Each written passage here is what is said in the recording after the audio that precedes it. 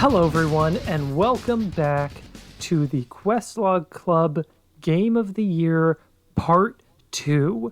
This is where we actually go into the number one, the biggest category itself, Game of the Year. If you didn't listen to Part 1, you should go back and do that, because if I may say so myself, I think it came out quite well. I think we, it was a very simple, easy show, no controversies there, just going over some nice, simple little alternate categories to round out the show. But before we get into our 75 games, which, by the way, if you are not familiar, the way we are doing this is we are stealing the old Giant Bomb, aka the Let's Fight a Boss way of doing Game of the Year. We are taking every new game we played in 2024 and slowly dwindling them down till we have the very clearly number one, whatever that may end up being. But before that, my name is Robin. My name is Sammy. And I'm Deidra. And we are the Questlog Club. But before we even get into our 75 games, we have to decide who is going to make the first cut. And the way we're going to do this is I have prepared a little quiz of 9 questions. I will ask one of the questions. If Sam or Deidra get it right, they will receive 1 point. If neither of them get the question right, I get a point. The questions are multiple choice, so all they'll have to do is say a letter. You know, they got a pretty decent shot of getting it right, even if they don't know it 100%. And whoever has the most points gets the first cut. In the case that the two of them tie, I have devised a tiebreaker. And yeah, that's that. Any questions? No. Don't think so. Okay, so let's hop into it. Question number 1. So there were a lot of games that came out this year. There were a lot of games that were big this year, but did not officially come out this year.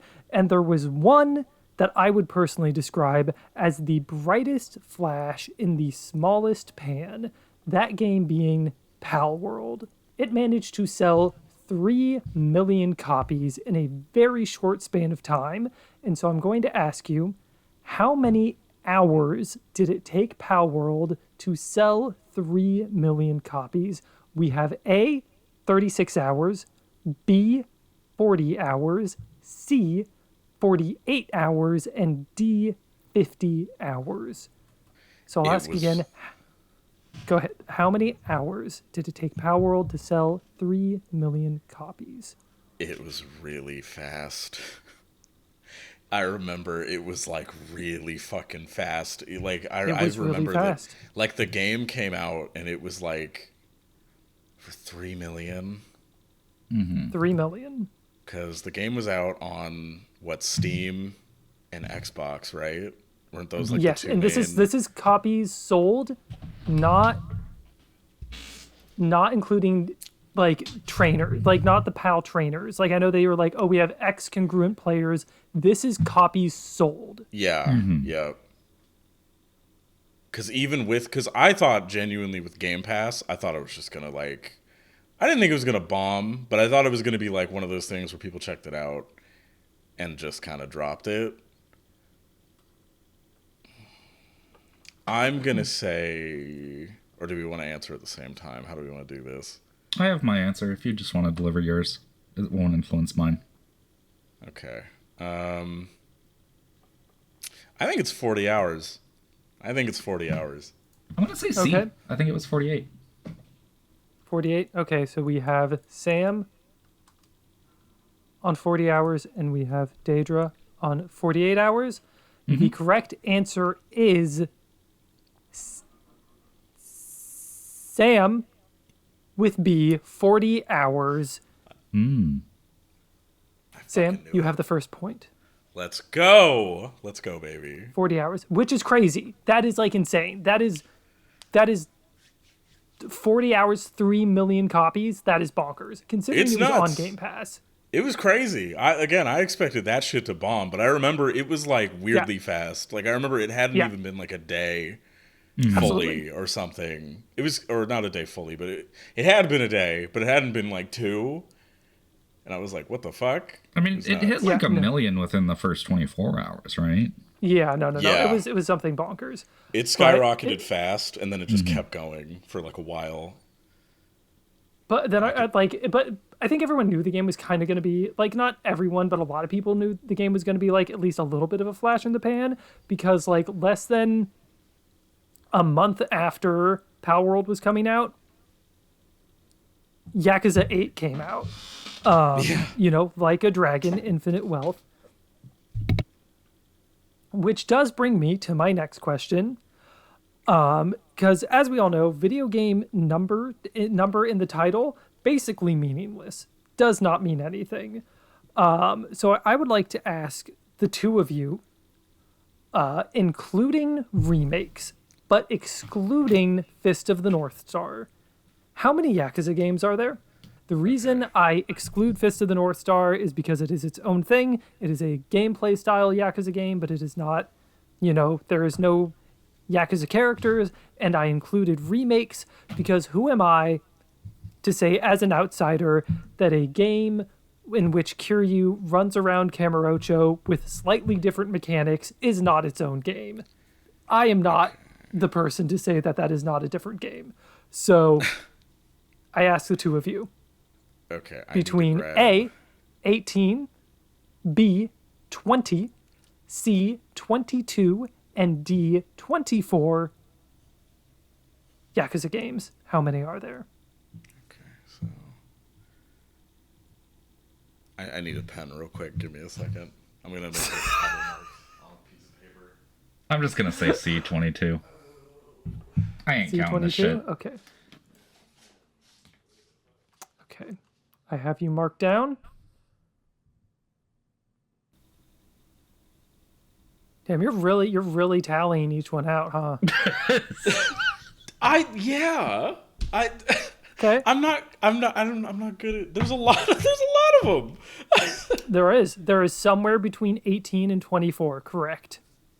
I need to think about this. Shut the fuck up. Okay. All right. I got it. Okay, what is it, Sam? It's B. It's B? Okay. We have Sam on B, Deidra on C. The correct answer is C, 22 games. There are 22 games, including remakes and excluding Fist of the North Star. Including Fist of the North Star, there is 23, but we're not doing that. What 3 games did I miss? Because, like, I counted 19, but I'm There's trying to quite remember the ones I possibly, forgot. like, Yakuza Online. Oh, come on. Did you count like the PSP one? Yeah, I counted both PSP ones because there's 2. Okay. I looked up how many Yakuza games there are, and I excluded Fist of the North Star. It's just how it works. Did you count both Judgments too? Probably, yes. Okay, all right. So, I have no great transition for this. There were a lot of games that came out this year, one of which, well, it wasn't great, but I enjoyed it. It's called Slave Zero X Episode Enyo. It is a prequel to Slave Zero X, which in itself is a prequel to Slave Zero. And so I'm going to ask the two of you, I did talk about this at least once. Slave Zero X Episode Enyo is a complete conversion mod of an older boomer shooter. Which game is Slave Zero X Episode Enyo a complete conversion mod of? Is it A, Doom, B, Doom 2, C, Quake, or D, Unreal Tournament? You did mention that. You did mention this, and I'm trying to remember what it... Which is why I made it a question, because if I would not throw this at you out of left field if I did not talk about it. Quake. I was also going to go with Quake. Okay. Final answer? Yeah. Well, the correct answer is C, Quake. Good job. Hey. Both of you are tied at 2 points. Information retention. Well, okay, now I want to see if you can retain some information not said by me. This was originally said in 2016, which is crazy. Oh, this is easy as shit. Got announced in, okay, fuck you. Sorry. Tried to make some This is easy as shit. What was Metaphor ReFantasio's 2016 pre-production title? Was it Rebuild Fantasy Project? Was it Studio Zero Fantasy Project, which I will say Studio Zero is the studio that got announced at the same time as Metaphor ReFantasio. Yep. C, Shin Megami Metaphor, or D, Project ReFantasy? Deidra, I'll let you answer first. I legit have my answer locked in. Oh, okay. Unless you want to just... Okay. I don't know. It's A. Sure, why not? All right. It's Project ReFantasy. It's D. You know, I thought it might have been that one. That was my second guess. The correct answer, because it's so fucking easy, is Project ReFantasy. I remember the fucking video where Yoko Taro's like, please, Project ReFantasy, don't kill my game. Please, don't kill Nier Automata, please. He pleaded for his life. How could I forget that shit? Yoko Taro pleading for his life. Well, okay, while you're thinking about that, and while you kept that locked in, there was a gentleman making a game. That game is what I'm going to very unaffectionately call the most boring person you know's favorite game, Black Myth Wukong. Hey, that's the winner of that. That's the winner of the Steam Awards you're talking to right there. It's maybe indicative that Black Myth Wukong is not even in our 75. The director of Black Myth Wukong allegedly got very upset when his game did not win Game of the Year at the much inferior, in terms of prestige, show, the Game Awards, compared to us, of course. It's true. Fuck you, Jeff. Much less prestigious. Yes. Allegedly, he wrote his acceptance speech for said award show in advance. How far in advance did he allegedly write this speech? Is it A, 4 years, B, 3 years, C, 2 years, or D, he didn't actually write the speech in advance? I think I know this one. I feel like I also know this one. It was 2 years, wasn't it? Yeah, it was 2. It was definitely C. And the correct answer is it is 2 years. The director did write his Game of the Year acceptance speech 2 years in advance that he did not need. If that is not loser behavior, I don't know what is. Fucking cried his eyes out. When fucking Astro Bot won? Oh, speaking man. of Astro Bot, it was a popular little game. People liked it. It was. Yeah. There's a lot of little fun references to Sony franchises in the form of special bots. How many special bots or cameo characters are there in Astro Bot? Can I ask a question about this? What? Does this include DLC? Does this include DLC? That game has DLC. I looked up how many are in the game, Sam. Okay, I have no I'm idea. Sorry. This is a good question. I googled how many are in the game. Okay, that's what I thought. I just wanted to fucking ask, man. Jeez, what? Is the answer A, 101, B, 120, C, 155, or D, 185? How many special bots are in Astro Bot? I don't know. A.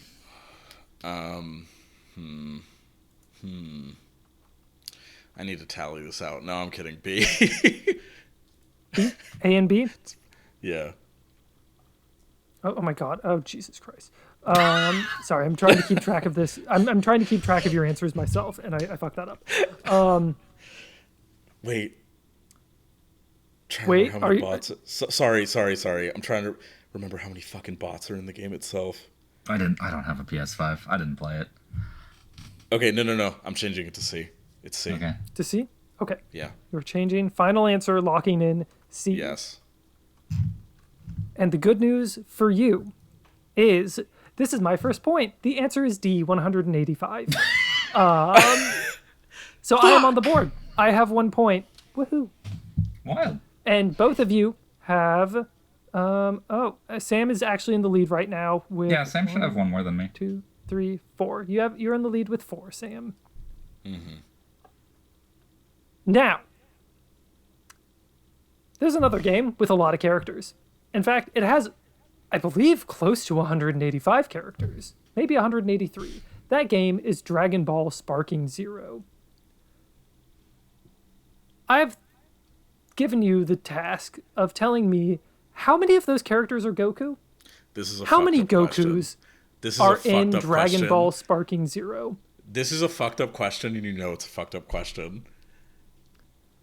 I don't know. The answers are A, 20, B, 22, C, 24, and D, 26. How is many like asking- Gokus This is like are in asking how Sparking many. Zero? This is like asking how many characters are fucking Sora in Kingdom Hearts, or how many characters are Ansem. God damn it! I ain't counting that shit. It's B. It's C. I don't know. Okay, so you're going B and C, Yes. respectively? Yeah. Okay. The news is the update, the amount of Gokus Oh. is actually A, 20. There are 20 Gokus in the game. Wow. Thank you. restrained. I appreciate it. I was getting That's- worried there that I wouldn't get a single point. That's less than I thought. I thought. Yeah, I thought they I- just max it because like every Budokai or not Budokai or every Budokai Tenkaichi they've like upped the Goku. That's like what you do. Admire their restraint. Did they even put Farmer Ted in the game? Probably not. They're cowards. Fucking goddamn it! So I mean, Sam, do you know how long it was between Sparking Zero and Budokai Tenkaichi 3? Do you know how long it was? Wasn't Tenkaichi 3 like two? It was on the Wii, so Yeah, it was a minute. 8, 9. Okay, so that is pretty comparable to another game that came out this year. That being Warhammer 40k Space Marine 2, These fucking transitions, man. which is of course a sequel to Warhammer 40k Space Marine. When did that game come out? How much time was there between Space Marine and Space Marine 2? Is the answer A, Space Marine 1, Space Marine, came out in 2009, B, 2011, C, 2012, or D, 2013? What year did 40k Space Marine come out? Oh, this is like actually a fucking hard one because shit. This was. I feel like when you know it, it's like, oh yeah, that game was exactly that year. That's kind of where I'm at. That's where I'm at too, because it's like, well, because my whole thing is like, okay, when Space Marine came out, I was in high school, and Same. but I don't remember if it was like in the middle or like near the end, and that's what I'm trying to determine. I'm just gonna go with. Oh fuck. 2009 is too early. Isn't 2011? I'm gonna go with 2011. Shit. Fuck. Because it wasn't. There's no way it was 2013 because that was PS4 release year. I was out of high school by 2013. Okay. I was still in, but that's too late. I'm going with B. Going with B? I'm going with 2011. I'm pretty sure it's 2011. Okay. Well, with that, the correct answer, Warhammer 40k Space Marine, came out in, you are correct, 2011. Oh, Hey, Sam is in the lead Oh. with 5. Deidra, you are right behind with 4. I have a pitiful 3. I have been mathematically eliminated from thought you only had the 2. first cut. I have 2. Yes, I misspoke. Either way, I've been mathematically eliminated. Because now we're on to the last question, which is about a little game called UFO 50. Specifically, me. how many developers worked on UFO 50? Because it was a collaborative effort. There's 51 games in there. So I'll ask you, Yeah. was it A, 50, B, 23, C, 17, or D, 6? How many developers worked on UFO 50? I believe I know this one, so I'll let you take the floor, Sam. Fuck. I've been watching somebody play it recently. I need to get back into it. That game is so cool. That game seems really cool. It's really It cool. seems really cool. I watched my girlfriend play it recently and like, fuck, dude. I'm trying to remember. I'm trying to fucking because like a lot of them seem. You can tell like you can tell like there are certain games where like the same dev worked on them, but I'm trying to remember like. I think it's B. I believe it it's was B? 6. I believe it was 6. D. Okay. Let me just mark these down really quick and update the points. Because the correct answer for how many developers worked on UFO 50 was, in fact, D, 6. Yeah. Which means you two are at a tie at 5 points, if I did my math and keeping track correct, which I would hope so. Yeah. Sort of my job here. So each of you got 5 points, which means we're at a tie. Which means we have to go into my very special tiebreaker. So I'm going to very respectfully ask for the two of you to close the Game of the Year document. Okay. All right. Go ahead and close that for me. Sam, did you just tab out of it? Yeah. Is that okay? Like I'm not That's looking fine. at I it. can see that you have it open, but I'll take your honest answer that you are not currently looking at it. Because here's what we're going to do for the tiebreaker. I'm going to ask you. I'm only going to ask you one thing, and you two are just going to take turns answering that question for me. I would like you to name video games that are on this list until you can't anymore. All right. Okay. Okay, Sam, I will let you take the floor first as per our regular order. Sam, name a game from this year. Okay. Malcatras Maiden. Okay, that's 1. Gestalt, Steam, and Cinder. That's 2. Astro Bot. That's 3. Web fishing. That's 4. No. Hold on. Atlas. Or does Sam? that not count? Because that's That early, one that's, wouldn't no, count. No, that's That early was access. early That wouldn't access. count. That wouldn't count. count. It's early access. Fuck. Okay. I will give you one chance to not make that your final answer. Okay. Thank you. Okay. Oh my god. See, this is what happens when you play too many goddamn old fucking games. You forget all all the splendor Slitterhead. Okay. We're going back to 5. Slitterhead. Always. Deidra? Tekken 8. That is annoyingly 6. But Sam? You're right. I should have saved that for the 8th one. Foam Stars. 7. Yo, Foam Stars. Arzette, the Duel of good. Faramore. Correct. That is 8. Sam? Apartment Story. Deidra? Metaphor Refantasio. Sam?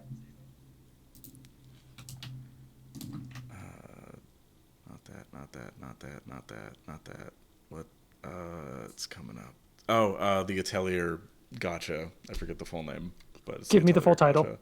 Oh, come on. Don't be like that. Come on. It's like I asked for Atelier games from this fucking year. Rosa, I don't know. Fucking okay. You know what? I'm just going to pick something else. You could have said the Tekken game. You could have said Infinity Nikki. Okay, Alright. thank you. Deidra? UFO 50. Thank you. Sam? Oh my god.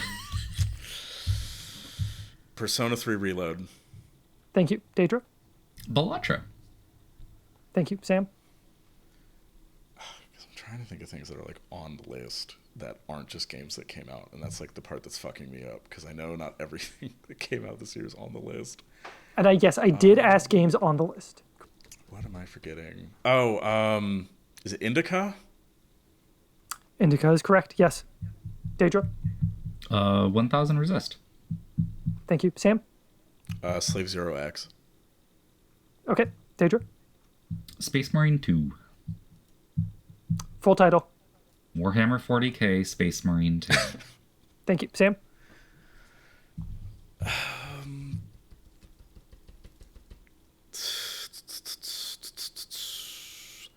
Marvel Rivals. Thank you. Deidra? Magic Archery. Sam? Why do you have so many locked in? God damn it. Mouthwashing. Deidra?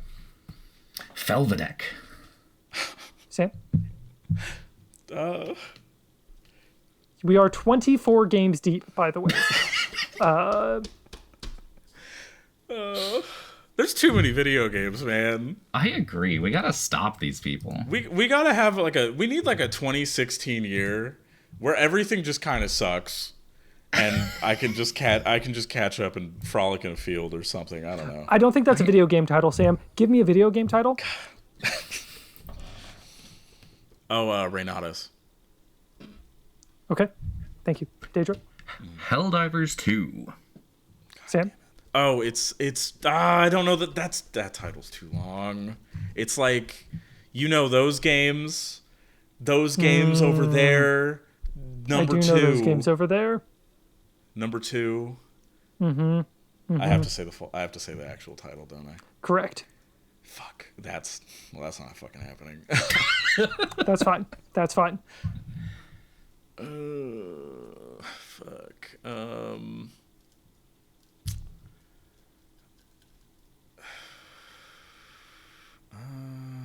Castlevania Dominus Collection.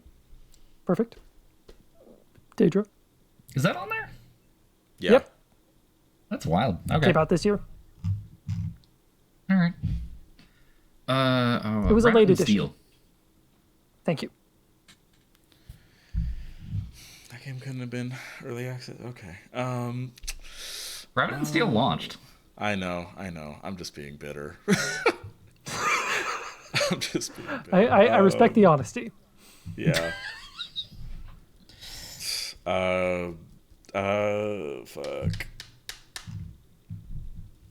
Gotta pull from the reaches of my mind real quick. Oh, brain blast.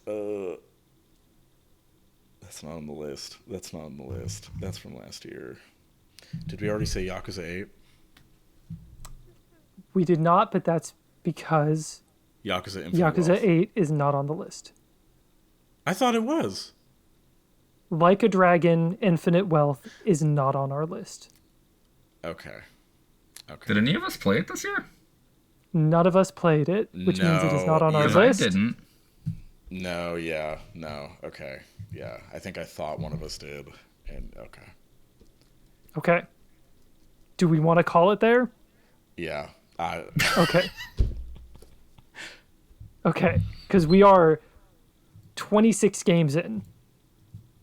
And going off the dome, that's good. That's good. That's really good. That is solid. So congratulations, Deidra. You will get the honorary, very important, first cut. Not honorary. Not honorary at all. You get the honor of making the first cut, which means the cut order shall go Deidra, me, and then Sam. Thank you. As per the order of our show. Why am I... Oh, okay. I thought it would go in order of, like... We can do it in order of points. I just figured the show order would be easy, but we can do it in order of points. It just kind of makes sense with the game, I think. Okay, we can do it in order of points. Of points.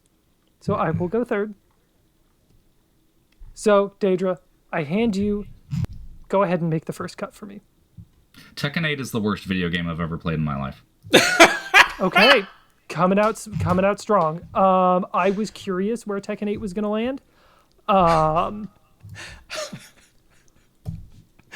like Tekken 8. I think it's good. I'm not good at Tekken, so I'm not the best judge of it.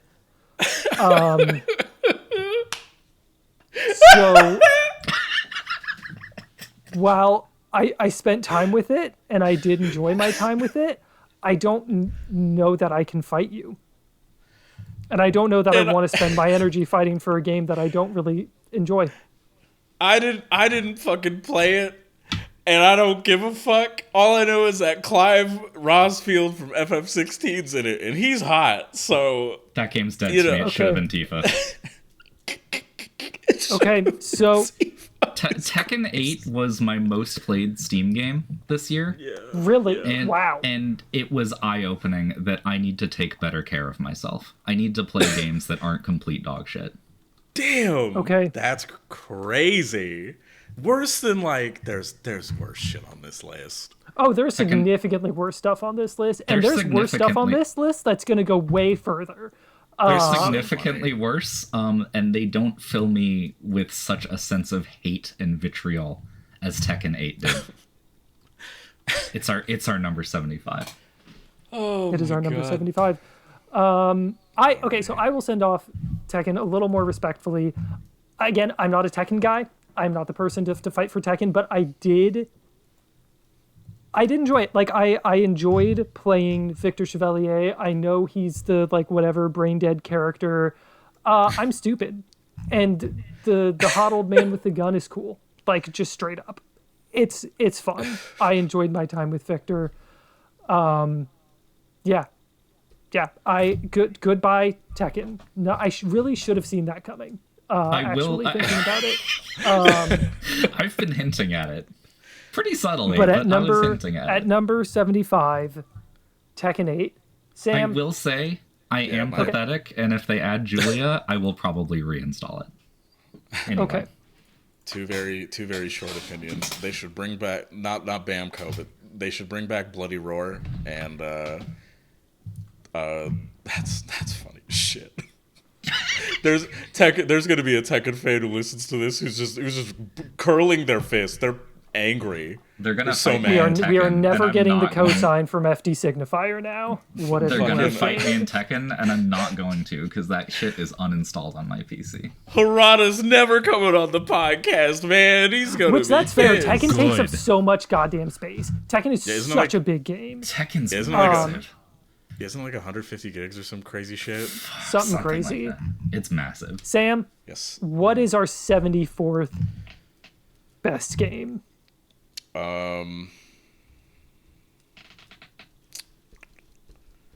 What's in here? I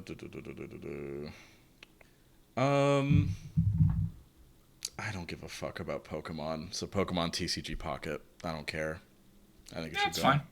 I think it's a pretty well polished like card gotcha thing. Yeah. But like I mean it's Pokemon. TCG. It's the on your Pokemon card phones. game. That's it. That's yeah. it. Yeah, I mean, Deidra, would you like to ring it out a little stronger than that, or no? Don't have much more to say. Then it's there. I mean, I think it's fun. I like that it's like I haven't spent any money on it, and I've made several powerful decks, which is more than I can Cool. say about some like card gotchas. I think it's been working Yeah, well for absolutely. that. But it's my I get to open a pack every day like dopamine simulator. You know That is valid. That is valid. So at number 74, Pokemon TCG Pocket, which leaves me to my first cut. And I'm gonna cut like what is actually the worst game I played this year. This is not a build up to a joke. Like, this is just straight up. This game arguably should not be here, and that is Screamboat Willie. Screamboat Willie, Better than Tekken 8. better than Tekken 8. Hell Steamboat yeah. Willie, a game that know- that was made by college students for a class project that I could not finish. You get a key, and then I used the key on a door, and then I got to an area that I was already walking in, and then I found a different locked door, and the key didn't respawn. And at one point, the Mickey Mouse monster on the boat just got stuck and couldn't get me anymore. So I was just hanging out on this big boat with no way to finish the game. Shit. And that was my evening with Screamboat Willie. And I'm not saying that to discourage the people making it. They made it. They are literally a school project. It's a student project. It is a student project. It is like comparing someone's student film in the Oscars, which is again just about as prestigious as we are. But you know what Screamboat Willie is better than? What It's is better than Screamboat Willie multi-million seller Tekken 8. It is better than Tekken 8. Harada is steaming right now. And Would you say he's Deidra, screaming on a boat? could you tell me what Tekken 8? What is better than Screamboat Willie? We know what's worse. Tell me what's better. What's our number 72 game? The second worst game I played this year was Zenless Zone Zero. I agree. Let's get rid of Zenless Zone Bad Zero. argument. Get it the fuck out of here. Good God. There are very few games on this list that I bounced off of harder when I started it. I installed it. I think I booted the intro, and I just kind of said, "I'm okay. I'm fine." So I actually, because I know we talked about this game on the podcast already. Yes. I actually stuck with it for quite a while after. Oh, that's surprising. I'm gonna link a character in the Discord. Okay. That we're recording this in, and what punchy woman or rock and roll woman is it? she doesn't punch, sadly, but Okay.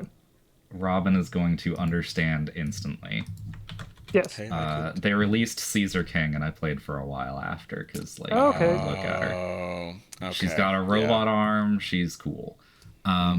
She's like I that don't know. one. She looks like that one DNF character. Oh, the knight. Yes, the Dragon Knight. I could see that. I think Yeah, Zenless, good fucking riddance. Zenless Yeah. is a very flashy game, and I appreciate it for that. God, I hate MiHoYo Gachas so much. I have simply come to that conclusion. Oh, you're making me only want to one. cut another game, but there's another. No. Okay, I know what my next cut is, and it is for the same reason that I hated Zenless Zone Zero, but I have to wait because it's Sam's cut. Yeah. Just real quick, last thing. The only thing the thing it made me realize is like, damn, Star Rail really was like a stroke of luck. That's crazy. The thing I hit was that, like, I could just play Devil May Cry 5 and have a better time. Yeah. And not have it constantly beg me for money. And that was kind of my thing with Star Rail too, because like I liked Star Rail, but I was just kind of like, I can just play like an RPG that doesn't beg for my money. Yeah. Yeah. Which is going to be ironic for a pick that I have later, but yeah. Yeah, my thing with Zenless is like, people were like, "Oh, look at how cool the combat is," and then like you remove the animation and the actual action of you just pressing the one button and doing the same auto combo, and it just like, I'm bad at action games. I don't do the super flashy combos, but I also know that I'm not doing the super flashy combos because I'm not working for it. Like I know I'm not putting in the work to get the super flashy stuff, and so that's why I'm not getting it. And I'm fine with that. I'm okay with that. And Zenless doesn't do that. So Sam, what is just a hair better than Zenless Zone Zero? I should cut the worst game I fucking played this year. Apartment Story. Okay. Yeah, tell me about Apartment Story. I remember you mentioning this. I'd never heard of it. What is this? So this was Same. So I don't want to be too harsh on it because it was like I think a very, if not a one person project, it was like a project from like a few people, and I remember it was a game I saw on Twitter. The dev would post screenshots, and it looked like very atmospheric and kind of like this lo-fi, you're hanging out in an apartment kind of thing. Like, I don't know, I didn't have like crazy expectations for it, but it's a game that's trying to be this kind of life sim kind of thing, but you can't really engage with it in a real way. So like, it's a game where like, it wants you to like, oh, you don't have a job, and you don't, and you're not making any money, and like you need to figure out like, you have to feed yourself, and you have to shower, and you have to like do all this like life sim element stuff, but like it doesn't really matter. You can't earn money. There's nothing with bills. There's nothing like that at all, even though it's like a part of the story. And then it becomes like a bad thriller that sucks with characters who just flat out don't really have agency at all. And things just kind of happen. and it's like, and it tries to play with like, not like Silent Hill 4, but it tries to play with an idea of like your safe space, you know, your home, your residence becoming like something that somebody can just get into, and how much that like pushes you in a way out of it, but like it doesn't go far enough at all or really do anything with that. And it was just so disappointing. It can go. Okay. So that is our number 71 game, Apartment Story, which is going to be soon followed by I think the game that made me the most angry. I talked about this. I derailed an entire episode of our show. Which is going to be Senua Saga Hellblade 2. You did not like Hellblade 2. I did not like Hellblade 2. Yeah, it seemed pretty bad. I don't even love Hellblade 1, but Hellblade 2, like it's a very simple combat system that they took things out of.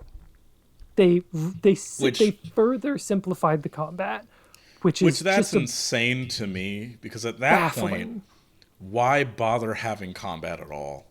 Yeah, like truly, if that's like genuinely, if that's the goal, because I'm assuming the only reason they did it was because they wanted the game to be easier and more accessible for just more people. But at that point, then just take the combat out. Yeah, if you want to know my full feelings, go back and listen to. Is it the BioShock 2 episode really angry that episode? It was one of the early ones. I'm pretty sure it was BioShock 2. It was either BioShock 2 or it was was BioShock 2 our first game? I think it was the first BioShock one after like our 3. It was our fourth. Yeah. Fourth. It might have been Doom. I think it was Doom. I don't think it was the first episode. Doom was our first one. I did not come out the gate swinging like that. No, it took a couple episodes. Maybe I think it might have been BioShock. Watches were just confidently wrong. Yeah, that's fine. I could have looked this up, but anyways, Senua Saga Hellblade 2, it was very disappointing. I described the game as a mirror because it is polished so well that you can see yourself in it, but it is a millimeter deep. And I would say the same thing about Zenless Zone Zero, which is why that's what I was like alluding to when you cut it. It's just like, it looks great, it looks really interesting, but there's just nothing there. It doesn't do a very good job of being a video game. Isn't it also like really weird about slavery, or like I have no idea. Didn't get that far. I didn't get that far. I just couldn't do it. But Deidra, give me the funny number. We got a funny number. Give me a funny game. I didn't even realize it was the funny number. No, now it has to be good. I don't want to think that hard. I'm gonna go. Throne and Liberty is a game is an MMO that I played for all of 41 minutes. Tell me about this Amazon MMO. I believe it is Amazon published. Okay. And tell us how it's better than Tekken 8. It's better than Tekken 8 because it didn't make me want to throw my controller through a wall. Instead, it was just kind of boring. Yeah, that's fair. I think it has some cool ideas, but ultimately I just didn't really stick long enough with it to actually enjoy it. Mm-hmm. So. And there it is. The 69th nicest game that we played this year. That would have worked really well if I'd actually played it for 69 minutes instead of 41. Yeah. Well, you still have time. You can boot it up right now for another 28 minutes. I'll inflate my playtime. Just run it in the background. Yeah. Yeah. Sam, what is the slightly less nice 68? Kanito Pet. Kanito Pet? I think Kanito Pet is... Sure. I think it's very cute, but also... It's so boring. It's so fucking boring. Oh my god, it's so boring. It's just I enjoyed it my first time through. Mm-hmm. But I have things to fight for, and this is not one of them. My issue with it is that it's the same. It's what every fucking horror game that gets popular is trying to do, where they all want lore, they all want to like they all want lore, they all want like to get like that fucking merchandise deal, they want the fandom that constantly talks about them, like they want to be like it's just like it's streamer like YouTuber bait slop. I fucking hate it. I've come to hate that game over time a little bit. Like, genuinely, I really don't fuck with it. I don't fuck with it at all. I respect it. Okay, that's a little harsh. I respect it as, like, a person experimenting a little bit and, like, trying some things, and it does have interesting ideas, but it's just the fucking YouTube game theorist, like, slop shit is so ingrained into what that game is doing. I can't respect it. I'm sorry. Nope, that's fair. I totally. It does feel like a game made to be game theoried, and that is annoying. Yes. Deidra, do you have anything you want to add to it? I like the idea of like, oh, it's more evil Bonzi Buddy, because I mean, look, as we all know, Bonzi Buddy is the representation of evil in the world. It's true. He's just a little guy. You know? But I think the bit is cute. But ultimately, I didn't really like it either. So Yeah, yep, totally fair. The secret Questlog Club pilot episode that you will never hear because it was not recorded. Yeah.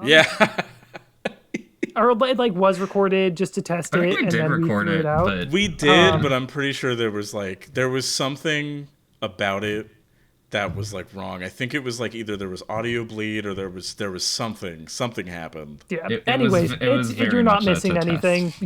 test. It's fine. Yeah. Which leads me to 67, and with 67, Horror Family Flight, which similarly to Screamboat Willie, arguably should not be on here. It is a game made by at one point in time, the Steam description said 6th grader. I don't know if that's true. If that is, genuinely really cool. But this game is it is a haunted house. You walk through it, and then something happens, and then it's over. That is the best way I could describe it. It is just well and truly, it is a haunted house that is 15 minutes long. I believe it is free. It was free. Yeah, it is. Yeah. But yeah, Similar it is games Horror you've Family played, Flight. Mouthwashing. Yo. It is a horror game. That is true. It is a horror game. It's a horror. And it is our 67th best game and our worst horror game. Yeah, because Hellblade's not really a horror game. So Horror Family Flight. I mean, It's lower, psychological right? horror. Also, what about Tekken 8? Like, I think that's a horror game. It's a horrible game. Oh, fuck. Well, I know you can't cut Tekken 8 again, but Deidra, what are you cutting at number 66? I wish I could cut Tekken 8 again. You. I wouldn't hurt me. I wish every entry could be 75, and I wish every entry could be Tekken 8. So, what is the 66 worst game we played this year? Best game, I should say. Skur Ritual is an attempt by another team to make Call of Duty Zombies. Tell me about Scare. What is that? What Scare Ritual is? It's COD Zombies, but with less polish. Okay. I think it's really cute that it exists. Just play COD Zombies or like Killing Floor or something. Okay. Because I remember seeing this on the list and I was like, I wonder what that is, and then I didn't look it up. It's Call of Duty Zombies. Okay. Interesting. And it is also our 66th game of the year. Sam, what you got for me? Fuck, I lost it. Hold on. I was like just on it, but I was scrolling around a little bit. Where? It was... Oh, there it is. Yeah, my eye. It was so forgettable. My eyes just lost it. The First Descendant. Cut it. Okay. That was actually what I was thinking of for my 66. That is genuinely like one of the most boring games I've played for like 10 minutes. Holy fucking shit. I downloaded it because I was curious about it, and people were like, "Oh, it's like cool or whatever." And I like giving stuff a chance, and it's just really weirdly boring, horny. it's Really boring weirdly Destiny horny. it's boring Destiny that Gooners pretend is good because the girls have ass. It's so fucking boring. I think there was actually a headline from at least a couple days ago that says it's lost 96% of its player base. Yeah, because it sucks. Because it's boring as fuck. It is like, okay, so I played Destiny 1 like pre. I'm so sorry. I'm trying to remember. I think it was like pre the first big expansion, and that is like one of the most boring video game experiences I've ever had in my life. The only cool thing about Destiny on launch, in my opinion, was the raid. And like, good luck getting like 5 other people to do this wacky ass MMO shit. Yeah, and so it genuinely gave me that feeling of like, oh, this is like nothing. This is just like white noise for my mind. I don't want to play this. Sure, totally. And I did like a little bit of like I think a few quests or something, and I was like, I don't want to play this anymore. Look, if you want a game like this, just go play like Warframe or something. I don't know. If you want a fucking game like this, go look at fucking porn or whatever. Like, god damn. I see so many. I swear to God, like I'll be on YouTube Shorts and it'll be like, oh, the Gooner masterpiece that is fucking. The first Descendant, they don't make them like they don't make them like this anymore, and it's like, shut the fuck up. I remember I genuinely saw a thing. Sorry, last tangent. I saw a thing where somebody legitimately was like, it doesn't matter if the game is good or not. It's the girls are just so hot, and it's like you are a moron. You're a fucking idiot. You don't care about video games. Yeah. You can just look at women, like pictures of them on the internet. You can just like, God, you can just fucking, oh my God. I don't want to get the show fucking age restricted, so I'm not gonna say it, but and there it is. There is number 64 foam. Oh my God, 65. The first Descendant. Me spoiling the cut 64. I'm cutting Foam Stars. I played Foam Stars for an evening. Spot. It's not even that it's bad. It's just there. It is just, of every game I played this year, Foam Stars is undeniably one of them. It feels like a game, because I didn't play it. Is it free now? I don't even know. Oh, I don't think it was. No, it was on PS Plus. It wasn't free. It was on PS Plus. Okay. I see. I don't know if it's free.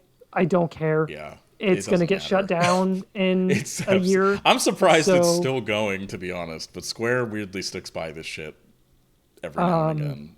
Yeah, there goes Foam Stars. Number 64, a game. Again, it's not bad. It just feels there's such a fine line between identityless and collaborative. Yeah. You know what I mean? Like when you look at Overwatch 2016, it is this like it has so many different like desperate like aesthetics and the things being mashed together to make this hero shooter, but it worked in 2016. And then you get this, which is going for something similar, but also it's Splatoon, and it just feels empty. Yeah. Yeah.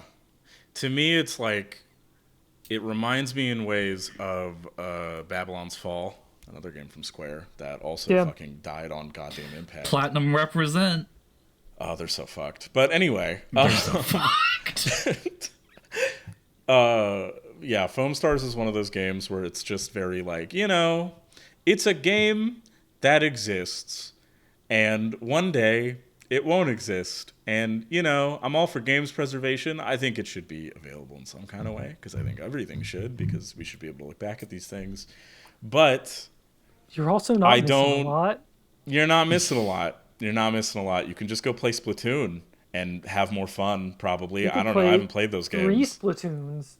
Yeah, you can really have your pick of the litter with Splatoon games. There's 3 of them. I guess you have to own a Wii U for one of them, but Yeah. So there it goes. At number 64, Foam Stars. Deidra, I hand the knife back to you. I think it might be poetic to follow up Foam Stars with the game that paid for its development. I'm putting Final Fantasy XIV Dawn Trail on number 63 of this list. Wow. Are you sure? Holy shit. Out of everything. Are you sure? A, because it's funny. B, okay, the more I have thought about Dawn Trail, the more it infuriates me. I might fight you. Just because this is your baby to fight for. Like this is. Yeah, I mentioned earlier that Tekken 8 is my most played Steam game, right? Mm-hmm. Yeah. That's because Final Fantasy XIV is not a game that I own on Steam. 14 was absolutely my most played game of the year. Of course. I play it because I like MMOs, and it is the game that I am currently addicted to. I think Dawn Trail might actually be one of the worst narratives I've seen in a video game. Damn! Okay. It expects absolutely nothing of the player. In fact, if you try to think about Dawn Trail's narrative at all, it will very quickly collapse. You know, and not only that, it takes 50 hours to get through because people don't stop fucking talking. Okay. It is embarrassingly bad, especially for a game that I know can do better. I think Shadowbringers is one of my favorite narrative experiences I've had in a video game, and for it to go from that to something like a Dawn Trail is abysmal. I could believe it in the sense that it's once you hit, I feel like with MMOs and just with games like this in general, you hit kind of a crescendo point where, because the main, whatever the narrative was that was going on for so long, from what I know, ended in Endwalker, right? Correct. And so it's hard to follow up an ending to an arc. It's just inherently going to be a difficult thing, and it's just funny that you say this because I was talking about. So I wasn't talking details. I was talking to a friend and going I need to catch up on FF14 because I'm on Stormblood right now, and my friend was like, "Oh, you don't need to play Dawn Trail." No, I agree. Don't. And I was it can't be it. So for me, ARR 2.0 is boring as shit. I don't like it. I really don't fucking like it at all. ARR is fucking Citizen Kane compared to Dawn Trail. Way. That's what she said. Dawn Trail is I mean, full disclosure, I enjoyed ARR. When people say it's boring, I get it. It's really not that great of a story. I still had a good time with it. For me, it was a podcast game. Dawn Trail. Do you want to spend 50 hours following cat girl Naruto around? But everybody loves Naruto. I don't. Oh. Okay. I just to make my feelings clear as well. I'm kidding. I don't love Naruto, for the record. I just want that on record. Plenty of 14 is still great. I still play it because I'm hopelessly addicted. Yeah. Dawn Trail is abysmal. I think its writing is terrible. I think what it's done to the game is it makes me nervous about the future of the game. As someone that loves I'm shocked. Yeah. I did not think Final Fantasy XIV was going out this early. Same. Again, I can't go to bat for it. It's not a genre or game that I've ever touched. And I am not there yet. So for what it's worth, Sam, I would absolutely recommend keeping going. Shadowbringers is peak. Yeah, no, I am. It's one of those things where it's videos and shit and absolutely. But absolutely. I am gonna put some time into it over time though. That's my plan.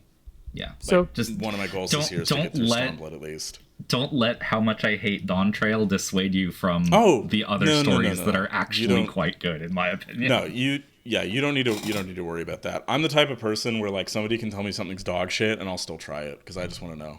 Yeah. Yeah. So Sam, what is next? What is 62?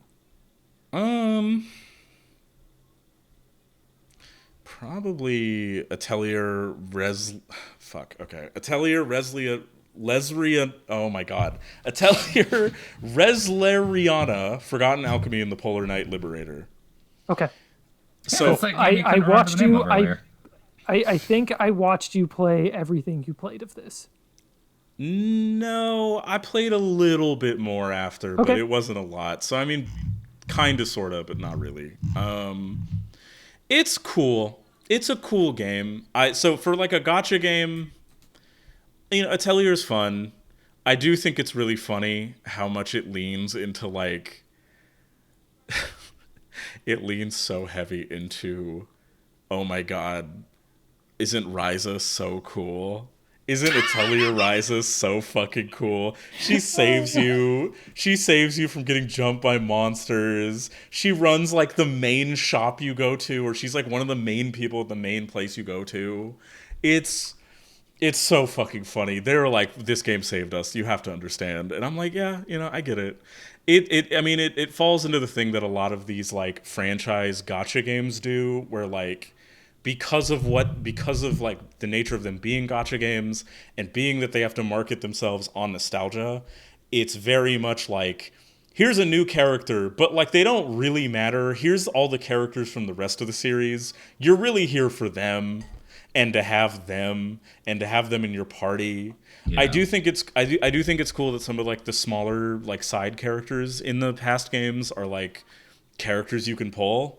I think that's really cool. Like there's characters from like I think one of the characters I pulled was somebody from, it was like a side character from Marie, I think, which is like the first game in the series. Mm-hmm. And like that's cool. That's a cool thing. It's a cool consideration. I'm happier that they're taking parts of this and making an offline game. That's good. Mm-hmm. Yeah, like it's not the same story from what I remember, but it's like they're taking like I think the assets and they're just making a new game that's offline and single player out of it, and I'm gonna play that for sure. Okay. Cool. And it is it is number 62. Atelier, yes. Reslerania, Forgotten Alchemy, and the Polar Knight Liberator. And at number 61, I am cutting Seraphim Slum. Seraphim Slum is a game on Steam. It is made by, I believe, a solo developer named Rose Rot. It is a free, like, visual novel that is, like, at least 4 hours. And it is fully voice acted. And that is fucking cool. Like, I want to not underappreciate that. This game just did not click with me. It just did not click. It's neat. I think it's very ambitious, and I'm sure someone out there is like, it's for someone, but that someone is not me. And so here it goes at number 61. I feel like I've started to run out of games that I think are bad, and it's just stuff that I wanted to get some hot takes in quick. Yeah. I feel like we're only at 60, and I feel like I'm out of bad games. So with that being said, goodbye Seraphim Slum. And Deidra, what is going at number 60? Magic Archery is an iterative game that you can beat in like an hour. Okay. I think it's really cute. It really gives the vibe of like a solo project from someone who just wanted to get something out there. And cool. I think it's really neat for what it is, but what it is isn't very much. But like, hey, on the off chance that the developer of it listens to this, keep going. I had fun with it. Cool. Yeah, again, this is not a qualitative statement. Something's got to go. And look at it this way. You're better than Tekken 8. Yep. Everything on this list is better than Tekken 8. If you're above Tekken 8, you should feel proud right now. Listen. Yeah, they put a lot of money into that game. I'm just saying. Yeah, and you made it. Screamboat Willie, you should be proud. You're better than Tekken right 8. Mm-hmm. Sam, what is 59? Reynatus. So I didn't finish this one. I'm gonna get back to it. Is that the one that I'm thinking of? Where it's the demo. Like, you like you play as like the cop and then the kid. Magic cop and yeah. I did play the demo of this. So I picked this up because genuinely, I think I love the fact, the thing that I've loved about the past, like, I'm going to say like 2 console generations, including, you know, PS5 and PS4, is that we have like kind of brought like the Japanese game industry, I feel like, is back to where it was before the PS3 came out, right? And before HD game like creation became more of a thing. And we're getting like more kind of weird, low budget, offshoot kind of experiments. And even if they don't fully work, it's a thing where like I respect it. I respect the shit out of it and I will support it, right? So for me, I do want to finish Reinatus, but like I played a couple hours of it because I played the demo and I liked the demo, but I played a little bit more of it and I was like, I think there is such a thing as budget hitting your ambitions. Mm-hmm. And that is a game that needed more money. Yeah. Like 100%. That is understandable. It is trying really, really hard. And I do genuinely, again, I really fucking respect what it's doing. I respect it. I respect what it's doing. I see what it's doing. And I'm really happy that it exists. And I don't regret buying it. And I am going to finish it. But like, it's not amazing. The story, like, it's written by Nojima, and I'm gonna be real, it's one of his weaker scripts. Damn. I think it's one of like the weakest things I've seen him write. It's not like the worst thing he's ever written. That's a Final Fantasy X novel. But at least I think that was Nojima. I'm pretty sure that was Nojima. I'm not gonna look it up right now. If that's misinformation, the comments can correct me, I guess. But it's not great. The characters are a little flat. The story is interesting, and I kind of dig what it's trying to do with like the police being this like fascistic kind of force where people are driven by like wanting to stop the rise of like magic drugs or whatever. I don't like, but and like the kind of flip side of that being like the people who like are in the underworld or people that are like a part of like that kind of like young like magic gang type shit. That is a cool idea. You know, two different people from 2 different worlds. It seems like it's kind of trying to use maybe small ideas from Versus 13 from like a long ass time ago, maybe. But it's fine. I don't know. It needed fine. More. It needed more, and it didn't get it. And it is our 59th game this year, which I'm going to follow up with Freak Hunter. Freak Hunter is another one of these solo dev games. It was made by one individual named Goop Lord, is what they go by online. That's a hell of it. Honestly, that deserves to get this high on that name alone. Hell yeah. Honestly, that should have been 69. And Freak Hunter is a game that I almost instantly completely loved. Like, I really like the look of it. It feels it is like an old like grid-based first-person shooter, like and it's like it feels older than Doom because you don't look around.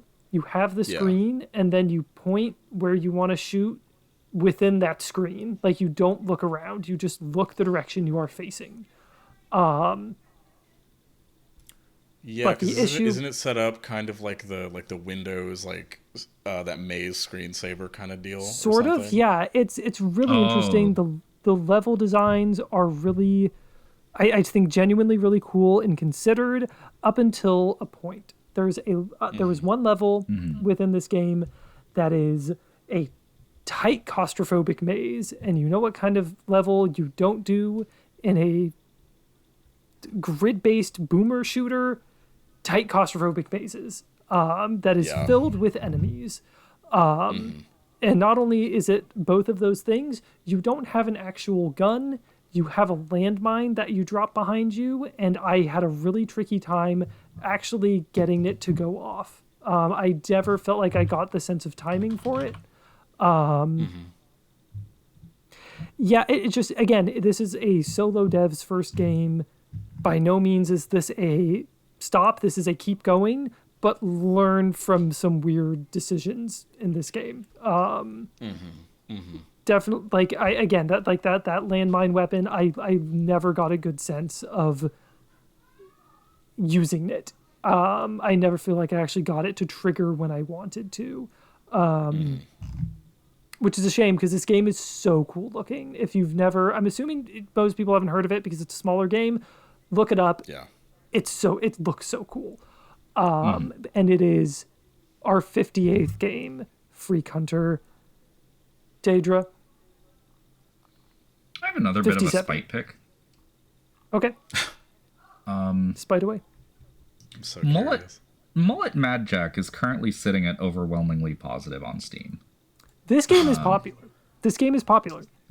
This game is popular. People talk about it as if it's like some adrenaline pumping amazing game. I think aesthetically, visually, it looks fantastic. Gameplay wise, I think it's actually might be one of the most boring things I've played this year. Okay. Damn. Yeah, I remember you saying you did not like this game. But it was it is people really like it, but send off Mullet Mad Jack the way you want to. Don't understand it. Look, okay, here's my send off for Mullet You're a Mad boomer. Jack. You're a boomer shooter fan. Like, this should be your thing. You are the right person to judge this on this panel. Here's my send off for Mullet Mad Jack. Post Void is 20% of the price of this game, if I'm not mistaken. I think it's like $3. Okay.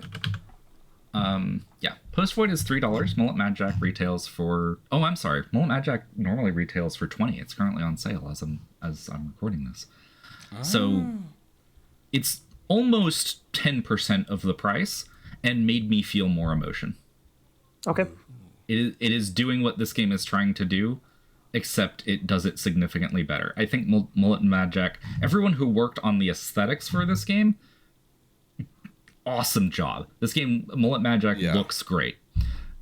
I found it terribly boring to play. Okay. And that is why it goes at number 57. Sam, 56. Interaction isn't explicit. What is this? So this is like so I'd seen like the trailer for this. It's like a while ago. It's basically like a short interactive like essay where like somebody is demonstrating kind of like the differences between... It's been a while since I like went through it, so like I don't fully remember like every part of it, but basically it's an essay about like the title says, how interaction isn't necessarily explicit, and the difference between like explicit interaction versus like implicit interaction and things like that. It makes examples from like other games and things like that. It recreates some things. It's a cool experience. It's a cool thing to go through like once. You think about it a little bit, and then, you maybe you remember it, and you just go like, oh yeah, more people should try stuff like that, like little free little essay things, or free little projects where it's like it's maybe critiquing game design or talking about game design from like a game developer's perspective. I think it's cool. It's a cool thing. It reminds me. I mean, I haven't played it, but from the way you're describing it, it reminds me a lot about how. Oh my God, David Lynch. David Lynch used to make weird little interactive art pieces, and they were nothing more than that. They are using game engines, but they're not games. They're just using interaction as a form of storytelling and statement. And I do wish we saw more of that. Like, there's the whole Kid Amnesia exhibit thing, and I think that's really cool. And I would like to see the space explored more. So yeah, there it is at number 56. Interaction isn't explicit, being followed by my cut, number 55, which I am going to cut Rental. Rental is cool. It is, you play as a little Animal Crossing villager, a little rabbit with your rabbit family, and then you go into your house and shit's haunted. Again, I feel like I am personally out of bad games. Rental is just 15 minutes. Like, it is 15 minutes to half an hour, and I have 37 games that I'm personally working off of.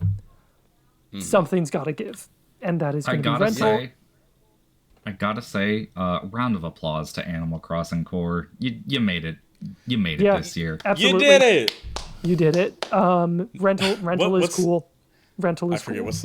what's the new Animal Crossing called again? Is it New Horizons? Maybe. I'm not sure. Sure. Yeah, whatever. The new Animal Crossing was so like whatever as time has gone on that people really picked up the slack. Yeah. Hell yeah. Round of applause. Hey, round of applause, Animal Crossing aesthetic. You've made it big. You made the big time this year. If you have half an hour and you want to play a cool little game that is free, try rental. Rental is a good time. Deidra, what is 54? Fish-like is... I can only assume that this was a single person's endeavor. It's WarioWare, but built on the PC, and a lot of the games are related to fishing. Cool. I think it's really cute. Ooh. I don't know. I found some of the micro games a little bit too difficult to grasp at first take. Mm-hmm. But I really appreciate it for what it's trying to... I don't know. I really like it when there's like this obvious style of game that exists and doesn't really receive a new iteration for a while. So people start taking it into their own hands. I think that's a really cool thing that's been happening over time, and Fish-like feels like that for WarioWare, and I appreciate that. Yeah. Mm-hmm. So shout out to Fish-like, number 54. Sam, take the dagger. I don't know if this will be like a controversial one, but Nightmare Cart. I played it for an evening. I have stuff I want to fight for before that. It's just like, it's not bad. It's not like a bad. I love what Nightmare Cart exists for. Yeah. Yes. I respect it. I respect it as like this. I respect that, like, even when like the Sony DMCA came, like she still kept with it. She kept with it and just altered it and then released it still. And she released it for free still, which is cool. Yeah, this game should be $10. This game should be $10. Yeah, like she should have charged money for it, but it is what it is. Like I respect it. I don't like Twisted Metal. Yeah, no, I mean, if it doesn't mess. I don't. That's fair, because I also played it for a bit, and I didn't really like the act of playing it. I think I like what it stands for more than what it is, and I think a lot of that is just me not really gelling with what it's trying to do from a gameplay standpoint. That's how I feel too. It's like I respect it, but I don't actually like playing it. Like I respect the shit out of it, but like I think that's kind of where I'm at too. Yeah, like if I had paid money for it, I think I would have put it lower, to be honest. Mm-hmm. But as like a free thing, even though I feel like it could absolutely ask for money. Yeah. 100%. 100%. I mean, it's like fully voiced. Like there's music. Yeah. Like this is a complete package that just happens. Not everyone. It just doesn't click for everyone. But it is. It is an insane extremely cool production. Yeah, it was just really funny because I remember seeing the like people talking about it, and I just remember going like, I don't really get the hype gameplay wise. I thought it was really boring, and it just didn't really do anything for me. And again, I know it's not all Twisted Metal stuff, but like there's a chunk of that game that is, and I was just like, this isn't for me, and that's fine. It is what it is. Okay, and there it goes at number 53. Nightmare Cart, which hands it back to me, and I am going to do everyone a favor of not having to say this title, and I'm going to cut. Yeah, you want those games, right? So here you go. Now let's see you clear them too. I basically got it when we were doing the quiz. I nailed that. I think the bit behind these games is fantastic, and I admire it so much. It is so good, and you know what? It worked. I saw those ads, and I was like, okay, I want to feel this. And then for those of you who don't know, this game, which I'm not going to say the full title again, it's just going to call it Those Games 2. It is the game that you see in mobile game ads brought to life, and the issue within is that those are bad games. Like, genuinely, they are poorly designed games. Just brain rot core to the max. You are Not playing them. not any fault of the people making this game. The game and ads are designed poorly. They do not translate well, and so when you try to actualize them, they aren't good. But I played this over the span of like a month for like 45 minutes on my lunch break. It was the perfect thing to do. It was listen to a YouTube video, stare at this. My lunch is over, great. And then I cleared it. I did every game. I did every mission. It is goofy and weird, and it is genuinely is like a purge that I am. Anytime I see a mobile game ad and you get that little like hint of like, You're immune. I wonder. That is, I never wonder. I am cleansed. You're immune. You've like, I'm oh no, immune. I played this shit. Yeah, he's like, no, I know. I like, cause like sometimes you see one and you're like, but I do wonder. I don't. I never feel that. And I can genuinely think, yeah, you want those games, right? So here you go. Now let's see you clear them too for doing that for me. And it goes very fittingly at number 52. Deidra, 51. What is it? Oh, I have to think now. I can't just be like, oh yeah, fuck that game. I'm shooting it. Mm-hmm. Yeah. I've already run out of like, I'm to all my good shit. We are at 51, and we are out of easy games. That is not okay. Okay, there's I'm gonna have to one. do some spite picks a little bit. There's one, and I've been ignoring it solely for the bit, but I think it's time. Suicide Squad Kill the Justice League should not have gotten this far. I'm shocked it did. Yeah, I was like, okay. Well, you kind of liked it, right? Like you moderately liked that game, right? Mm-hmm. I think I think really between this and Mullet Mad Jack and Tekken 8, I'm really just establishing my identity as a contrarian. Suicide Squad is genuinely kind of an okay game. Mm-hmm. I think it's better than people give it credit for. I think a lot of the reason that people dunk on Suicide Squad is for the games as a service angle, the live service stuff, and I fully agree that I think as a live service game, it completely fails. It falls flat. It's not good. Mm-hmm. But I think the campaign's actually kind of fun. Mm-hmm. And I've seen the game going on like really deep discount. I wouldn't recommend it to everybody, because like if Suicide Squad superhero stuff, if that doesn't sound like something you'll enjoy, I would probably still recommend stay away. But if it does sound like something's fun and you can get it for cheap, I genuinely might recommend it. I think it's actually a pretty good time. And I think it's... Yeah, go ahead.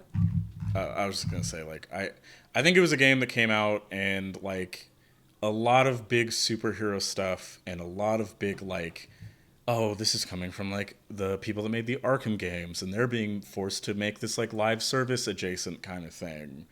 And there's a lot with that. Like, basically, it was a game that was, like, fine. It's okay. It seemed okay. I didn't play it. But, like, it didn't seem as bad as people said it was, but it didn't seem great. But it seemed like some of the hatred for it was a little overblown. Majorly because of the way game discussions of popular new games can be. Yes.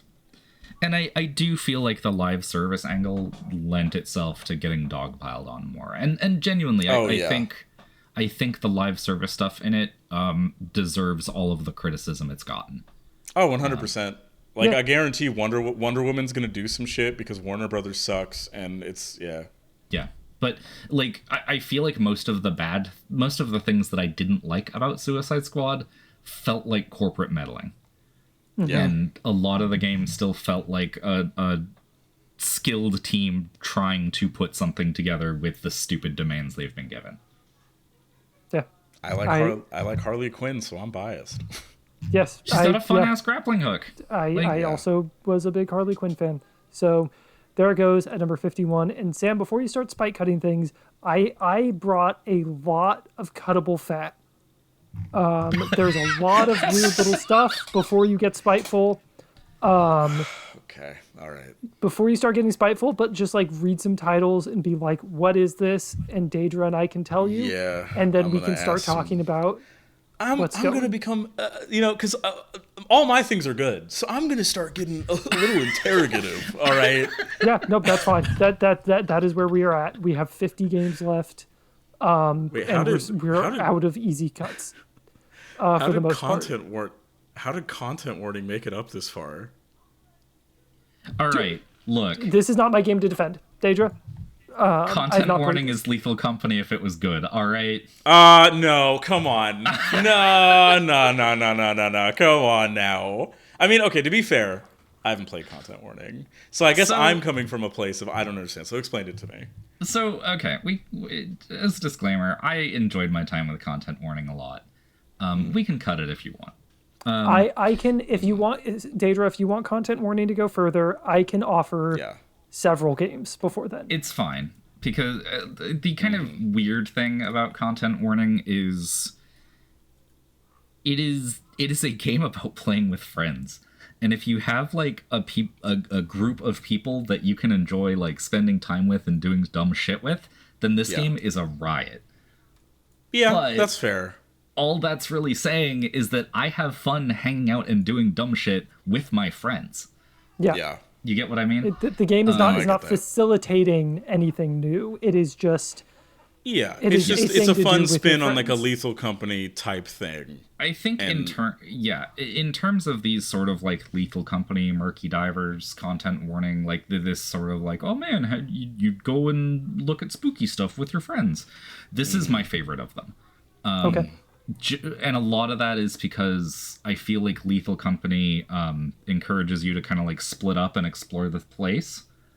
And that playstyle did not gel with me at all. Content warning encourages you to like stick with your friends so that you can film them doing dumb shit. And that just works so much better for me personally. Totally.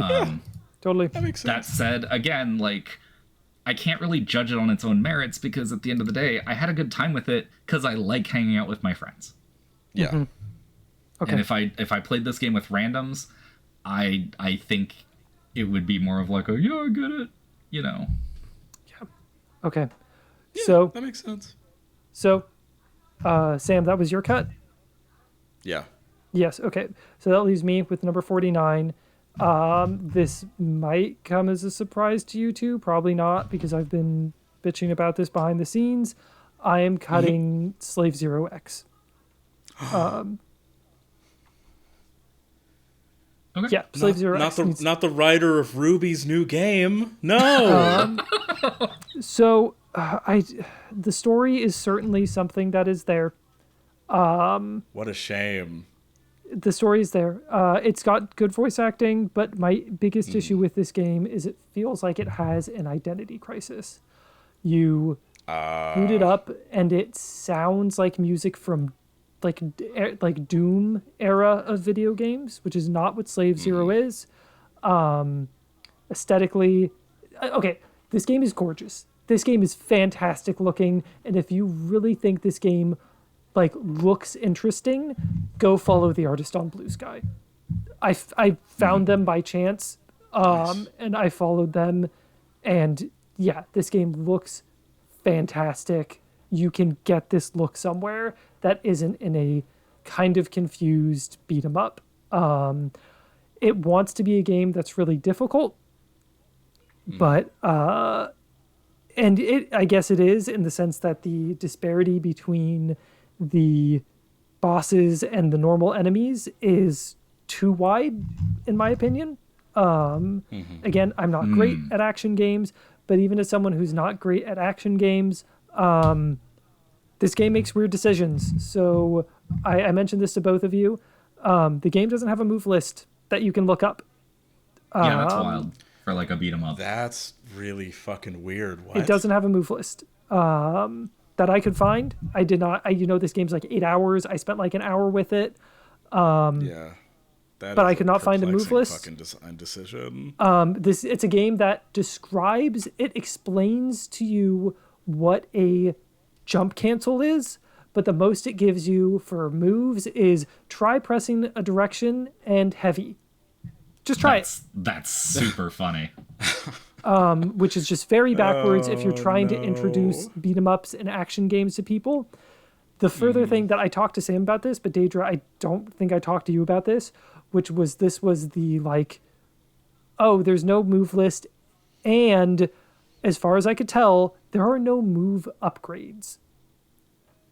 Wild. So you don't like unlock new moves? No. Yeah, and for No, like you don't. you know, sometimes you get like a Streets of Rage 4, right? Where like it's more about like, you know, it's a really, really short game and it's This about game is like 8 that hours. kind of classic. This game is yeah, like 8 to 10 that's hours. that's the difference, right? It's Yeah, you can beat Streets of Rage 4 in like an afternoon. yeah. Whereas with that's like it's 8 hours. You're putting 8 hours into it. That's the length of a pretty regular standard action game. Like you gotta put something in there to mix the combat up at least a little bit. Like that's rough. That's rough. Yeah, no, 8, like, because that means the only thing that changes about the game is your ability to play it, and you don't get any new tools to interact with the game. And I think that is a rough way to do an action game. Like, imagine Devil May Cry, but you never get anything beyond your beginning sword. Like, I don't get Sparta. Like, you don't even get Sparta. Yeah. And maybe I'm wrong about that. No, that's- But like there's nothing in the game so far telling me that I'm not. So yeah, that is number 49, Slave Zero X.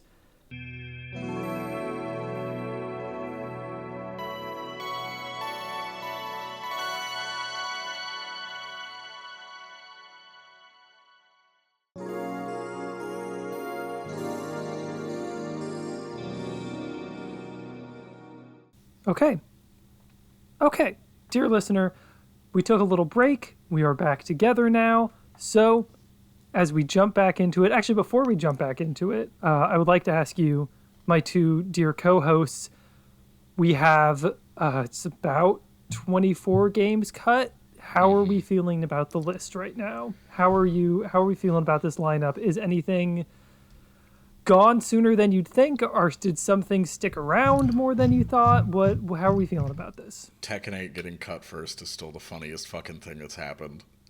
I wanted to. My goal going into this was to see how low I could get Tekken 8, and the fact that it's at the bottom. It's the bottom. I have succeeded beyond my wildest It's dreams. below Screamboat Willie, Zenless Zone Zero, fucking Hellblade 2, Kiryu the First Descendant. Somebody is going to be angry. They're going to be livid. Yeah. That's engagement. Yeah. That's good. I'm helping us. But like I said, we're never getting the FD signifier cosign now. They fucking they gave Tekken the worst game of the year. Yeah. Okay. So, I was the last cut with Slave Zero X. Deidra, I hand you the dagger. What is just a little bit better than Slave Zero X? Hey, so what the hell is Mouthhole? Yeah, I was gonna ask Oh, that. Mouthhole actually needs to stay. Mouthhole needs to stay. It's not going to stay for too much longer, but Mouthhole should stay. It's Okay. Sam watched me play this. It is a very funny, weird little game where you play as a strange little fellow who needs to brush his teeth, and then you climb into your own mouth and go on an adventure. Okay, no. where- Yeah, I agree. This one needs to stay. I forgot what this was. You meet a worm and you can hose him down. I forgot to brush my teeth the entire time I played the game, so I got the bad end where all of your teeth rot out. Oh no. This game is weird. It's cool. It deserves to go a little bit further. Yeah, I think it deserves to be at least like a bit higher. So I'll vouch for this one with you. You can spend your whole day just jumping on a trampoline if you want to. It's so good. right. so That sounds good. pretty great. Yeah, no, mouthhole gets to go. If you need something, I can give you something if you don't have anything you want to cut right now, but I can give you stuff. Yeah, feel free to suggest, because I'm... You brought I will so recommend many. to you, You Feel Normal. Okay. That's what I was gonna go for. Fuck. This is my game, so I will give it a little send off. You Feel Normal is another one of these short, like, to 30-minute to 45-minute horror walking experiences. It's cool, but it is also a 30 to 45-minute walking experience. Sure. It is not something I can super spend my energy fighting for. And this one it wasn't like super memorable. It has some neat moments. It gets a little too liminal spacey for me at points. Not because I inherently dislike liminal space as a thing. Yeah. I just get a little tired of it. It's a little overdone at this point, I think. Yeah. I see liminal space, and I still don't really understand fully what a liminal space is, and I get angry. I get real mad because I don't know.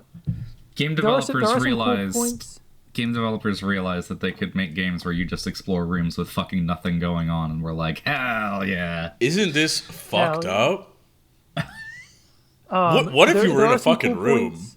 Sorry. What if you It's were okay. in a room It's okay. and it was a room? There are some actually really cool points where you start, ironically, in a room, but it's like painted. The walls are painted to be like a scenery, and as you look around, it plays with that, and it actually becomes that space.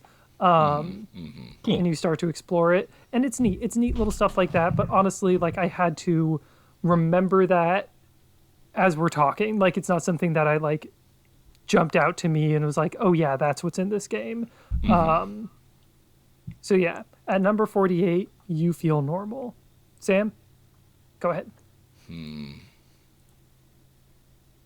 gonna ask an honest question here. Okay. When is the last time either of you have played Marvel Rivals? Yesterday. I played it yesterday. Fuck. Okay, never mind. I'm not gonna win that fight. I haven't played it since we last played altogether. I played it yesterday to test my new monitor. I played it yesterday to play with friends.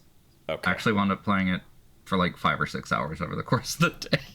Yeah, I'm not gonna win that Now, battle. admittedly, I like that game more than Deidra does.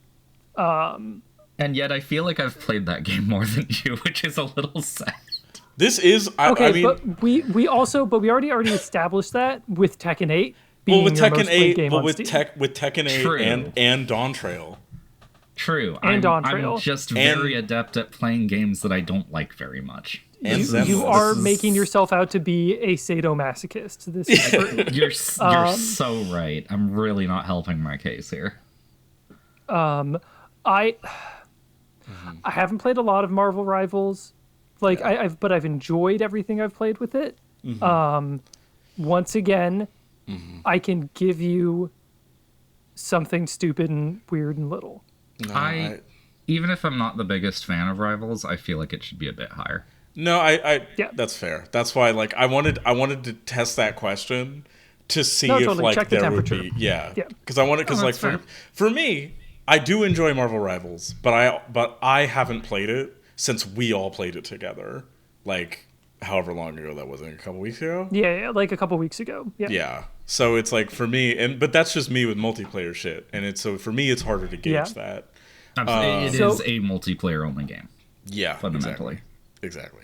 So Okay, we don't have to. Again, if you want to try on something else, I can give genuine defenses for that game. no, but it's it's fine. we can save that conversation. Save that conversation. No, why the fuck is Crow Country here? What the fuck? What the fuck is that game? Excuse me? Okay, hold on. I think I'm having No, I'm kidding. That's not. That's, Okay. that's not. No, I think it deserves to go a bit higher. Okay, the real one. It's Go Mecha Ball. I don't know what that is. What's Go Mecha Ball? Go Mecha Ball is going to stick around a little longer. Go okay. Mecha Ball is in my top 10 games of this year. Oh shit. Really? Okay. Okay. What are Yes. your defenses, I guess? I'm just curious. Like, Go Mecha Ball is fucking cool. It is. I'm not as someone who is not a big roguelike fan. This game is a roguelite, whatever you want to call it. yeah. I never finished it proper, but that's just because I didn't feel the need to. I just got my Yeah. fill of it. It's a fantastic put on game of like, oh, I have like 45 minutes, an hour to kill. I'm gonna watch a YouTube video and I'm gonna throw on Go Mecha Ball, and it just filled that like perfectly. It just filled that void perfectly. It is fun. It is tactile. It is a top-down shooter with pinball elements where you are the ball. So you bounce around the arena, Oh.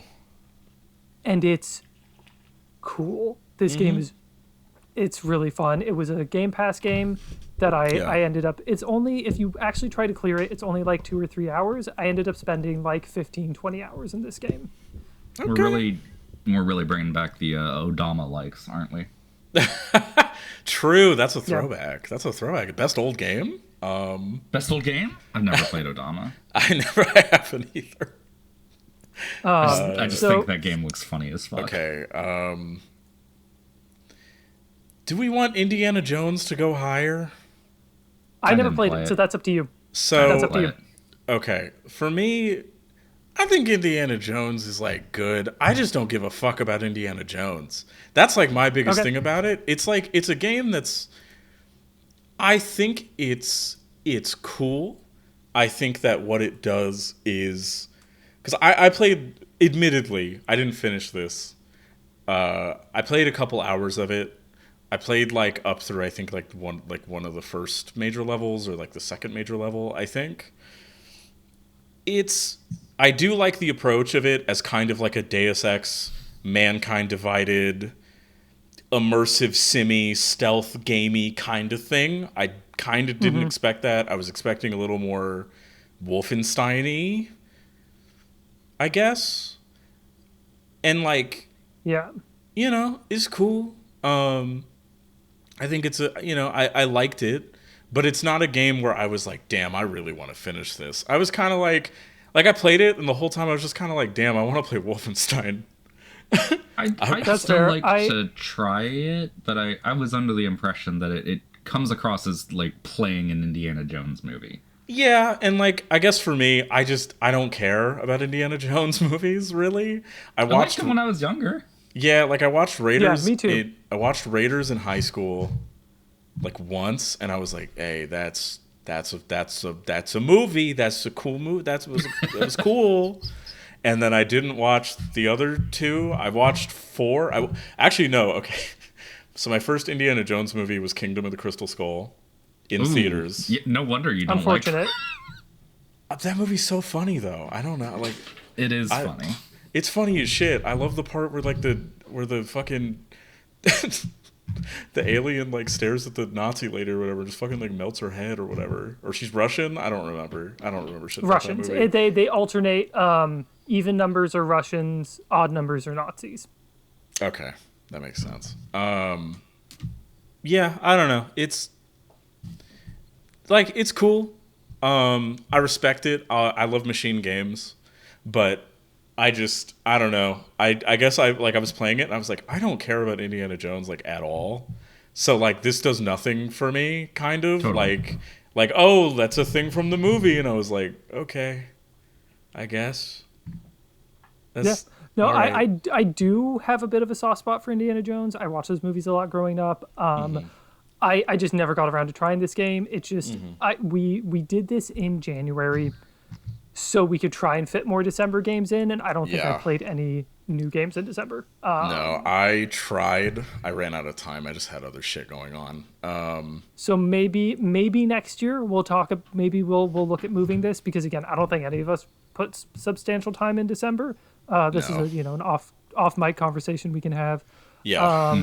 Like I definitely But- Penny Blood Hellbound dropped literally at the fucking end of the year. Like literally at the end of the goddamn year, I was waiting so I could play it and talk about it on this, and then because it was early access, but I wanted to play it once it was done because it has a story, and I was like, nah. So I don't know. Yeah, maybe again, we can talk more about it off mic, but Yeah, I think that sounds like Indiana Jones is our 47th best game. yeah. Like Fantasia's not even on this list. Anyway, continue. Yeah. No. Okay, I'm looking at what's next. This one is a recent one for me. I did play it in the last couple of weeks, but I've owned it for much longer through the year. But I am going to cut. Trying to compare it to other. Yeah, no, that can go first. I didn't even finish this. This one might be a little controversial. This game has a lot of really good reviews. Came out at the beginning of the year. People really liked it. I'm cutting Anomaly Agent. Okay. I'm trying to remember what this is. I know the name, I think. This game is it's neat.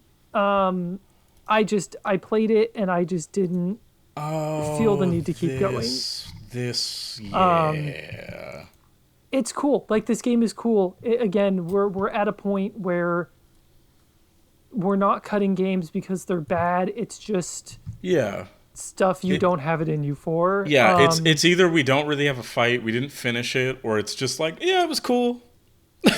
Yeah. Honestly, Deidra, I would love to see what you think about this game. This might be your thing. Yeah, I haven't seen this. If you tried it. What's really cool about it is if you do like, because the game's short, it's only like 4 hours.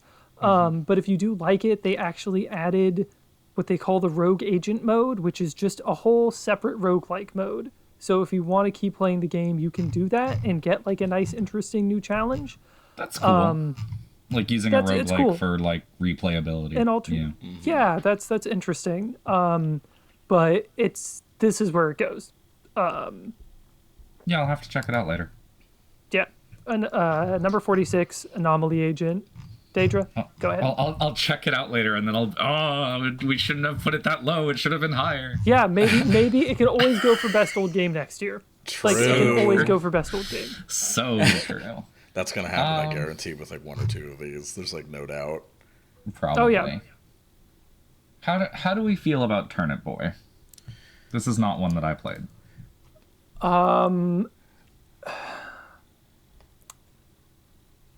I can give you things before Turnip Boy. Okay. It's not gonna like be in our top 20 or 30 even, but I can give you things before Turnip Boy. If there's something that you'd like to sacrifice, you gotta give a defense here, yeah. Like the defense is I like it more than other games that are currently on the list. Actually, you know what? No. I mean games that I personally played. Like, I don't just mean like vague, like, oh, it's better than this. Like, I could tell you, I could give you, I could give you Drive Me to Hell. Okay. I'm not going to accept that quite yet because I just realized one that I want to take off. Okay. Warhammer 40k Space Marine 2 probably shouldn't be this low. Really? I honestly didn't play a lot of it. Okay. That's why. I might have a higher opinion of it had I played it more. I just never really found the time where like I wanted to play it. Yeah. And there's something to be said about, it never spoke to you that you dropped what you were doing to do it. To play it. Yeah. To put this into words, I think Space Marine 2 is a very well constructed game. It feels polished. Yeah. And even despite looking as good as it does, it runs on my machine, which is honestly getting quite old, my PC. Mm-hmm. That is nice. So, by all accounts, like, hey, Space Marine fans, don't hate me too much. I think this is a extremely well built game. I just didn't really play it, and part of that is personal bias. I really dislike how just like absurdly bulky Space Marines are in the 40k universe. There are things I like about 40K. I adore Darktide, the release from Yeah. shoot, I think it was 2 years ago now. I don't know, I like that just because it's a bit more boots on the groundy, and I like that game's sense of humor as well. But yeah, by all accounts, Space Marine 2 is great. I just didn't find the time for it.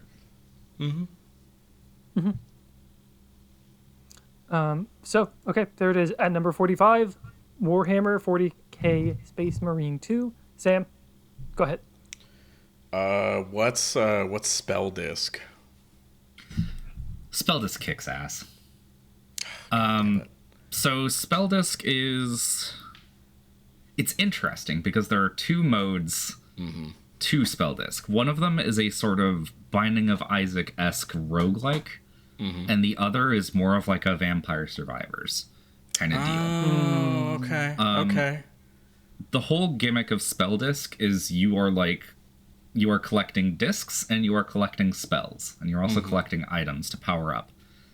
And spells are spells that get cast and they do things in the world. Discs are trigger conditions for those spells. Yeah. And it's basically kind of a build, sort of like these roguelikes wind up being. It's sort of like a build making experience where you're like, oh, this thing triggers when I deal fire damage, and then this thing triggers when I land a melee attack, so I'll link the melee attack one to a fire spell, so then that fires off, and then that fires off the fire spell trigger, and stuff like that. I like Spell Disc a lot, because by the time, like, when you get to, like, the end of a run, the screen becomes, like, a nightmare of things that you are doing, and it's very, very funny. That sounds cool. That is pretty sick, yeah. Okay. And by the way, when I offer something, that is not like a conditional, like, I'm not... I have a lot of fat on here. I see so when that. I offer you something, I'm not doing that as like a oh, you owe me. Like, it is just purely like there's a lot of stuff that might be slipping by you. There's a game on this list that I think is worse than what you're saying. No, I get that. Shit. Okay. Slave Zero X episode Enyo. That can go here. That can go. Okay. All right. So it's so cool that this is the thing. I will say that, like, the fact that a official like as a release for a full game, they release a complete conversion mod of Quake for free, and it is just a thing you can play. Yeah. Like, that's cool. So was this like a tie-in to Slave Zero X, or? Yeah, it's a prequel about one of the bosses. That's cool. Yeah, that's really neat. And I think they're using the same stages from Slave Zero X, because Slave Zero X has 3D stages, but you're playing them from a completely different perspective. And it's just, again, I just like the fact that this is a thing at all is so cool to me. I'm not a great judge of what makes a good boomer shooter. But yeah, I think Slave Zero X episode Enyo going out at 44 is the perfect spot for it. And genuinely, the time I spent with episode Enyo, I enjoyed more than regular Slave Zero X, unfortunately. But yeah. So Makes sense. Next is going to be let me look at what I have here even.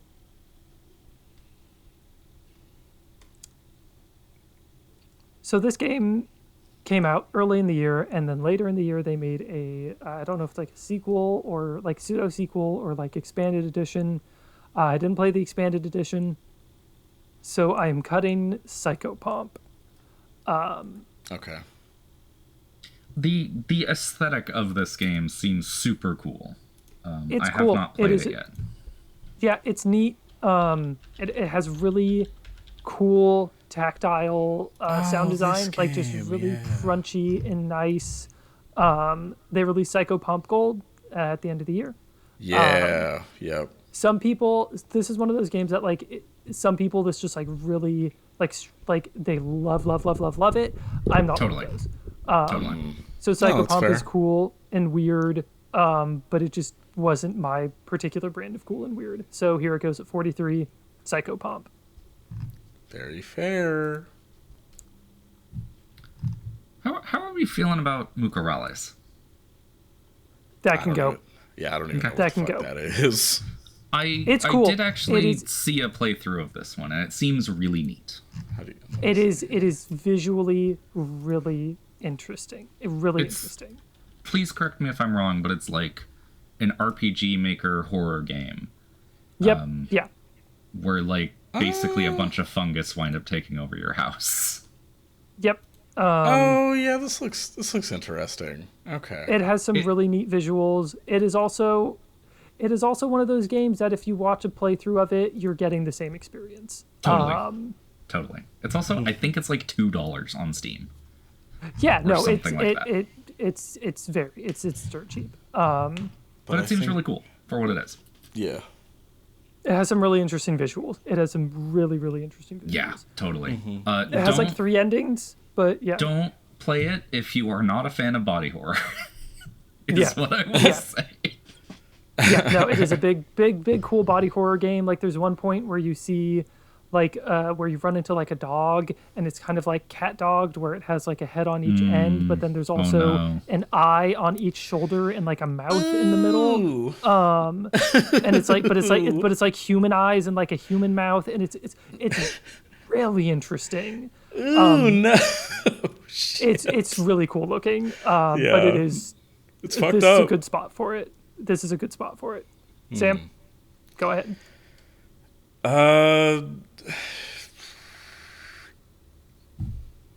Sell me on Home Safety Hotline. I have no idea what this is. I Deidra? hate to cut it at this point, but I think we can. Home Safety Hotline is adorable. It's so like basically the pitch is that you are helping with a helpline for a world where like fantastical creatures and stuff are real. Oh, but also shit. it's kind of just our world. Yeah, So, no, like- I've seen no. Okay, wait, no. We can't cut this one yet. No, we're Home not cutting Safety this. Hotline Okay. is so cool. It's Okay. Yeah, because I have seen this one, and no, this Okay, is this it is can too say- sick to it cut. can- it can say- Yeah, it can say. Yeah. It can say Yeah. What's Diceomancer? Diceomancer is a game I regret not playing more this year. And with that in mind, I think we can cut it here if you want. But, Yeah, Slay the Spire? yeah. Diceomancer is Slay the Spire if it was designed by an insane person. Okay. So the bit is that you have these dice that you can roll. And it like you're doing card play, and it's very reminiscent of like Slay the Spire, pretty basic stuff. Mm-hmm. But you can roll dice to replace any number. Oh, I think I remember you talking about this one. And they don't really hammer this point home, but it's any number. So like you can change the number on a card, or you can change like a boss's HP, and it be like, oh, they have 50 Interesting. HP. Well, I rolled a 2, so now they have 2 HP. You can modify your that's- money. You can modify your mana. You can modify like progression shit. It is unhinged, and I really interesting. That's really fascinating. appreciate the design space for this game. Okay. But ultimately, I didn't play it that much this year. Yeah, that's Okay. and That's in that interesting. it's like I feel like It's one of those things where I feel like it is absolutely bubbling with potential, and I think Yeah. this was created by a mad genius. yeah. But I don't have a lot of personal experience with it, regrettably. Yeah. In that same vein, because right, Sam, that was your cut. Yeah. Okay. in that same vein, I'm going to cut Paper Lily Chapter 1. Okay. I got an ending technically. It's like a bit of a joke ending where you get eaten by a giant fish. But this is another RPG Maker horror game, and I genuinely really liked my time with it. But I also played it for one night and never picked it back up. So again, for whatever that is worth, regretful that I didn't spend more time with it. This is where it goes. It is cool looking. There's like neat little there's like a combat system where you're not really attacking. You're more just like dodging stuff that's coming at you. But it's fun and interesting. It also has a prologue chapter that is called Project Cat, where you play as a high school girl going around your school, trying to do like some kind of spooky ritual. Both of which are very interesting, very fun. I just did not play enough of Paper Lily. So, at number 40, Paper Lily Chapter 1. Sounds good to me. Let's talk about Drive Me to Hell. I don't know what this is. Drive Me to Hell, this is exactly where it goes. Drive Me to Hell is a Silent Hill game you play from the inside of your car. Interesting. That sounds like a cool pitch. It's fun. And I mean that in like the most loose sense. Yeah, but like it's not but literal. Yeah, no. Drive Me to Hell is fun. It's very neat. It's very effective. Playing a horror game, a horror driving game, is really unique and interesting. But it is super short.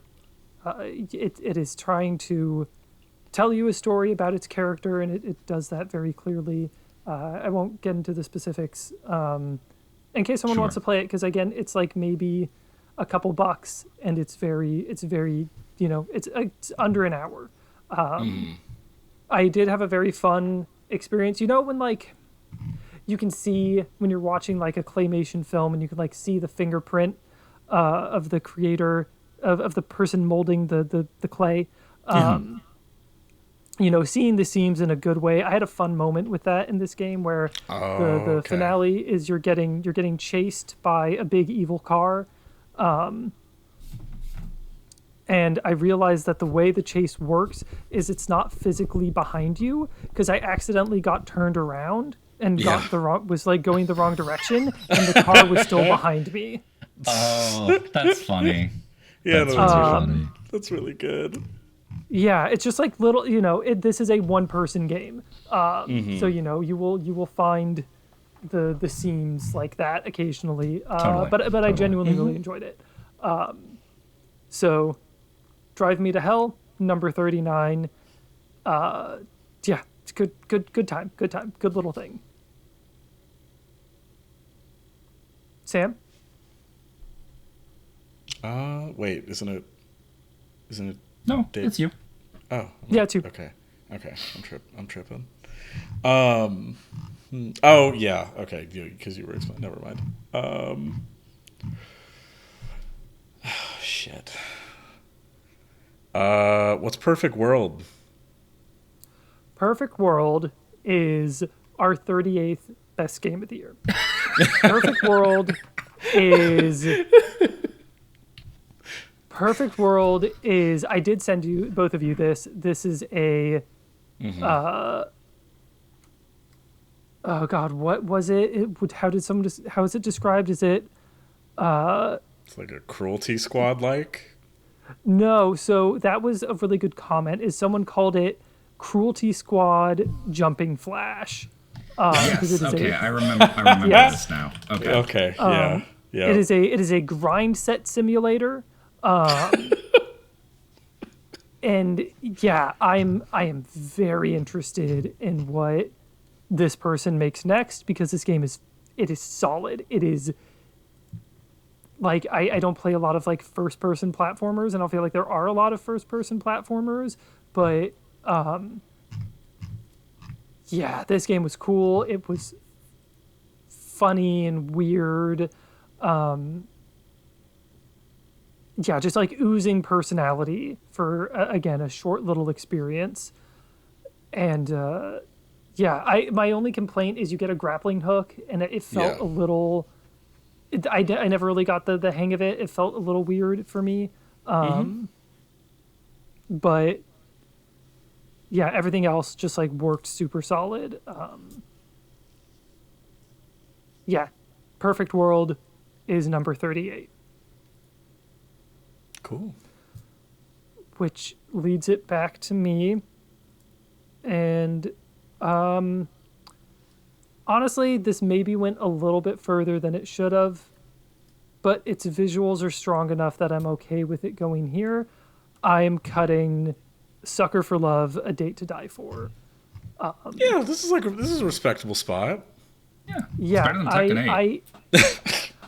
It is better than Tekken 8. It's better than Tekken. I only say that it's because it is great looking. It's mechanically a little wonky. I could believe that.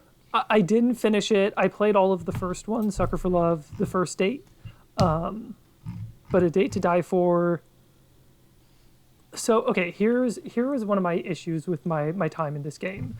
There's a point where you're doing one of the, like, roam around the house, try not to get attacked by the spooky things, and, doing your little tasks.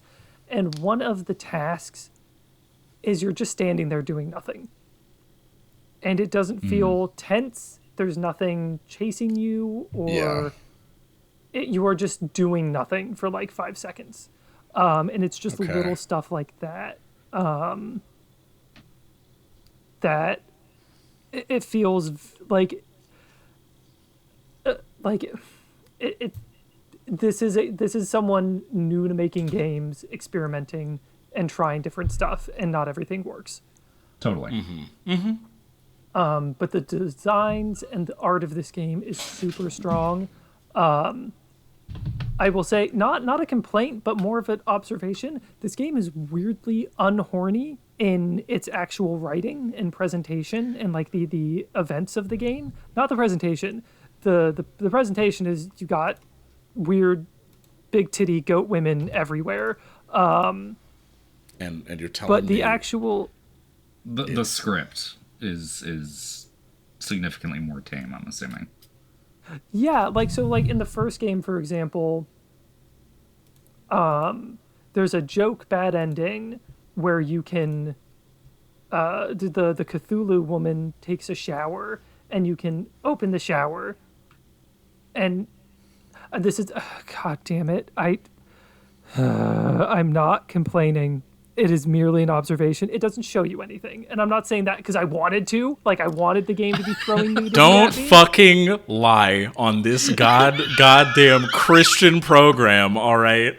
I'm not taking fucking coward speak. If you thought the Cthulhu woman was hot, you could just say it. We're not gonna judge you. Of course I do. That's the point I play the game. There it is. That's all you had to say. That's all you had to say. It is stuff like that where the game is. Again, this is not a complaint. I just think it's interesting that the game is, like, it gives you these very specific type of character designs, but doesn't actually. The game itself is not super horny. Like, I could play this very comfortably around my, like, friends and lots of people and wouldn't be, like, embarrassed or weird. It's weak. I've played 3 visual novels so far, and my entire perspective has changed. Yeah. No, but I get you. Yeah.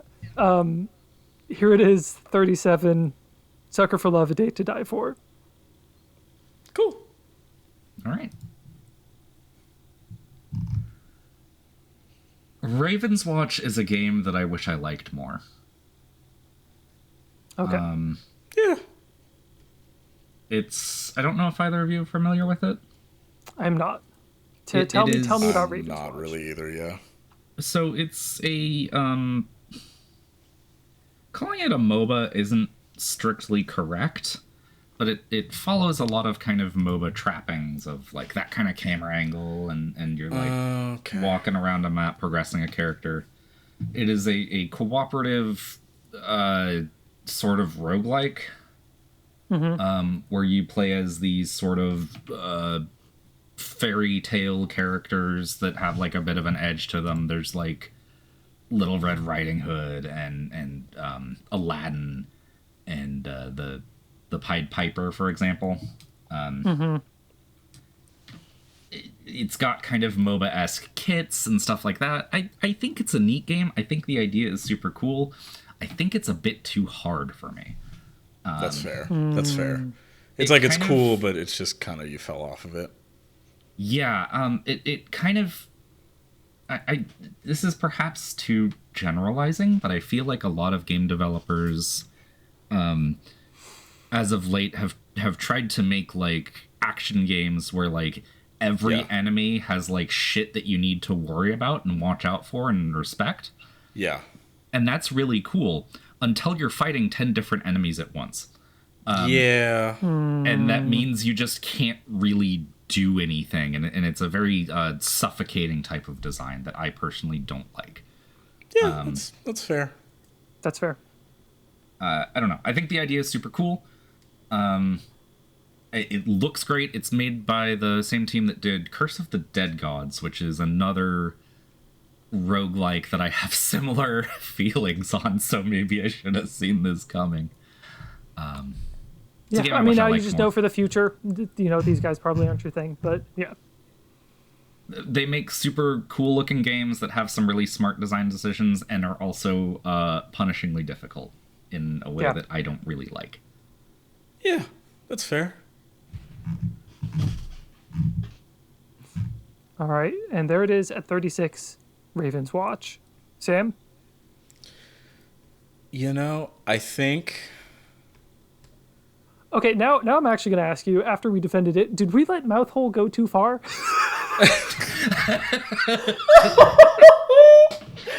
Did we? It's going into 35. Did we let Mouthhole go too far? So I'm going to be real with you. Now in the top half. I'm going to be completely honest with you. There are some games in this list I'm surprised they're still in. I gotta be completely honest. I'm shocked some of this shit is still here. Did we let Mouthhole go too far? No, Mouthhole's great. Mouthhole's awesome. Mouthhole is fun. Mouthhole is fun. Mouthhole's great. You can bounce on a trampoline all fucking day. Yeah. Okay. I mean, if you want to cut it next, that's your choice. I'm not cutting it yet. Okay. Yeah, make your cut. Do your thing. I think this is where I can let Silent Hill: The Short Message go. I feel pretty good here. Oh, thank fucking God! Oh my God! Oh my God! So, I haven't looked at it because I didn't know what this is. What is the short message? Okay, so around, I think it was like early last year. I think it was like it was January. It was January of last year. Yeah, because it was before. Okay, yep. So January of last year. It was the first game I played this year. Yeah. Oh boy. I think it was like one of the first ones, one of the first new ones I played too. But so basically Konami dropped this like while they were showing off Silent Hill 2 remake. They were like, "Hey, we also have Silent Hill: The Short Message," and it's basically like I think it's like 3 hours. It's like a 3 hour like short story. Yeah, 2.5 to 3 exactly. Yeah, it's like about like a 3 hour like short story like narrative game, just like from the perspective of this teenage girl who lives in Germany, and she's dealing with something that the series is now calling the Silent Hill effect. I think that's dumb, but outside of that, Silent Hill is a place. Let's whatever. Well, sidetrack. We don't have to get into that. The thing is, I think, because the series does that. It does a thing where, like, you don't necessarily have to be in Silent Hill for Silent Hill shit to happen. That's like half of 3, right? And that's like most of 4. And so it's a thing where that can work, but I don't like putting a name to it. I think that's silly. Yeah. I think that's dumb. But outside of that, it's a game that like has a really, I think it has a really weak start. And it's like, it has a bad first impression, and I will agree with people on that. Because, like, it's slow to start. It kind of beats the point over your head pretty immediately. It's like, oh, she's depressed. We get it. But as it goes on, it unravels into something a little more interesting about, like, the nuances of, like, guilt and, like, trying to figure out, like when you feel like you've done something, even when you haven't, it's kind of like the nuances of your trauma and things that have happened to you and how you exert your pain onto others, right? And like, even if you don't mean to in the way that you do, and it's like, it's somebody trying to even get to the point where they can acknowledge what's happening and what they're doing at all. And I think it manages to pull something really fucking strong towards, like, as it goes on. It gets stronger as it goes. But it also, the chase sequences suck. They're bad. I'm not going to defend them. They're bad. They're not good. Like, they're repetitive. They're boring. They don't add much. Like, the Sakura head design is cool. Yes, the monster is very cool. The monster design. Surprise. Yeah. Masahiro Ito makes a cool monster design. Yeah, I was about to say fucking Junji Ito. I'm a fake fan. Oh my god. Fake fan. No, but but like the sequences themselves, especially the last sequence sucks. It's really bad. It is one of the worst things I played this year. No, legitimately, like I hated. Well, so it's a thing where I love the sequence right before it. It's a great part. It's the one of the best parts of the fucking story. It ties everything together. Then they make you do the worst shit ever, and then and then the ending happens, and I really love the ending. It's a game like with more time. It sounds like it's a real peaks and valleys kind of game. Yes, it's a game that like I genuinely think it deserves way more credit than it gets, which is why I'm happy that it at least got this far. But I'm happy that it got this far, and I'm happy with its placement here. But it's a game where, like, if they were to refine this and maybe took some more time on it, I think it could have been even better. And I really hope that they take the feedback that people gave that's genuine to heart. And I hope that they learn from this, especially since, like, the writer on it is the co-writer, is like the person that tends to work with Ryu Kishio 7, the Higurashi writer who's working on Silent Hill F. Mm-hmm. So it's the guy that works with him, and Short Message is going to be connected to that game in some way. We're not really sure how fully yet, but I think I know how. I think it's about like one of the characters' grandmas or something. I forget. But oh yeah, no, I could see that absolutely. Yeah, it's because it takes place in Japan in the 60s. So okay, I did not like this game nearly as much as Sam does. To be perfectly frank, I have been like practicing this argument in my head for the entire year. That was part of my relief that you cut it yourself. You thought I was gonna. There's far more in my list that I want higher up. That's okay. But don't get it twisted. I do love this game, but I can acknowledge that like it has major issues. I have major issues with it.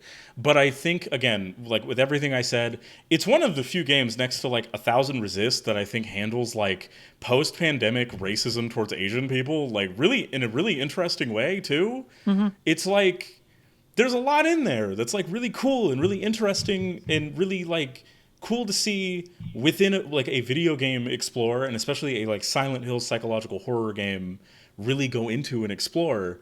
But it's like, I just wish it were a tighter experience. That's my major issue with it. I understand why some people really do not fuck with it. Again, I think, like I said before, I think the first hour kind of sucks, if I'm being honest. But I do like parts of it. It's a messy hour. And then once it like locks in, I think it gets way better. But like I had a go ahead. I was just gonna. I mean, I was pretty much done. I was just gonna say, like, I think that the level of empathy that it handles its characters with is really great. I think that it has allusions to the other Silent Hill games in the way it handles its empathy towards its characters. And I think, as a fan of the series, I think it's I think it's like one of the better like games post 4 that like isn't Shattered Memories. Mm-hmm. Like I would put it next to Shattered Memories at least. I think it deserves to be there. I don't think it's like Team Silent great, but I think it's like good. Yeah, I had a weird relationship with this game because again, I did not like it. I liked some parts of it. There was parts of the presentation I really liked. So Deidra, for example, this game has a lot of FMV cutscenes. Okay. That I genuinely think were really neat. There's also this weird like language thing within the game in which every piece of paper is written in German in the FMV because it's in Germany. Cutscenes. Yes, but in the FMV cutscenes, the characters are very clearly speaking Japanese, but everything is dubbed in English. And so you have these 3 separate things creating this kind of odd, uneasy tone to it. And I genuinely really liked that. I liked the FMV cutscenes because I liked seeing that this game had physical props and like physical spaces made for it. And I thought that was really cool and interesting. I also would get this weird feeling of like, to me, this game was like if Sam had like a really stupid, ugly baby. And then I look at it and I'm like, wow. This is a really weird looking baby. But then someone on the street, and then like if someone in the street would just go like, hey, you have an ugly baby, I would go like, hey, fuck you. That's my friend's baby. You can't say that. Where I would get defensive of this game if people talk shit about it online because I knew Sam liked it. But then I would go look at her and I'd be like, hey, Sam, this game's a piece of shit. Listen, I'm sorry, but that baby's fucking ugly. And I'm just like, oh. I'm sorry, girl, but that is a very ugly, stupid baby. Like it is trying to put a square peg into a round hole so many times, and it's not getting it. It's doing so well, though. So that is number 35, Silent Hill, the short message. I'll show all of you. I'm going to make a fucking video on this game this year. It's going to fucking happen, okay? Okay. You'll all see the vision. Which I think leads me, as the only person who played this, to cut Turnip Boy Robs a Bank. Okay. Tell us about this. Again, this is another... It's not a meme game. I know. I'm just being facetious. It's a genuinely fun little roguelite-ish game. Yeah. It's cool. This game is genuinely really fun and funny and weird.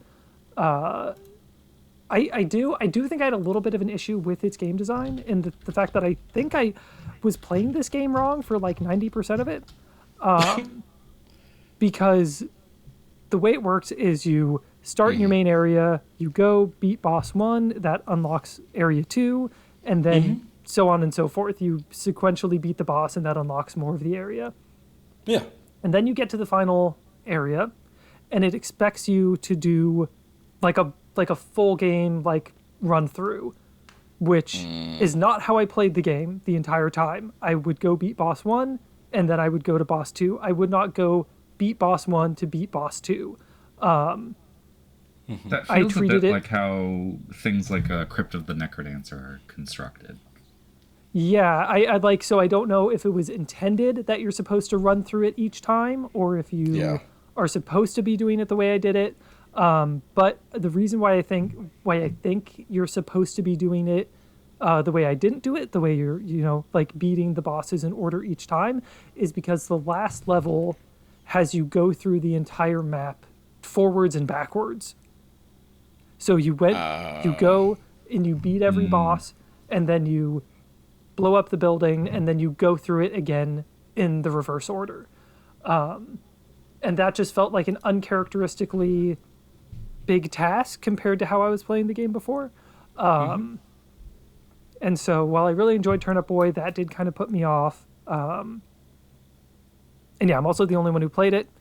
Again, cool, charming little game. Outside of that one kind of sequencing issue, I recommend it. I have the first game, Turnip Boy Commits Tax Evasion. Also, unfortunately, that title is way funnier. Like, tax evasion is just a funnier crime than robs a bank. I will say, Turnip Boy seems to be made out to be quite the miscreant. Yeah, he is. He's just a little scoundrel. What's his fucking problem? Yeah. Yeah. God. And so there it is. At 34, Turnip Boy robs a bank. I'm glad we stopped him by putting him on our list. Your crimes will go no further than position 34. Deidra, it is on to you. Can we cut Mouthhole now? Yeah, All right. Mouthhole can go now. I will say I did pull this game up on Steam, and this game's aesthetic kicks ass. Yeah. It's so cool looking. It's so good. I got a bad ending because I accidentally walked off some stairs and died. That's awesome. It's so good. I still remember when you were figuring out like what the worm guy wanted that was like a cowboy or whatever the fuck. Yeah, there's and we hosed him down. We watered him with a watering can. Yeah, the worm's our friend. He's so good. Yeah, if you can handle weird mouth shit, yeah, genuinely go play Mouthhole. Like, I forget what the phobia is called, but if you can handle, like, teeth phobia. Dentophobia. Fuck. Yeah, if you can handle dentophobia, then you should be good.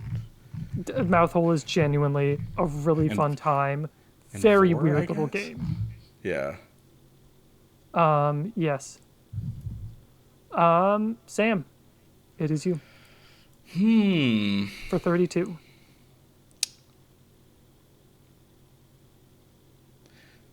No, it's not time for that fight yet, but we're close. No, we are not. No, we are not. No, we are.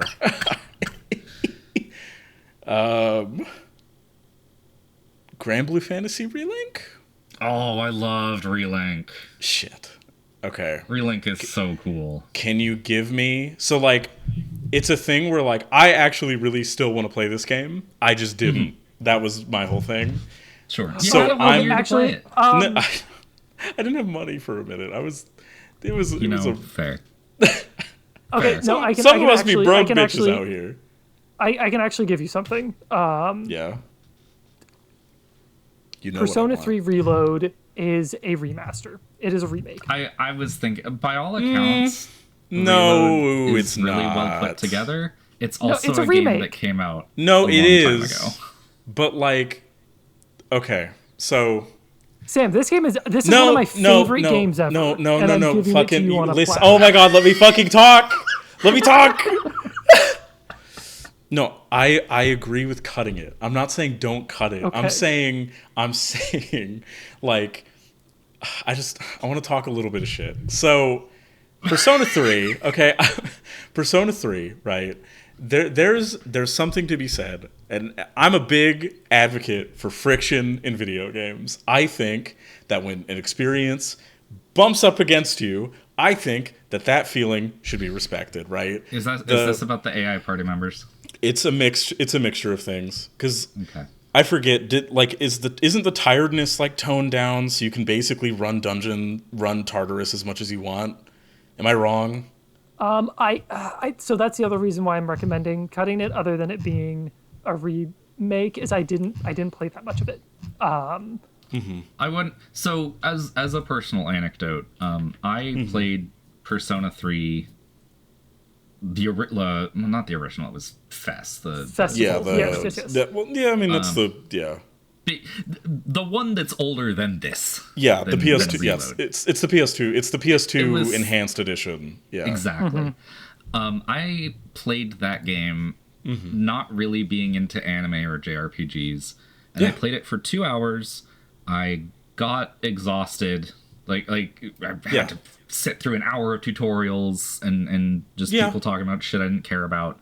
Finally get to explore Tartarus. I get into like 2 fights and then I'm exhausted and have to stop. I put it down. I thought it was the worst game I'd ever played. I then picked it up later. I had a bit more fun with it. I got one shot by a bunch of lions, and then I thought it was the worst game I ever played. And then I picked it up a third time, and it's probably one of my favorite RPGs I've ever finished. That's how it goes. That's the see it because you kept thinking about it though. It sat in your head, right? It was like the fact that you have to manage the fact that you have to manage the sleep, the fact that you can't in the original version of in the original versions, right? You can't min-max everything. You have to pick what you're doing. You have to pick for like the playthrough that you're doing. It's very personalized and specialized to you, which is a problem that a problem, quote unquote. It depends on how you view the games. But like in the other Persona games, if you want to, you can min-max everything on like a first playthrough if you want to. But like original 3 is set up in a way where like you can't really do that as much. Like you kind of have to pick and choose what you do, and you can't do everything. And it works with the themes of like the game, and it's like you're working with like your time, right? And that's like a special. It's like I don't know if that was necessarily a full consideration, but it works out regardless and plays into the themes of what 3 is doing overall. And I think also, because I mentioned the AI teammates. Yes. I think having a bunch of party members that you can kind of tell them what to do, but you can't be precise with it. Yes. Because it makes them feel more like characters, and like you're working with you are working with a team of people, with your friends, and like, Mitsuru, I know you casted Marin Karen and it fucking whiffed again, but like, you're still cool, I guess. And, it's a thing where it gives you a moment with that character. It gives you a moment where you're like, Mitsuru, what the fuck? But you're still cool, though. I want to hang out. But like, what the hell? But also, like, that's imprinted in my head now. What does Mitsuru do? She casts Marin Karen when it's going to be worthless. And there's something genuinely kind of cool about that. Yeah. And so I want to be clear. Like, I'm not saying that, like, Reload is bad. I'm not saying if you play Reload, it's, like, you know, do whatever you want. I don't give a fuck what you do. I'm just saying, I think... There is a purity to the original experience that is somewhat lost in... making it more of a friendly game. I wouldn't say purity. There's something, but yeah, there's something lost. There's something lost in translation to this version of the game. Because otherwise, yeah, it's a one-to-one experience pretty much. But like, I do think that tangibly, mechanically, and with what it was doing overall, it's muddied a bit, and I think that does damper what the game was doing. It doesn't make it terrible. It doesn't make it bad, even. It's just like, it's a thing where you go like, damn, I don't know. That's like one less thing. I don't know. Yeah. No, I think I get you.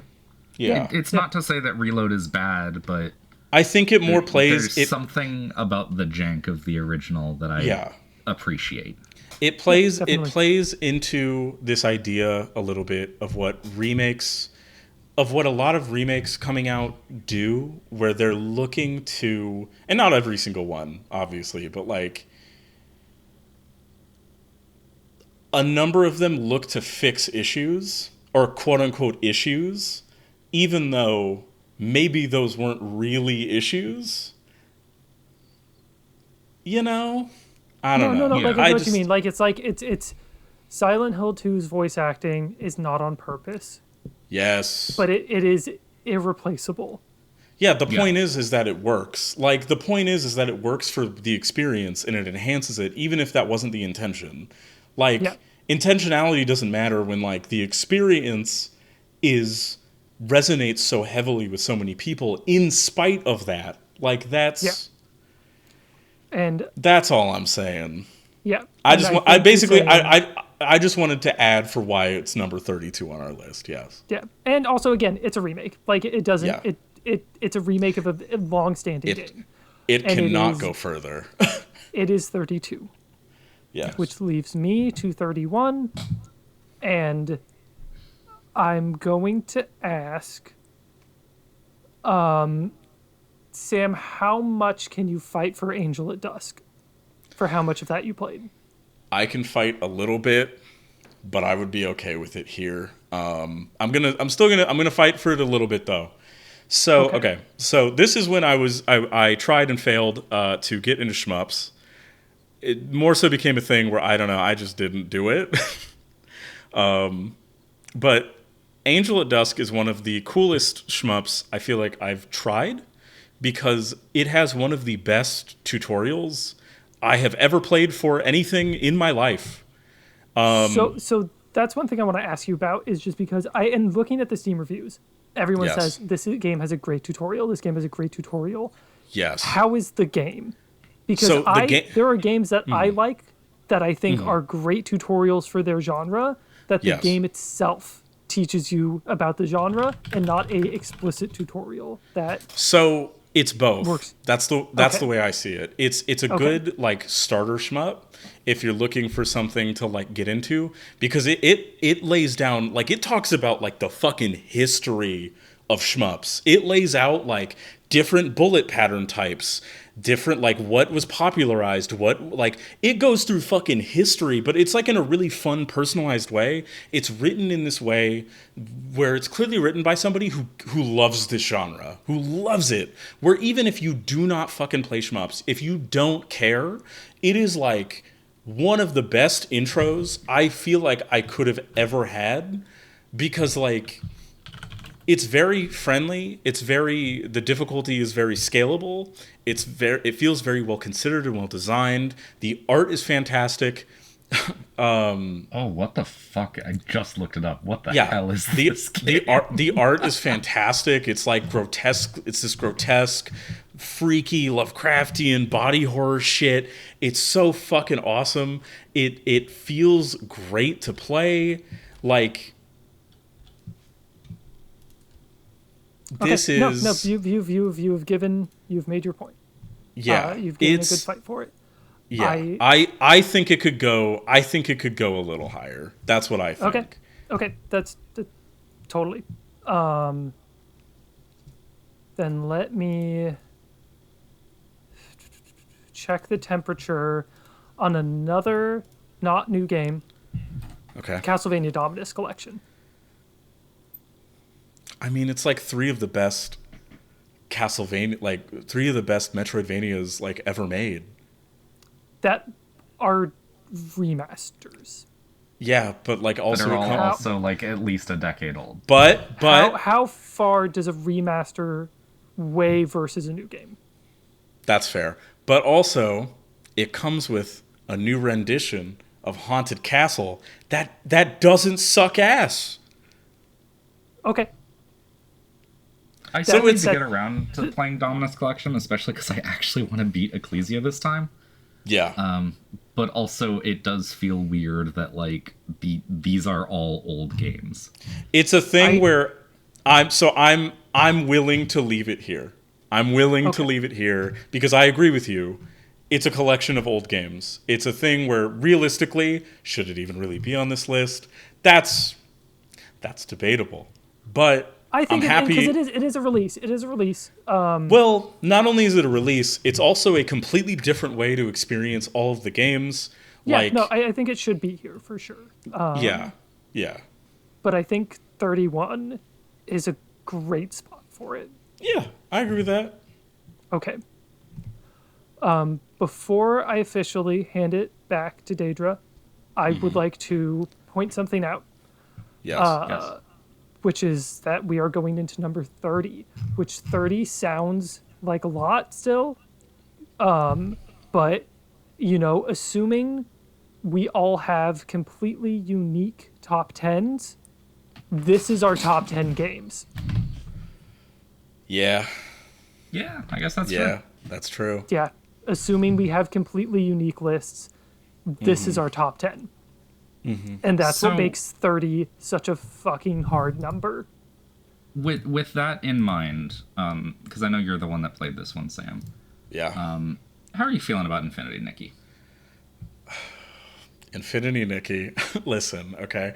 We were talking about this earlier, you know? Yeah. Gotcha games are the devil, right? But listen, there's not a lot of games where you can just like you can put on some nice ass clothes, you can hop on a sick ass bike, you can just bike through a fucking field, you can just do some fishing. It's chill. It's chill as hell. It's a very chill game. It's very lax. I mean, I don't spend money on gacha games anyway, but Sure. I haven't felt really pressured to at all personally, but like I know that's going to vary per person. But again, I'm talking about my experience. I'm not talking about generally. I would be okay with leaving it here though, because again, it is a gacha game. Inherently, it has shit in it where I'm like, really, you know? But for like one of these where it's kind of a Genshin like sort of kind of, it's way more interesting because a lot of what you do in it is like style battles and shit and platforming. You're not really fighting much. Like the fights are basically you blow a bubble at something once and it dies. Like it's not, these are not like, you're not doing fucking combos and shit. Like not really, at least from like how much I've played of it. You're like more often than not, you're going around, you're collecting materials, you're trying to make like new outfit pieces. It's really well made too, because it's like you can craft. I love the way that you can put I'm trying to think of a good way. What would I say about it? You can craft like, so a lot of basically almost every outfit that I've experimented with, you can mix and match pieces. The outfit customization is insanely extensive. You can customize like Nikki head to fucking toe. It's crazy. Mm-hmm. It's pretty nuts. There's a lot of clothes pieces. There's a lot of shit to make. I guarantee somebody is going to be angry that it's this high at all. I want you to know, if you are that person and you're listening to this, I don't care. Well, you know what we can say. Infinity Nikki is undeniably better than Tekken 8. That's true. Again, once again, this is true. You can't fish in Tekken 8. There is something to be said about there is not a big market of what I could only describe as girl games. Legitimately, like it's one of those games. I think that's what kind of frustrates me a little bit about it. It's like I wish this was an offline thing that I wouldn't have to think, damn, this is going to shut down one day. Yeah. Totally. Absolutely. Because that sucks. And it's a thing where it's like, it's not going to be preserved. Nobody's going to be able to keep the servers going. There's not going to be a private server. Like, one day it will just be gone. And it's a thing where I genuinely hope that maybe it's unique enough because there's just so few games really like it, that like maybe the devs will, because this isn't even the first Nikki game, apparently. I found that out recently. No, there are mobile games. It's a mobile game series. Yeah. So maybe this is their like pop-off point where they're trying to grow into console, like maybe like the other gacha companies have done, where they're trying to branch out. But we'll see. I hope so, because that would be nice to get like a full console game exactly like this. I would buy that shit day one. I would buy that shit immediately. Like, I've been having a blast with it. It's really cozy. It's fun. Yeah, I like it. I'm happy that it's number 30. I'm happy it made it this far. Okay. Number 30, Infinity Nikki. Sam, break us into the 20s. Get Crow Country the fuck out of here. Get it out of here. No. Why? No, come on. No. It's not bad. It's not bad. Come on. No. It's like best top 10. Sam, this game spent, I'm going to say 80%, nope, more than that, probably like 90% of this year in my number one slot. I am so sorry. No. Talking to me like I'm a fucking dog. No.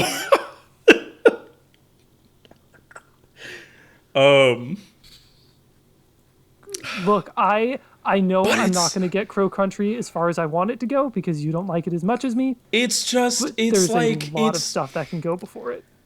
it's just like, okay, I get why you love it. I'm not trying to shit on you. That like, again, this is what the show's for. It's about the fights. Yeah. It's a thing, but okay. So I want to just lay it. I want to lay it out. I know you're still gonna say no. This is probably not gonna go anywhere.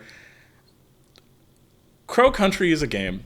It's cool. I like it. I do genuinely like it. I enjoyed my time with it.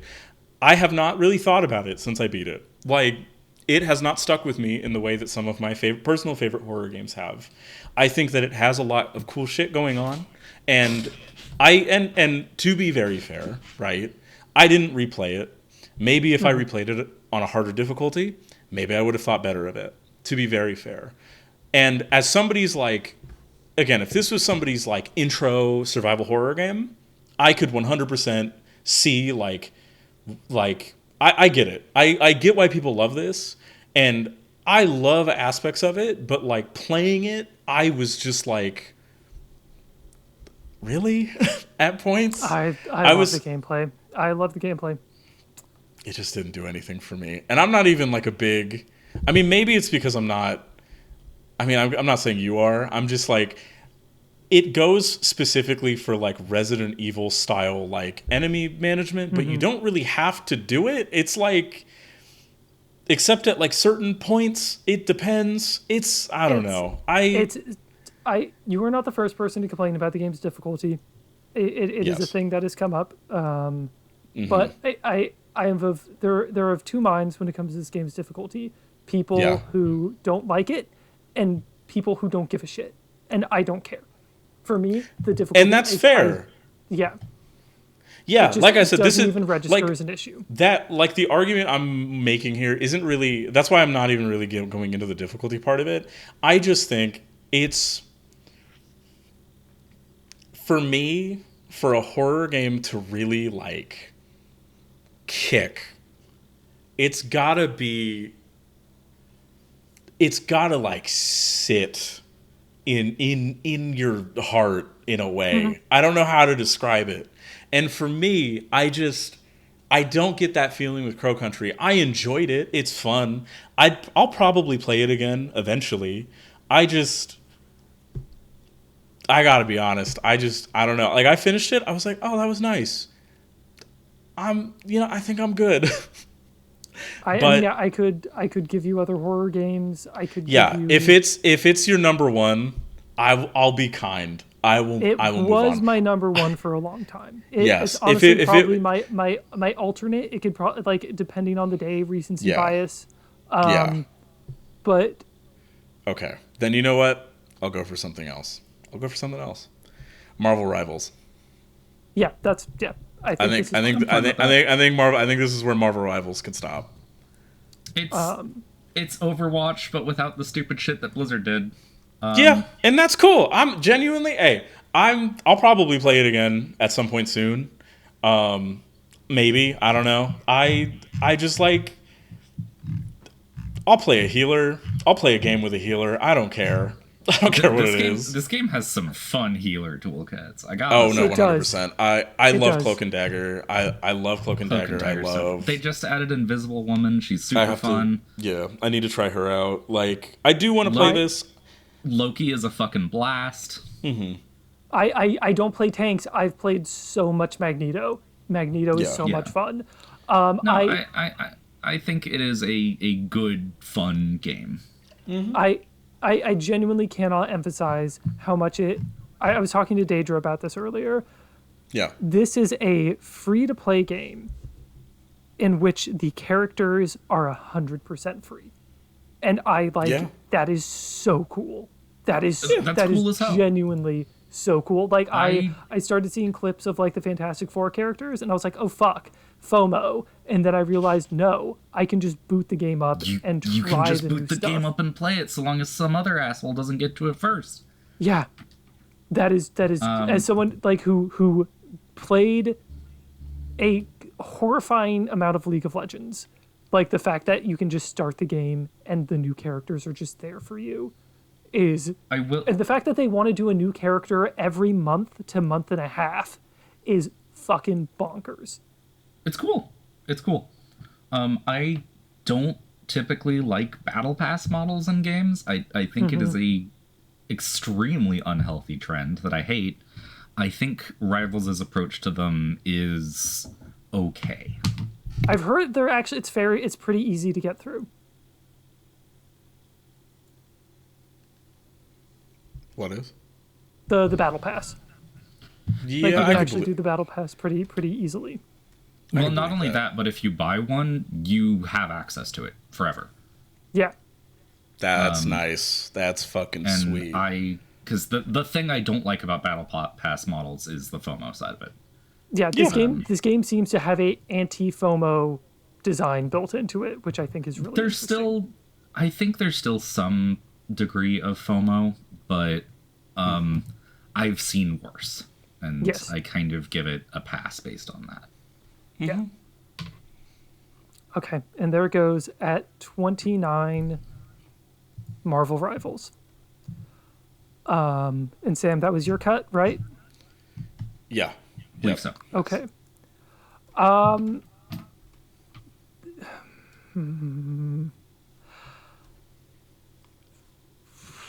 This might come as a surprise to the both of you.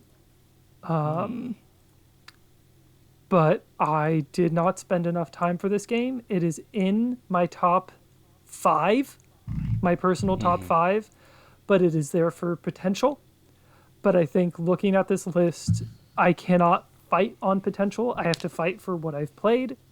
Yeah. So at number 28 is Metaphor ReFantasio. Okay. I wanted to play this and did not. Backlogged game of the year? I've loved everything I've played of this game. I have played 15 hours of a game that I'm going to spend north of Probably like 100 100 in. 200 hours Yeah. in. I just got it for Christmas, so I'm going to play Oh, it nice. eventually. It looks cool. It looks better than, I don't know. It looks cool. It looks dope. I'm excited to play. I again, this is not here because of a qualitative statement. It is just the fact that I did not spend enough time with it. And Yeah. so yeah, Metaphor ReFantasio at number 28.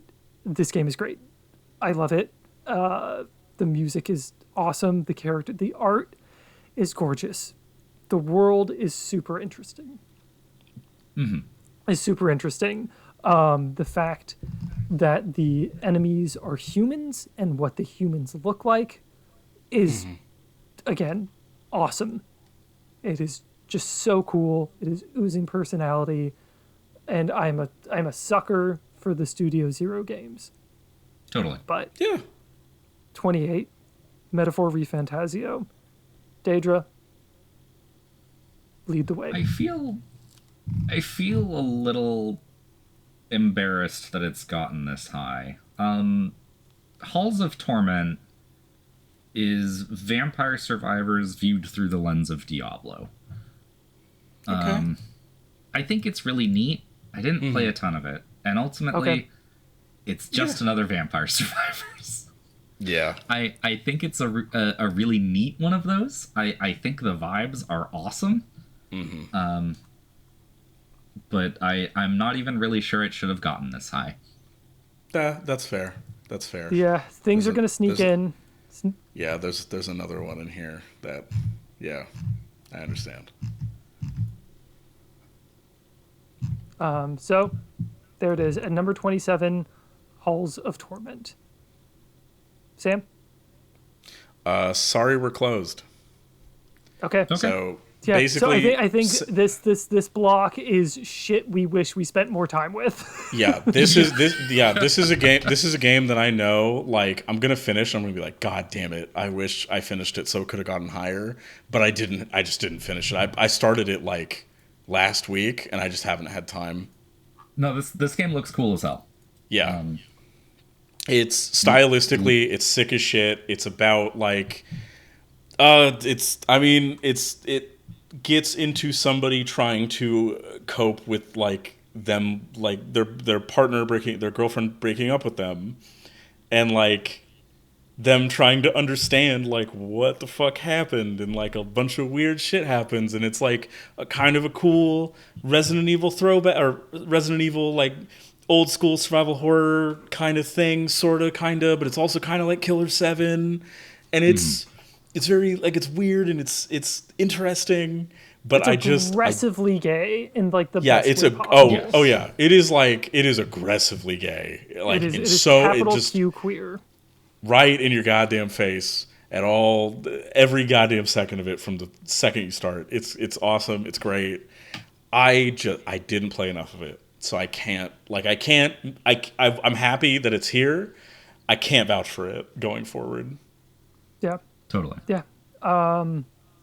So there it goes at 26. Sorry, we're closed, and we're already back to me, which feels sooner than I was expecting. So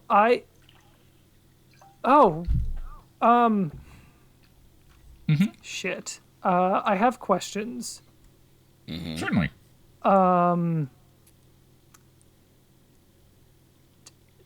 Checking the temperature, or maybe not even checking the temperature.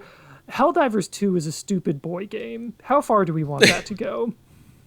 Did anyone else play it outside of me? Nope. I liked Helldivers 2 a lot. I think it is a very well put together game. I'm fine with it being here. Disclaimer. I just want to talk about it. Because I have another game that I think has snuck by. I have not played Helldivers 2 in months.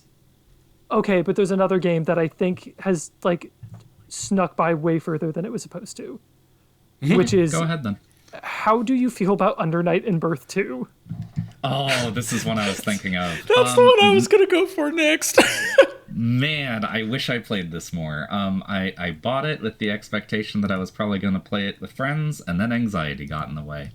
Yeah, that's boy, fine. Howdy, I sure do like me some Under Night, though. I love Under Night. It's in our top 25. Cool. We played it all the time after locals, and it was fun as hell. I didn't really play it a lot.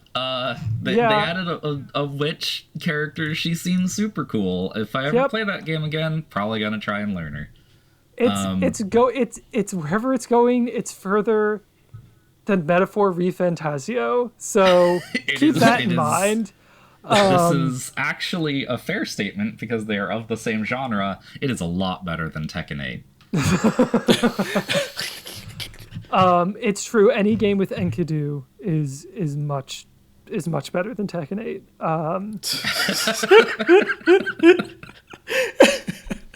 So do you? I don't know. I think it's neat. I'm fine with it being here. I think it's neat. I ultimately didn't really play it a lot. Any game that's ultimately a melty blood is cool in my book. So at number 25... It's legally distinct melty blood. It's true. They even got the one melty blood character. Yep. I always love how her story is literally just, I'm a melty blood character.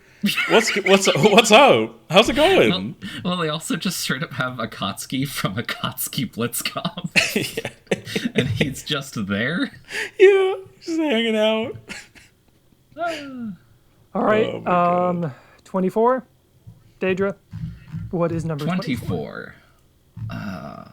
We're good. Ones. So. No, I don't even want to ask. It's Helldivers. It's Helldivers? It's Helldivers. Look, Helldivers is cool. Tonally, I love Helldivers. I love the, like, really obvious Starship Troopers influence, even though it's not a film I've seen. Like, it's so obviously what they're trying to do with it, and great movie. I'll probably watch it. But the question is, days. will Helldivers 2 be a great movie? That got confirmed earlier this month. No. Man, it's such an interesting thing because I remember playing Magica back when I was in high school. And that was, I think, Arrowhead's first big release. Oh, yeah, that was them. Yeah. Going from that to Helldivers 2, there's like... That's a glow up. It's like almost seeing like, oh, my boys are all grown up, you know? Yeah. Like, No, that's very I grew sweet. with them. I totally get it. I think Helldivers 2 is a supremely cool game. I brought up Battle Passes with Marvel Rivals. Yeah. I think it's a pretty okay model. I think Helldivers 2 is even better. Cool. Where they just straight up don't go away, and that's really neat. I think it's really cool for what it is. But also, it is kind of just a dumb shooter that you play with your friends. Yeah. But also Also, I'm super I happy can't for even really Arrowhead. say it's a stupid boy game. I know I have a friend who's a woman who plays that game a lot. I'm sorry. But also it is a stupid boy game. It also is that, and I don't know. I'm super happy for Arrowhead. I think they deserve all the success they've gotten. I love their writing so much. Magica is a stupid fucking game that I love the hell out of. Magica is very fun. It's a goofy ass little time. And like, I don't know. You can, if you look at Magica and you look at Helldivers 2, even though they're like totally different in terms of budget, like you can tell this is coming from the same people. It's still a game where like you can just kill your friends on accident and like you're gonna just have a dumb laugh over it. Yeah. You'd orbital strike them. Yeah. So Where the absurdity of what is going on in it is just funny. So there it is at number 24, Helldivers 2. Sam, what is 23? Oh shit. See, now we're in all like the harder ones, kind of.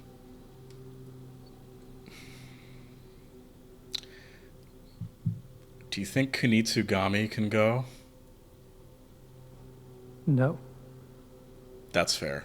I'm not even gonna fight you on that one. I understand.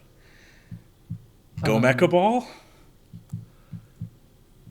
This is a good spot for Go Mecha Ball. It is fought valiantly. It is a cool little game. But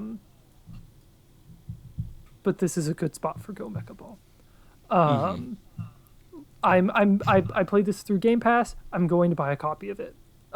It is Nice. It is cool. It is visually really interesting. I played it immediately after Turnip Boy. And they're both like top-down roguey isometric shooters. And was just blown away by how much more I enjoyed Go Mecha Ball. Again, I basically knew nothing about this game and just played it because it was there, and it's in my top 10. Hell yeah.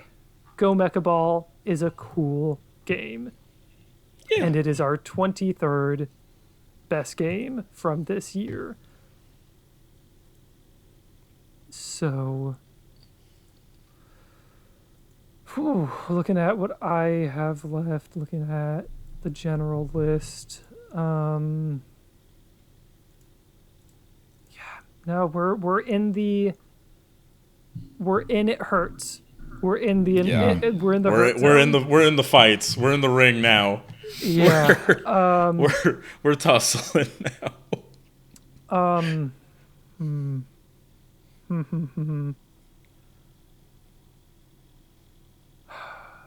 This is really tricky. I am not saying it has to go, but I do want to check the temperature. How much of a game is web fishing versus an online chat room? It is going. Web fishing is going absolute farther. Masterpiece. Web fishing is going in the goddamn top 10. This is don't know not about a that. debate. I This don't is know about not a that, debate. I will fight to the death. I will fight to the death for web fishing. Okay. Because Sam, you didn't give yourself a lot to fight for this year. I will let you hold that for now. Played too many damn old games. I'm sorry. Yeah, get with the times, old woman. I'm trying. I will say this. Deidra, you are going to be the person to try and fight me on this, if anyone. Because, I mean, we're at 20... 22? No. let me see where. So my next cuts are. I believe okay. there are quite a few games that I played on this list. Yes, but I will say personally, between now and my next cut, which will be 19, I might start gunning for Balatro. Balatro's got to go higher. Balatro's too cool. It's got to go higher. It's a dumb little card game. Get it out of here! No, I'm Balatro's joking. so cool. Balatro's Okay. so cool. Okay. If you I don't- okay, I There are absolutely games I would on this list I would cut first. okay. I can see. Yeah, I can see. I think I might fight Balatro going into our top 10, but I can let it go Yeah. further. Personally. Yeah, I can too. I don't really. I'm indifferent to it. I'm okay if it goes higher. I don't know about top 10, but I want to hear an argument, I guess. But we'll get there. We'll get there. When We will get there. That is not a thing we need to do now. I'll bring Spell Disc back up. Do you need Spell Disc to go much further? We can cut it now. We can cut it now. I think Spell Disc is awesome for what it is, and I've already talked about it, so I won't waste too much of your time. But yeah, there are some heavy hitters here. Okay. At number 22, Spell Disc. Deidra, after threatening a lot of your stuff, very hesitantly hand the knife back to you. So I'm asking this as a question. What is Indika? Indika is one of the most unique things I've played. I can also, out of everything that is... that's not true. Out of everything I've played, it is almost the thing I could fight for the least. I could offer you Still Wakes the Deep beforehand. Still Wakes the Deep is one I was going to ask about as a follow-up, so okay, Yeah. let's cut that. We can cut Still Wakes the Deep. I'll talk about Indika more when its time comes. But Still Wakes the Deep can go here at 21, and this game is really good. This game is really some of the best voice acting I've heard this year is in Still Wakes the Deep. Okay. Cool. Okay. It is aggressively Scottish. The game turns on with subtitles by default. You need them. You will need them as someone who did not grow up in Scotland. To clarify, is the voice acting in English just with heavy accents? Yes. Okay. Yes. Gotcha. All right. Some of these people are Scottish to the point of they might not be speaking English anymore. It is just... but this game's voice acting is immaculate. The simple and I think kind of wrong description of this game is it is the Thing on an oil tanker. Okay. The reason I say that's kind of wrong is because the game doesn't have any of the mystery that comes with the Thing that I think is very integral to that movie. But it is a bunch of blue-collar schmucks working, and weird, fucked up body horror happens. Oh, okay. Okay. And Still Wakes the Deep is cool. It is very cool. I liked it a lot. I never loved it. It got just eked out of my top 10. Gotcha. Okay. So I think this is a great spot for it. At number 21, being just eked out of our top 20. So Sam, what is number 20?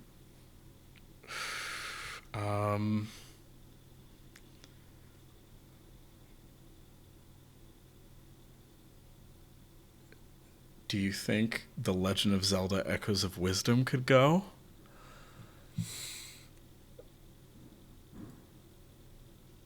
Yes. I wanted to play this one, but I ultimately also- didn't. I also did, and I just didn't. I have not finished it, but this is one of these games that every second of it I played, I love. This game is cute. I think it is fun. The premise of it is so cool. We might be letting this go too soon, but maybe. I do think it's hampered by only being played by one of the three of us, unfortunately. Yeah, that's the thing. I'm the only one that's played it, and I haven't finished it. So I think realistically this is where it goes. But it is so much fun. Like just being able to generate items and make stuff like playing a game on creative mode, and that's the core concept of it, is so much fun. Like finding a good item that is really good for traversal. Like I have so much fun just I just make stairs out of beds, and I just get to roam around and walk wherever I want, and then you get a water block, and if you put a water block on top of another water block, it becomes like a tall rectangle, and so you can start stacking water to make like elevators, and it's just as someone who is not a huge Zelda fan but knows an okay amount about it, this feels like a game that it's such a perfect Zelda game because it is making you think. It is, she is the wisdom of the Triforce, and it is actually engaging you to think about puzzles and how you want to move around the world in interesting and creative ways. And 20 Echoes of Wisdom. There it goes. Maybe too soon, but best old game next year. it'll get its retribution. Which leads to me.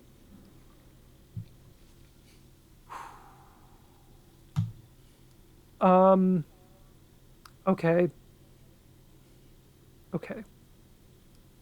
I'm gonna make a controversial cut. Okay. Don't say Balatro again. I'm gonna fight. I'm not gonna say Balatro again. Okay. You made your point. I'm going to offer to the council, and by council, I mean Sam. I am going to offer 1,000 resist. Is what I'm looking at right now. I didn't finish this. I wanted to finish it all year. I should have, and I did not. This would have been your game to defend because I did finish it. But I played 3 chapters. I played up to the chapter that goes over like what is it? It's like you explore the parents, like basically like her like the main girl's like backstory with her parents and stuff, and like their relationship, and that chapter is so fucking sad. Yeah. And absolutely. like the way that game, it's a game that's so clearly inspired by Nier Automata in like the best ways possible, because it mixes. Okay, so one of Nier's strengths, right, is that the Nier games are constantly mixing up what you do. You're like you generally are, doing combat or whatever, but like it tends to mix up how you approach it, right? So like in Nier, like you'll do a dungeon or you'll do like a section of the story, and it's like combat puzzles. You'll do a section and it's a visual novel. You'll do another section and it's like a top-down bullet hell like shooter, right? Yeah. It keeps the variety pretty packed. And so this to me feels like the narrative version of that. And again, not that Nier doesn't do that, but like that's more in terms of like the game as a whole. This also manages to do that every chapter, and every chapter it manages to bring in, from what I played, it brings in a narrative conceit, and it brings in something really special every time. It's insane. I was curious to see how it went as it went on. I want to fight for it more, but I can't because I didn't finish it. Yeah. So and I will kind of have to accept it. I will say, as someone who did finish it, I think this is one of the best narratives I encountered this year. Yeah. I think it is incredibly interesting, cool, hard sci-fi. I will say on a Yes. personal note, I kind of found it a slog to get through at points. This is in my top 10. It is in my top 10. I loved moments of it. I don't know that I Yeah. liked it as a whole. Just because of the gameplay was not as engaging. Like, you talk about how narratively it's always doing something different. Yeah. I think the gameplay gets it left a little for me to be desired. So from what I was playing, I can agree, and it's because like I think there was like an interview or something with This game is a micro budget game, by the way, and they use that really well. They use it really, really well. But yes, it's used expertly. But if I remember correctly, I read an interview recently where basically the approach was, I think one of them, because I think there were like 2 directors on this.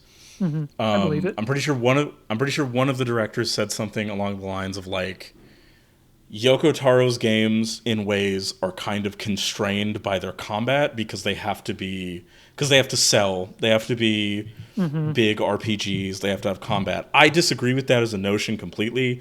I think Yoko Taro's games use violence in a way that is really interesting because he likes talking about violence and different kinds of violence, and that's what makes his games really, I think, stand out in a specific kind of way.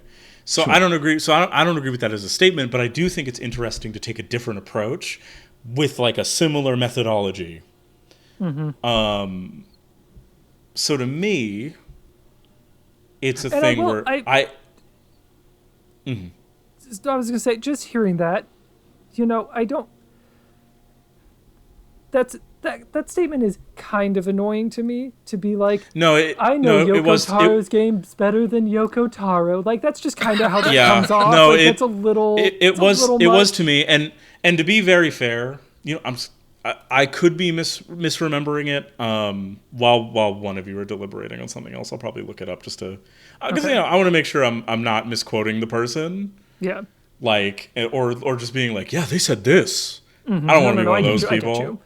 So but I feel like I remember reading something or hearing something recently and just being like, that's not, I don't agree with that at all. What? But like, yeah, because I think like that approach, again, narratively, I think they managed to do it on a gameplay front, on something that is trying to mix both narrative and that gameplay element. I had issues with it. But like, I wanted to see where it was going. You didn't finish it. That there was something to be said about that. Yeah. So especially for me, you played it very early in the year. Yeah, and I played. Yeah, it's a thing where I remember when I started it for like 20 minutes. I remember just being like, I don't know if I fuck with this. I was like, I was a little like, I don't know, and then I realized what it was doing once it hit like the school section in that first chapter. I was like, okay, no, I'm in. I'm locked in. But yeah, I can get what you mean is really what I'm trying to say. Long-winded way of saying it. Again, I think if you played this game, you would be fighting me on this more. But yes, but that's not. I didn't finish we it. don't exist in that world. So at number 19, 1000 Resist. Deidra, what is 18? I'm 90% sure that the only reason Echo Point Nova hasn't been cut yet is because it has such a generic name, it's just been glossed over by y'all. I've been meaning to ask you about that, and I forgot to ask. Yeah, I wasn't sure where to... It is playing the stealth game. So Echo Point Nova is admittedly a game I've only played for about 2.5 hours. It has a garbage name. It has barely a narrative. It is one of the coolest movement shooters I've ever played. Cool. It is a game about going fast and shooting dudes, and is not trying to be about anything else. You have a cool-ass grappling hook, you have a hoverboard, the weapons are fun to use. I think this game is really neat. I also don't think it needs to go any higher. Okay. Yeah, I mean, yeah, as a Vanquish fan, you are saying some interesting stuff. I would definitely recommend checking it out. Again, if you like moving and shooting simultaneously, I think Echo Point Nova is cool as hell. It looks I'm looking at it right now. It almost looks like the art style. It almost looks like first person Risk of Rain 2, which is very weird. Kind of, but it doesn't really have that like roguelike-y element like Risk of Totally. Rain does. No, I don't mean the gameplay. I just literally mean on an aesthetic level, like the characters and stuff like that. I can see that. It very much feels like a game that is built for its gameplay. Which would obviously fall apart if the gameplay wasn't kick-ass. Mm-hmm. So yeah, maybe higher than it should be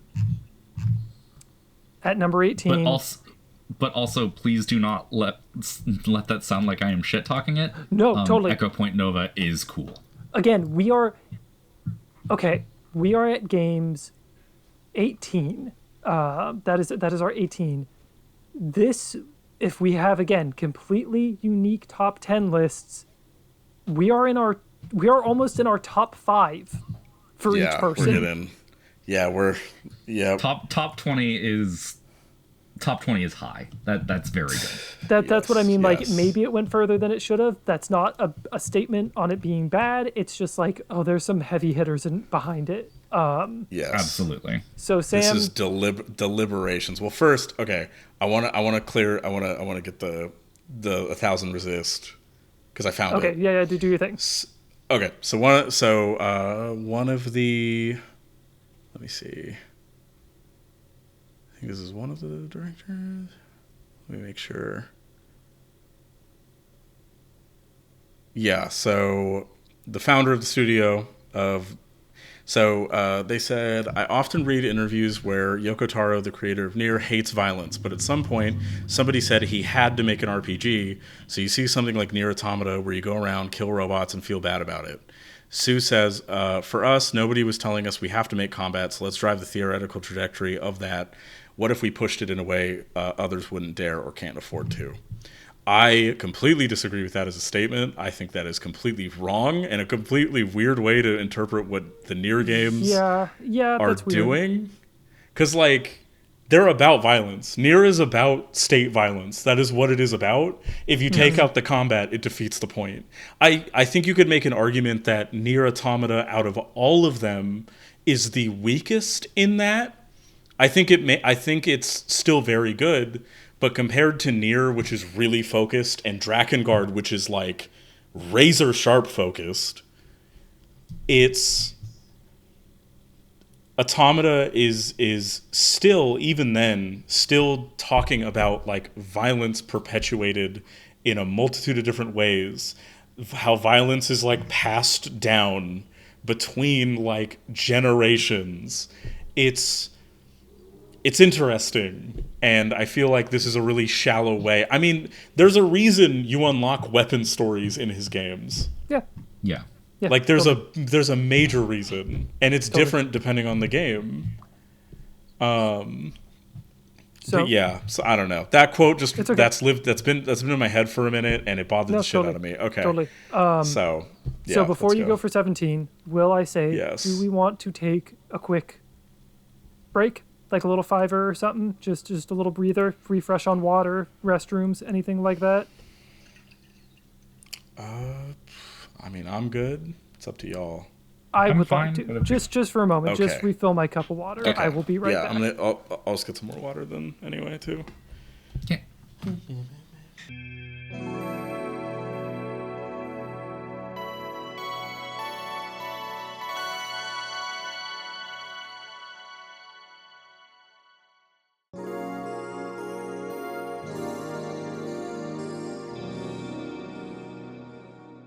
All right. Now that we are back from that lovely little break, Sam, number 17.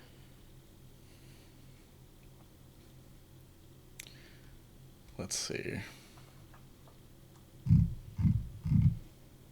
God, really coming down to it, huh? Yeah. Mm-hmm. Shit. Do you think Home Safety Hotline can go now? Yeah. Okay. Yeah. Home Safety Hotline is cool as fuck. Yeah. It's a game that's made by one dude with some contributions. You are basically like in a call center helpline for people who call in and like, oh, I got gnomes that I gotta worry about. What do I do about it? And That sounds really fun. That's real. It's so cool. It is so cool. I think one of the funniest things about Home Safety Hotline is that it's almost more rewarding when you get calls wrong. Yeah, because you get a follow-up call about like what happened. Yeah. It's Okay. really neat. It is sounds really really fun. cool. As a disclaimer, I didn't play it. I watched a friend in a Discord call play it, but we kind of were like, it's the kind of game where like you can kind of collab it that way. Yeah, Because it's you like kinda a just visual novel kind of situation. Yeah, it's sort of a visual novel puzzly kind of thing. Yeah. It is so cool. It is it's such a cool thing. Yeah. Yeah. And it is number 16 or number 17. Number 17. Home Safety Hotline, which goes back to me. Yeah, okay.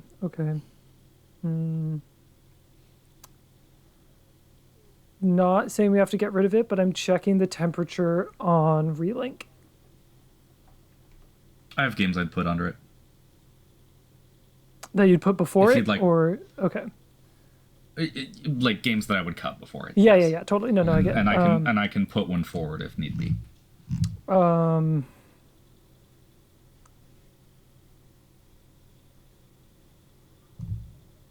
Let me see. I need to cross that out because that got cut.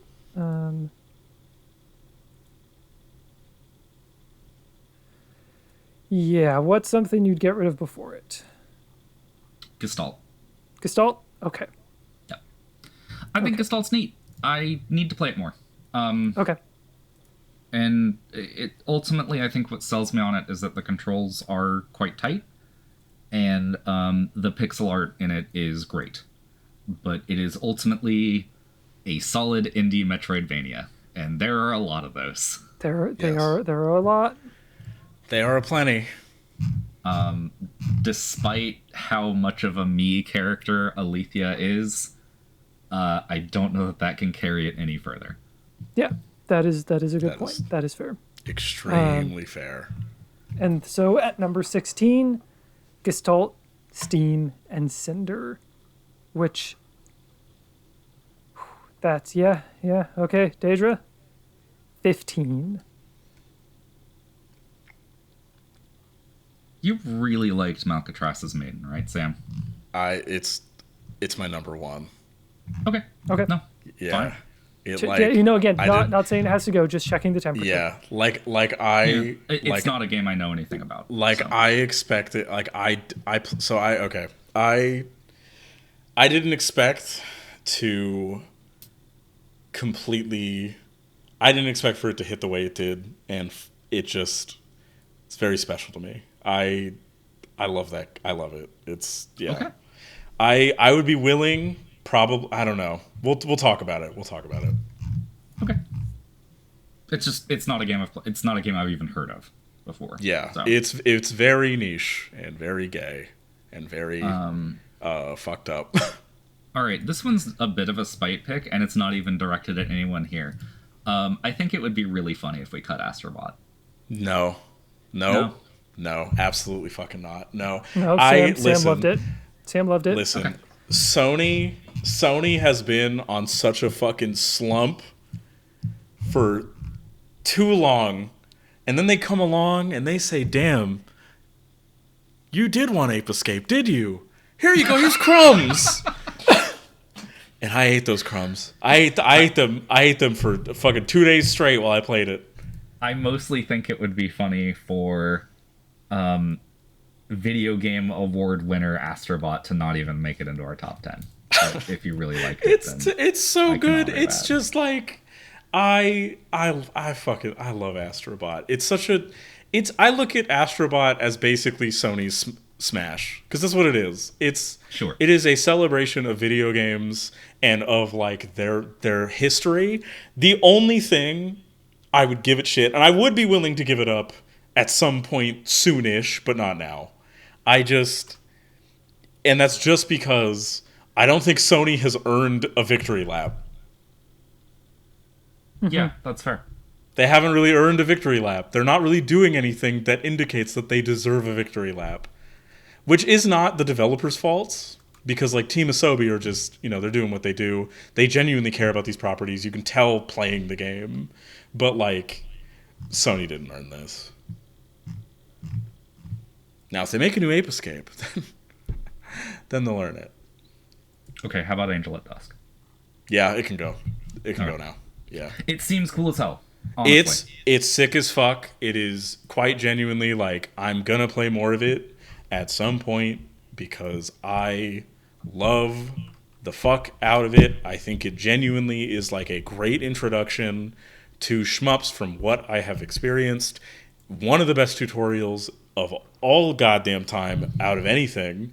Just a pure love for the genre that communicates its ideas really perfectly. And it's really funny and really interesting. It's cool. It's sick. Like, genuinely, even if you think like, oh no, I'm good, just play the tutorial anyway. It's sick. Mm-hmm. It rules. I think one of the big hang-ups I have when getting into shmups is I'm just not really a fan of that like spaceship space aesthetic. That's fair. The fact that I can look at something like Angel at Dusk and be like, oh, this is different. Yeah. I think that's really cool. That is a mark in its favor. Absolutely. It's also gay. It is. I am happy for it. Monster fucker lesbians. Yeah. I can be happy for that. Pog. I can be happy for that. Okay. So there it is at number 15. Angel at Dusk. Sam, it is your go. Is UFO 50 really that good?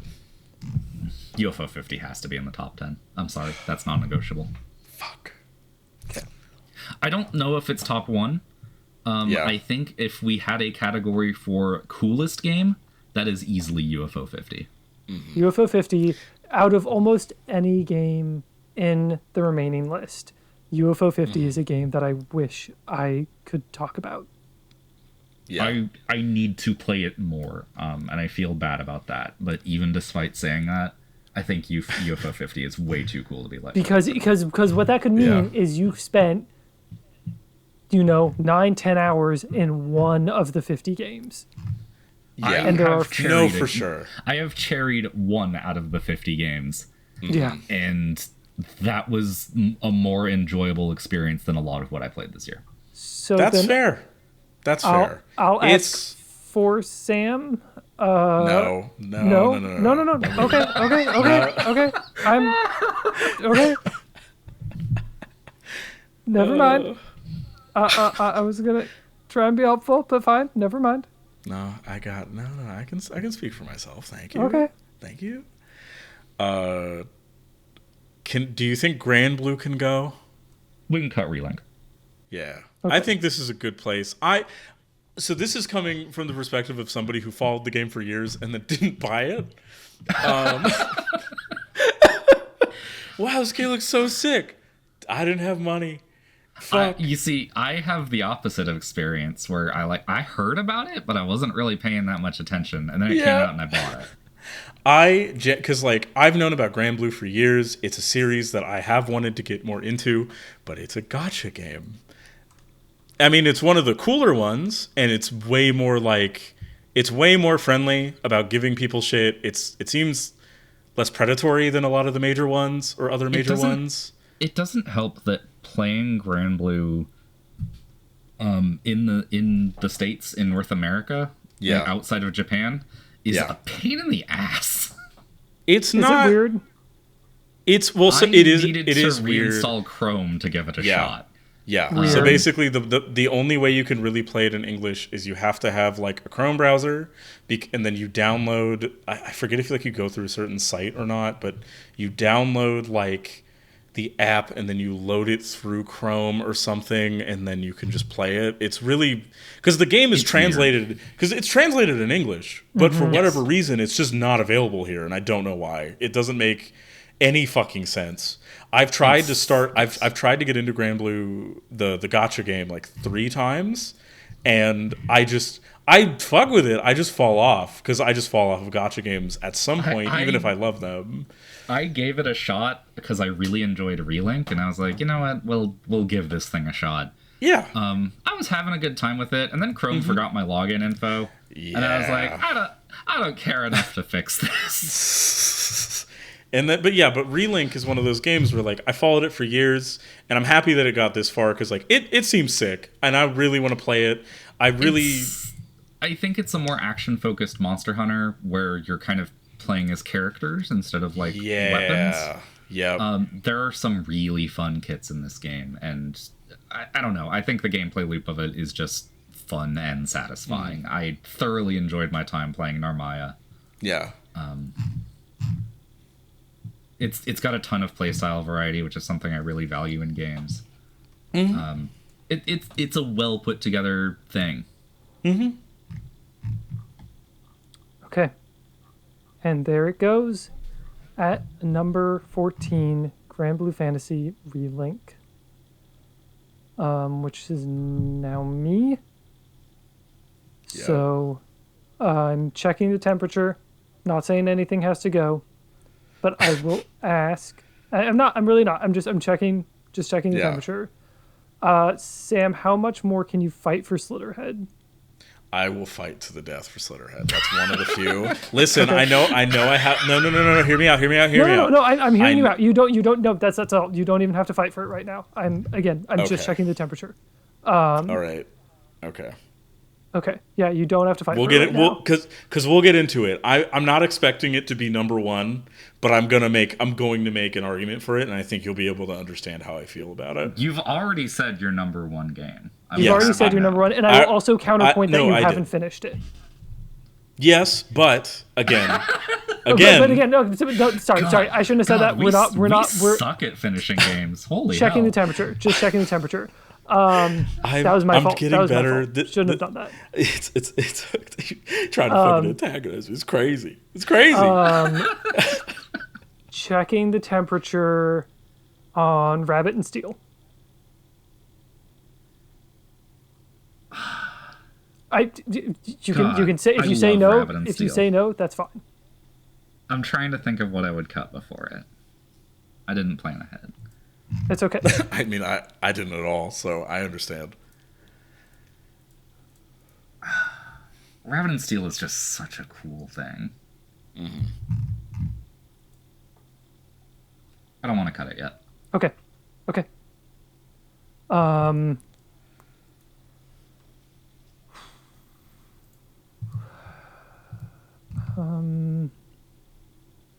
Damn, because this is a... Yeah, we're at the hard point now. We are at the hard part. We have to start fighting over something. No, we don't. Because realistically...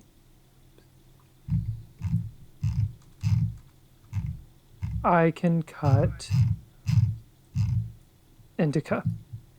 I will be apolitical, and I will cut Indika.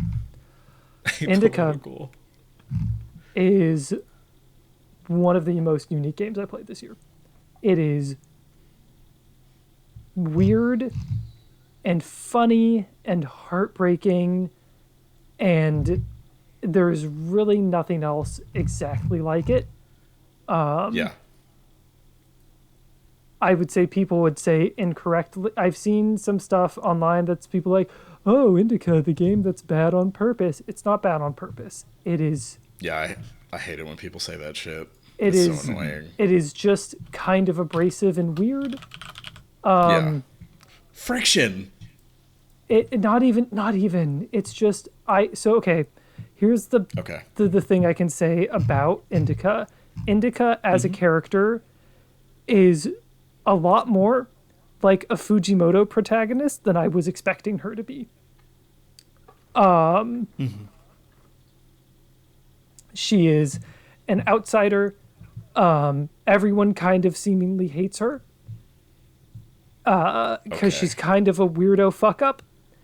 And at first you don't really get it, and then sometimes she talks, and you're like, man, that was a really weird thing for you to say. I should have played this. Fuck. Okay. Indika is a weird girl. I should have played this. I should play this after this game, the show. This game has... Like, the world is really interesting in what it doesn't say. For some reason, in Indika, animals are just fucking huge. So, like, at first, Indika and the guy she hangs out with are walking through a village, and then they're like, you hear a howl, and they're like, oh, fuck, it's a dog. We need to run away from the dog. And then the dog crushes a building. I kind of enjoy when settings just have, like, absurd things that they refuse to address. That's just straight up out of fucking, like, Chainsaw Man. That'd be like a Chainsaw Man joke or like a Fire Punch joke or some shit. Like, yeah, so there's at one point you're at a fish canning factory, and the cans are bigger than the people. That's awesome. that is a lot of fish. At one point you see a cow in a building, and the cow is the size of the barn. It is. That's awesome. It's just one of those things it's never really addressed. That's just how animals are in the setting. The puzzles are really simple but satisfying. They make you, what they will do is they will give you, a lot of times they give you an object, and then they tell you the rules of the object, and then you have to find a creative way to use that object that is not within its set rule set to figure out how to get around. Indika is a cool little game.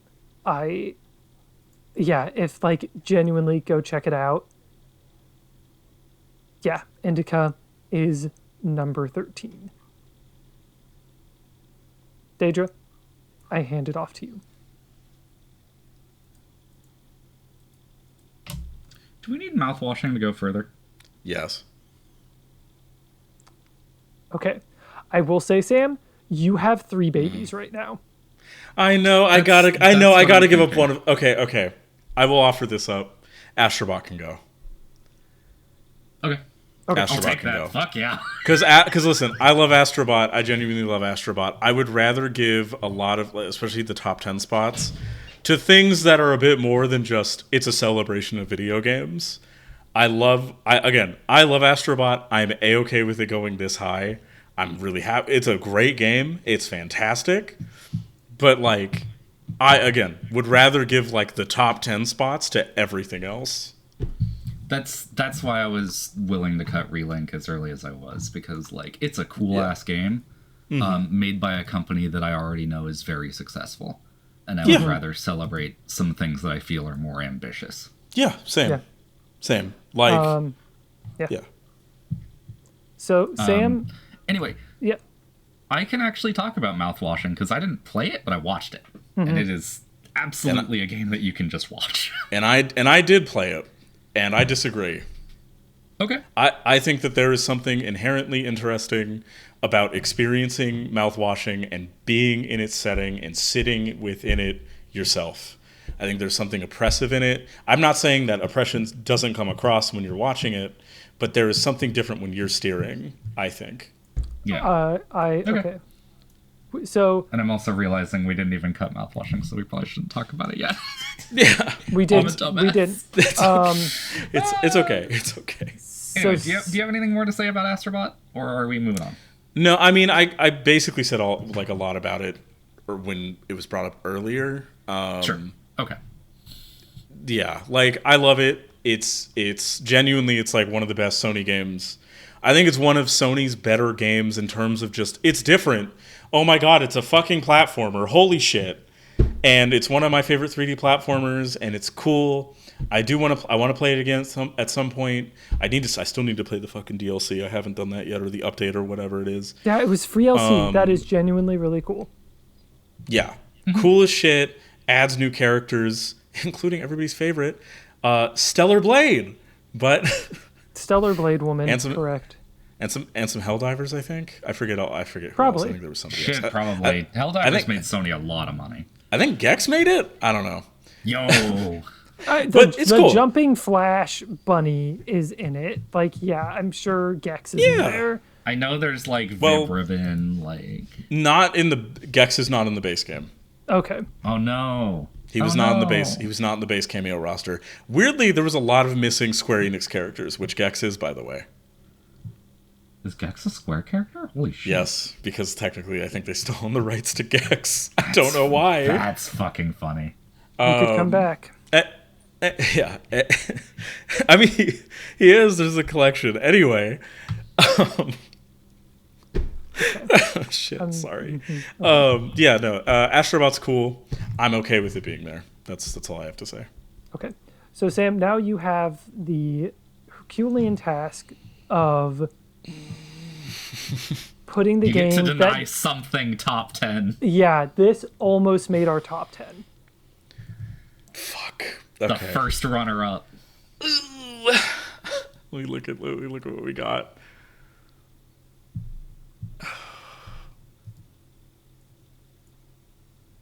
Oh my god, this is fucking impossible. Holy shit. Okay, actually.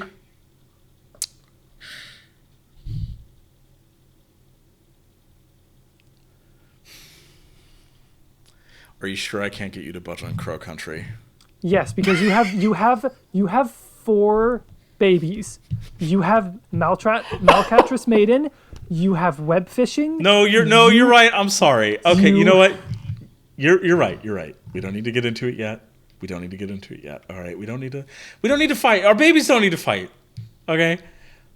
Leave my babies out of this. They're going to make it. They're making it up there. For the amount of games that you played, the amount that you still have left feels disproportionate. Anyways. I mean, okay, to be fair on that though, you played a ton of filler. You played a shitload of filler. So that's not my fault. Okay. I'm sorry that I picked quality over quantity. Robin, all right? Well, that's a different conversation, but no, okay. It isn't. But anyway. But I want that in the top 10. Fuck. Okay, I'm gonna. You know what? I'll be fair. I'm gonna look through mine. I'm gonna see if there's anything I would want cut. How does that sound? Okay. And it's none of them. I apologize. How about Balatro? Can you sell me on why you think Balatro should be in the top 10? I can anti-sell you on Balatro, but I will let Deidra go first. Yeah, that's... I think Balatro is our number 11. Balatro's number 11? Okay. Balatro's number 11? All right. Balatro is cool. Balatro is so cool. Balatro is so cool. The unfortunate part of this is that I am a massive hipster. And Balatro has had its praises sung from countless sources. Yes. I do not believe people need me to tell them why Balatro is cool. I will. The negative things I will say about Balatro is because of that addicting quality to it. I had nights with this game where I was playing it and I kind of didn't want to. It is one of those things. It happens with roguelikes where it is so easy to pick up that you're like, well, yeah, it's the last thing that's open on my Switch. Yeah, like might as well. I kind of just want to put. I guess I'll just put this on. I have booted up the game as like, I don't really feel like doing anything right now. Let's boot up Balatro. I'll start up a deck. I'll see what my opening jokers are, and it's like, maybe I don't play Balatro right now. Yeah, and so that is the biggest thing I would say against it. Is that I have probably a decent amount of this game that I just didn't genuinely want to play it. Yeah, and so I did take a big break from it for a while. I think it is awesome that this game has had the success that it has been. It's so because it's so good, because it is that good. It's a rock solid premise. I've heard tons of people who are like, "Oh, I don't know if I'll like it. I don't know poker," and then they play it and they're like, "This is the most addicting game ever." Yeah. For me, Balatro's cool as hell. I've spent my time in the Xenosaga Episode 1 Casino. I don't really need Balatro, to be honest. Sure. You just double or nothing. Nah, but I get it. I know a lot of people, including y'all, that are like super into it or that like really fuck with it. Which is why like I wanted it to get like I was like, yeah, I'm cool with it getting like pretty high up. There are games on this list that I would rather see in the top 10 than Balatro. Yeah. Me too. Yeah. That is how I feel about it. Like I was looking at one of them and I was like, no, that needs to get into the top 10. And then I remember Balatro was there and I was like, I think it's time. Yeah. I think it's time. Okay. It is my cut. We're in the top 10. Can we let web fishing go? It's so good though. I'm fine with it. I'm asking that it's in our top 10. But how much is yes. it a game versus an AOL chat room? Why It's a chat can't? room. I mean, it's both though. Like it's about the social experience. Like I don't know, but I'm okay with cutting it here. Yeah. Okay. I think web fishing is super cool. I love web fishing. I've killed so many. I look at it kind of. It's like. It's nice to just. So like it captures the just chill. I mean, it's a fishing game. It understands the best fishing games are a game where you're just catching some fucking fish. You're hanging out. You're talking to some people. You can crack open a couple beers. You can listen to the ERP conversations going on around you for no reason. You can wear your I love pissin' hat. You can make your own fucked up cat or dog. It's a great time. But there are much better experiences in terms of like emotionally resonant or resonant on a gameplay level or whatever that I would definitely rather see ahead of it. So I'm cool with cutting it here. Okay. And there it is. At number 10, web fishing. Deidra?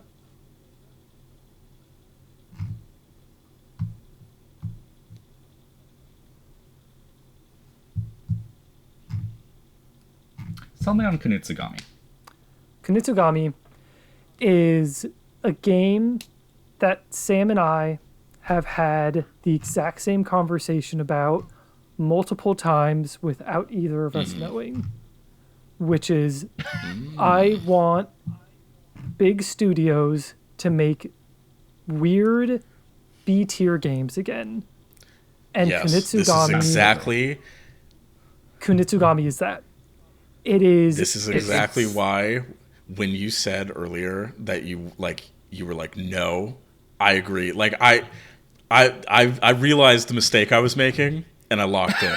I agree. Like when I said that, Sam and I have had the exact same conversation. I'm not joking. Every couple of months, we will be looking at AAA games and be like, gosh, I wish this studio would make smaller, cheaper games that are weird and different. And Kunitsu-Gami is like that. I agree wholeheartedly. Yes. In fact, it's a game that I wanted to check out and ultimately just didn't want to spend the money on, which is, I suppose, why companies don't make games like this, honestly. And the thing is, it's not even full price. It's not even full price. Yeah. It's like $40, right? It's like 40 or 50. When did it come out? November? No, Kunitsu-Gami was early in the year. It came out earlier in the year. October? No, like beginning of the year. July. What? It came out in July, mid-year. Oh, shit. Okay. I do genuinely really want to check this game out. So, okay, here's what I will say. I have not finished it, but the reason I have not finished it is because I enjoy doing this game, and it's full. I go back and I do every little side mission and I replay See. levels so I can build out my little towns. And the reason I stopped playing it is because I canceled my Game Pass subscription, and I'm going to buy a physical copy of it, or I'm going to buy a copy of it on PlayStation. Yeah, because same. I am doing this game Understandable. in full. I Same. Okay. I stopped myself so I can enjoy it more later. Okay. So, okay. Man, this one hurts to cut. Because it's not a game I've played, but everything about it reeks style. I will give you Crow Country. Okay.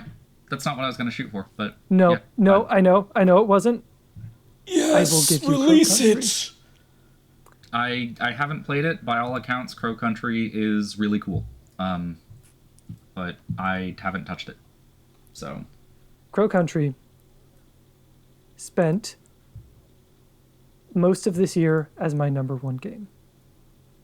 It got dethroned by Kunitsu-Gami. We will get there. Okay. Damn. We will get there.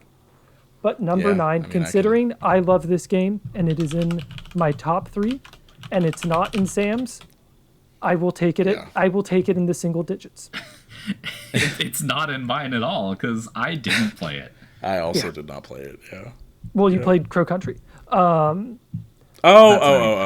didn't play my bad. Kunitsu-Gami or Crow Country. Although, yeah, my bad. I thought we were talking about Kunitsu-Gami. No, it's okay. Yeah, between the two, I do really want to check out Kunitsu-Gami. Crow Country is more.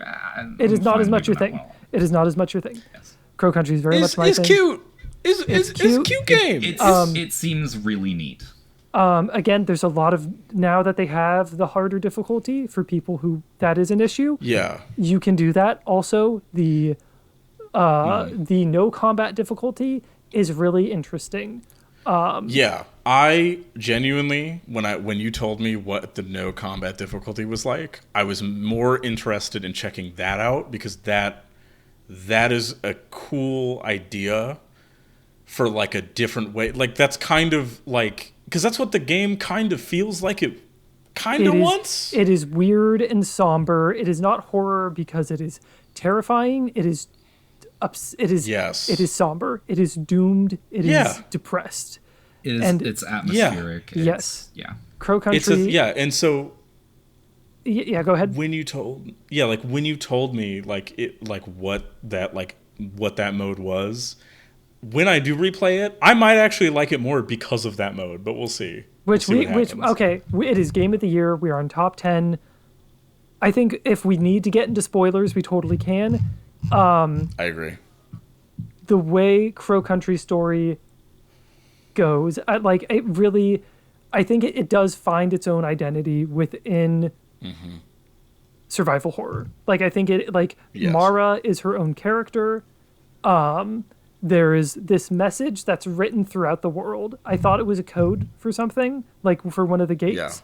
but it doesn't make sense because you don't get a 0 on any of the number pads. It's 2106. Yeah. Yeah. And that is because Crow Country, I don't think they're going to make a Crow Country 2. And if they do, it's not going to be doubt about Mara and these characters again, because these characters are existing in a doomed world. Sure. Yeah. The way it works is early in the game you find like a gold refinery, but they're refining it in reverse, where they're taking gold bars and they're mixing it in with dirt to make it look like gold is being discovered. And this is because there is a giant plant in Crow Country that the core of it is gold, and it is from another time. And by the owner of Crow Country cutting it down and getting into it, he is dooming the world. People are coming from the future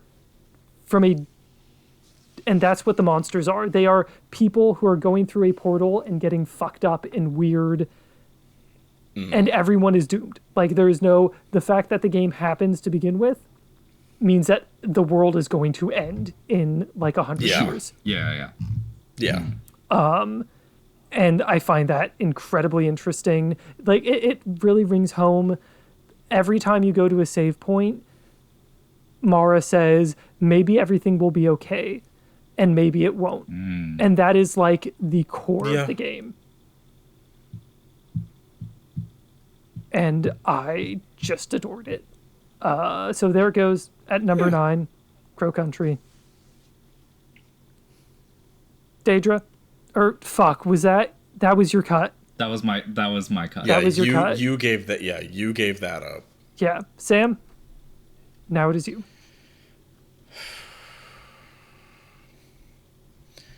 Out of what's left of my shit, not giving that up yet.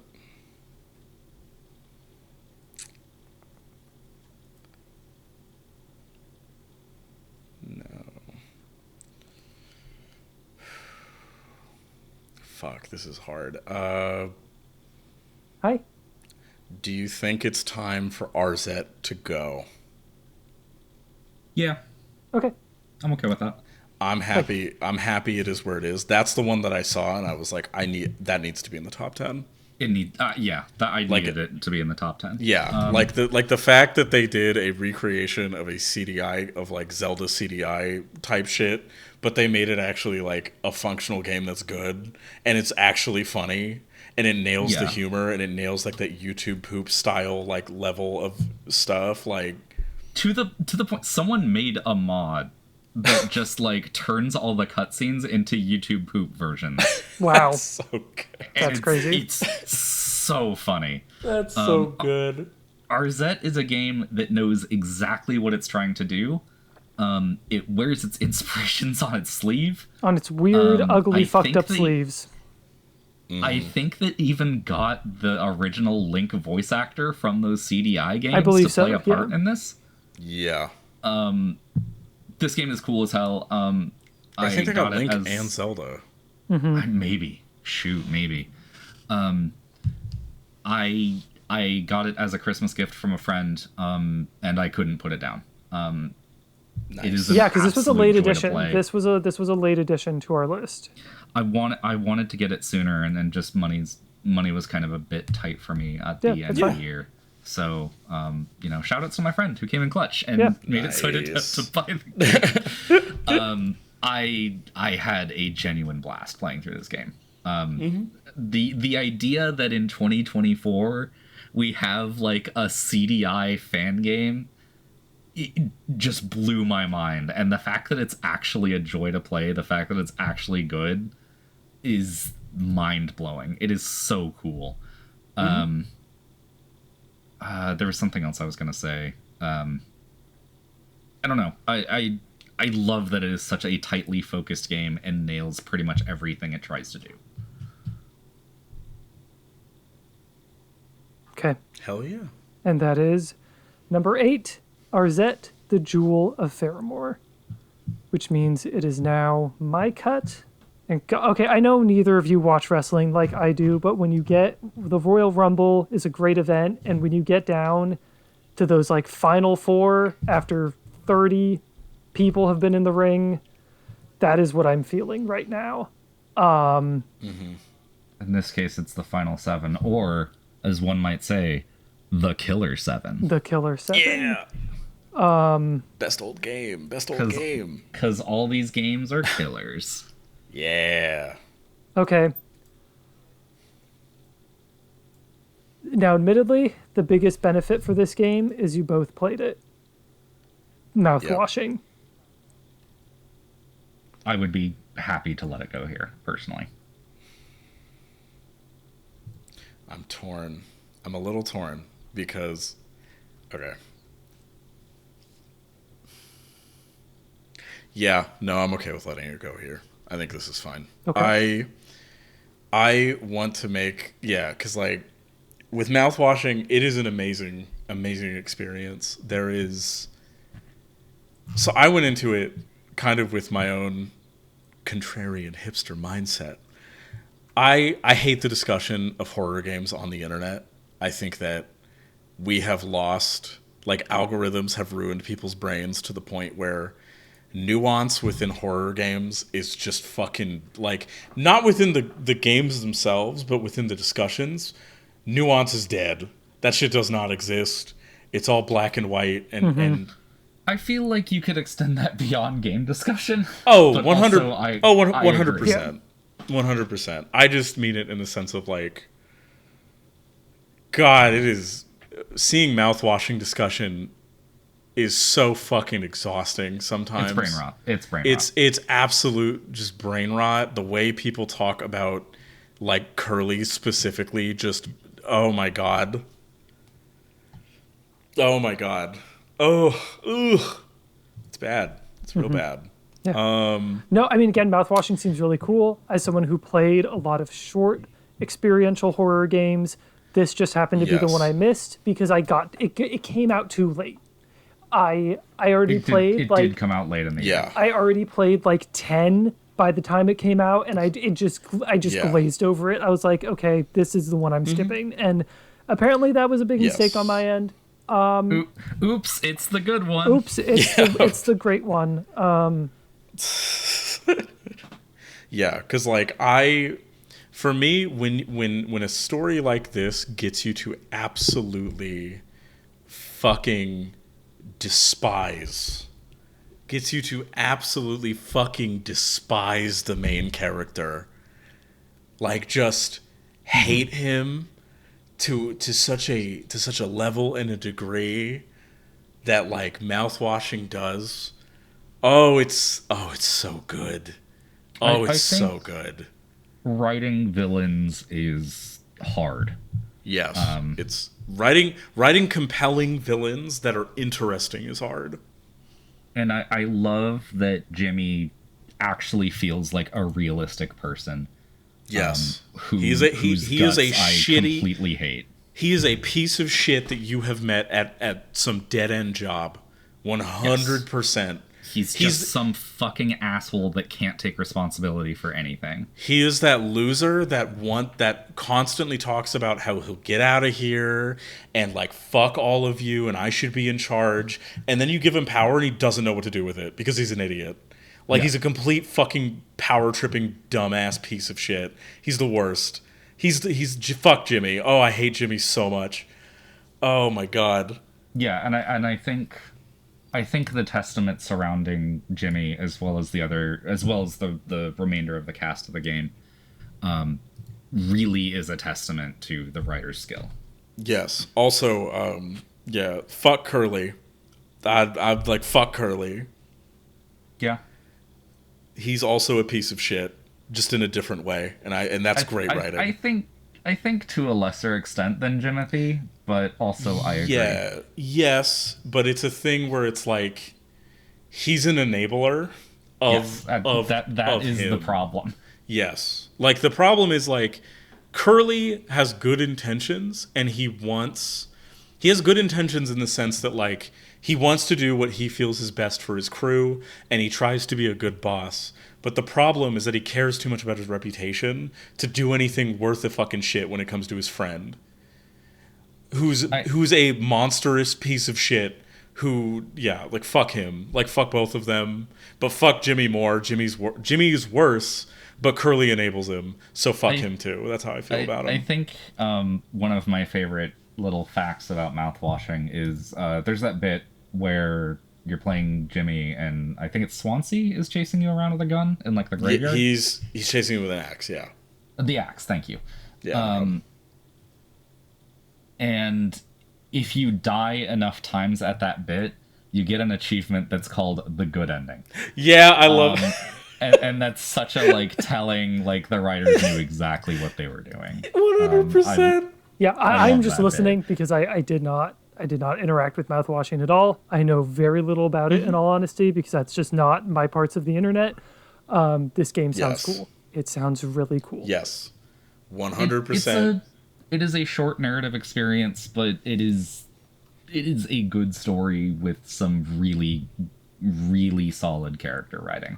Okay, yes. And that was my cut, right? Number 7? Yes. Okay. Correct. Now, I'm not proposing this because I think I have all the answers, but at this point, do we just start talking about how we want to stack these games? Because I think that's fair. we're at 6. We are at 6, and I feel like now Should it's kind of a fight between what did we play versus what did we not. Should we? I- Here's. Okay. Should we get? Sorry, just real quick. Should we get to 5 before we do that?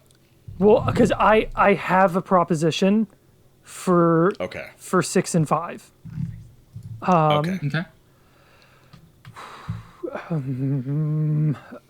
Do I fuck. So here's what I'm torn on. I didn't finish Kunitsu-Gami. I did finish Felvidek. As far as I know, Felvidek is a significantly shorter game. It is significantly And here's shorter. and here's what I'll give you. I did not finish Slitterhead. I did finish Malcatras Maiden, and I've watched UFO 50. Yeah, Okay. I want to I want to offer an olive branch and offer Kunitsu-Gami at 6 and Slitterhead at 5. I'm cool with that. I don't know if I'm cool with Kunitsu-Gami going at 6. So that's I don't know if I'm cool with that. You're the one offering I it. know. okay. I'm the one do you offering want to it.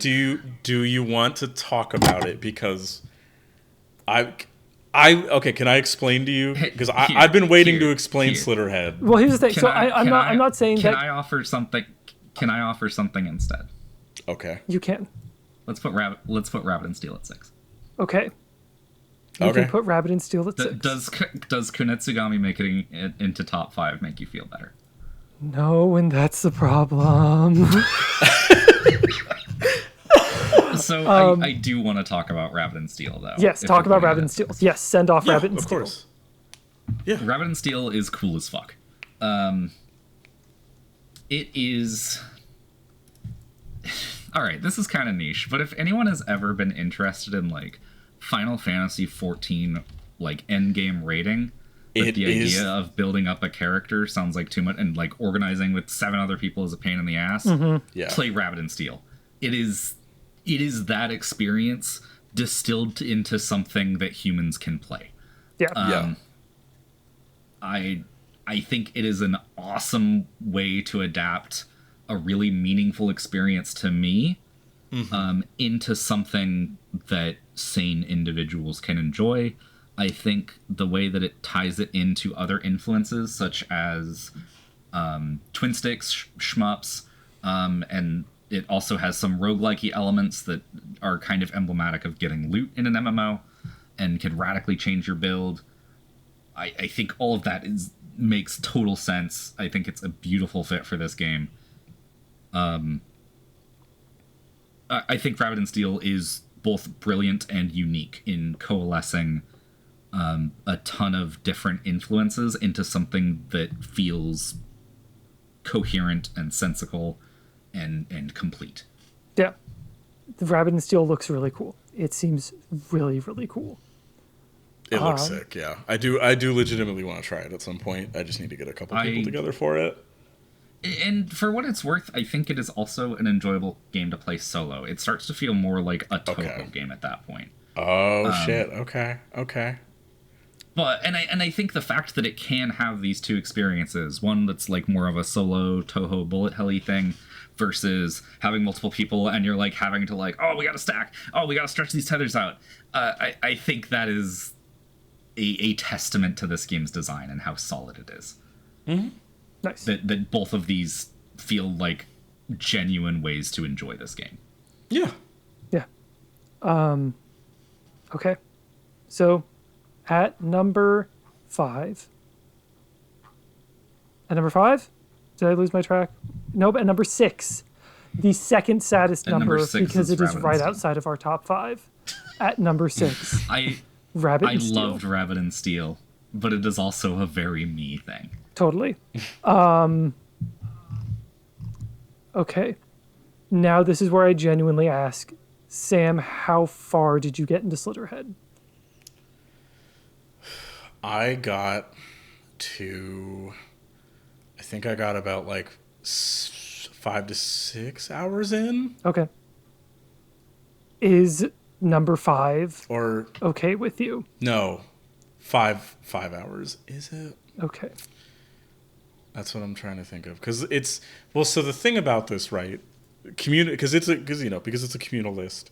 Mm-hmm. It's representing what we value as a group in terms of what we overall seek and value out of experiences. That's what I think. That's how I see it. No, right? totally. I get what you mean. Mm. And it's difficult because, and I do think this spread, perfect representation of our tastes. Yeah.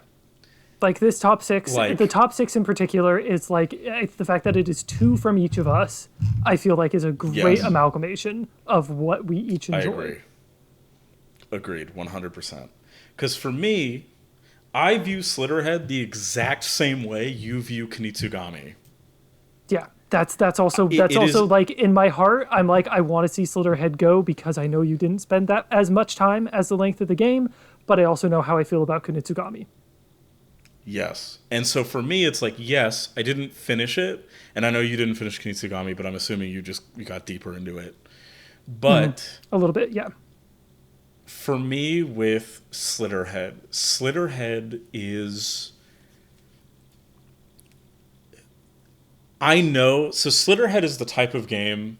Again, it's that feeling like you were talking about before of like, God damn, I want smaller games like this with smaller budgets that are just trying... Like, they're just going for it, regardless of budget.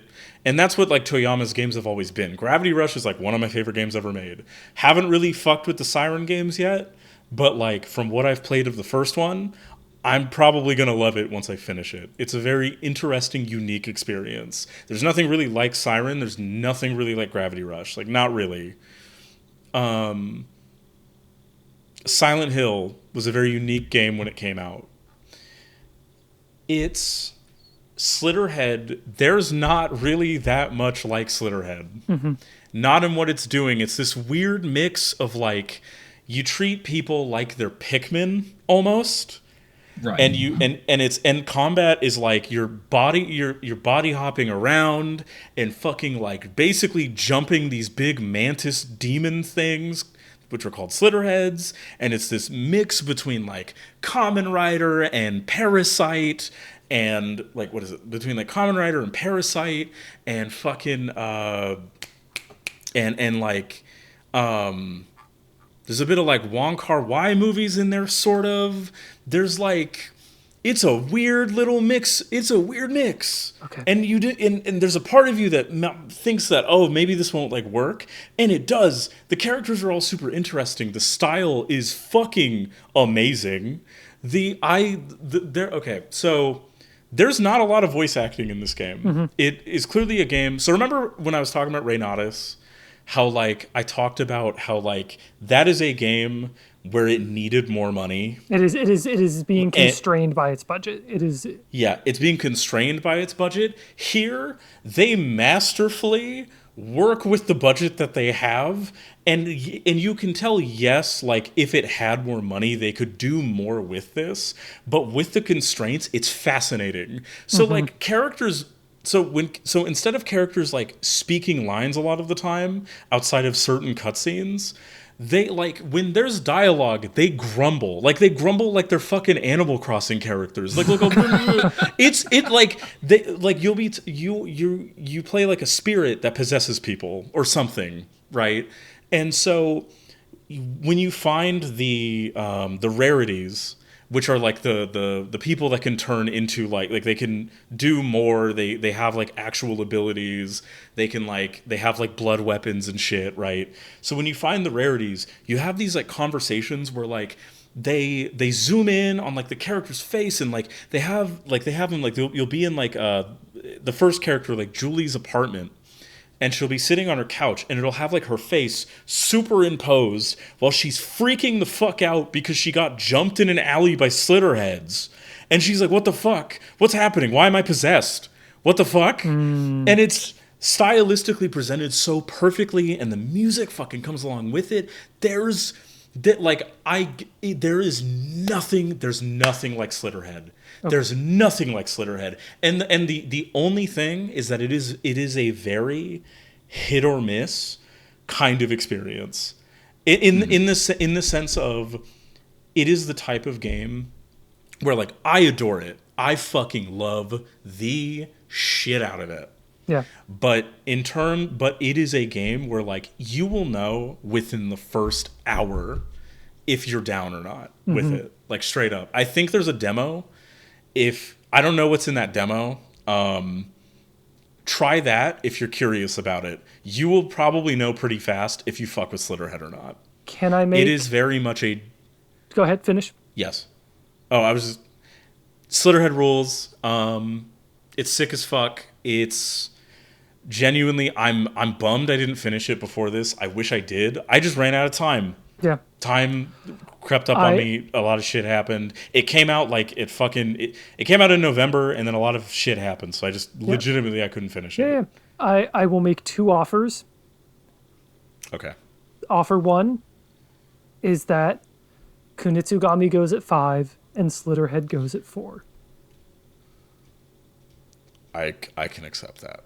I'm going this direction to just offer an olive branch, but then also I was looking at my Kunitsu-Gami runtime. I only put 8 hours into that game. If I put double digits, I would be fighting for it to go ahead of Slitterhead.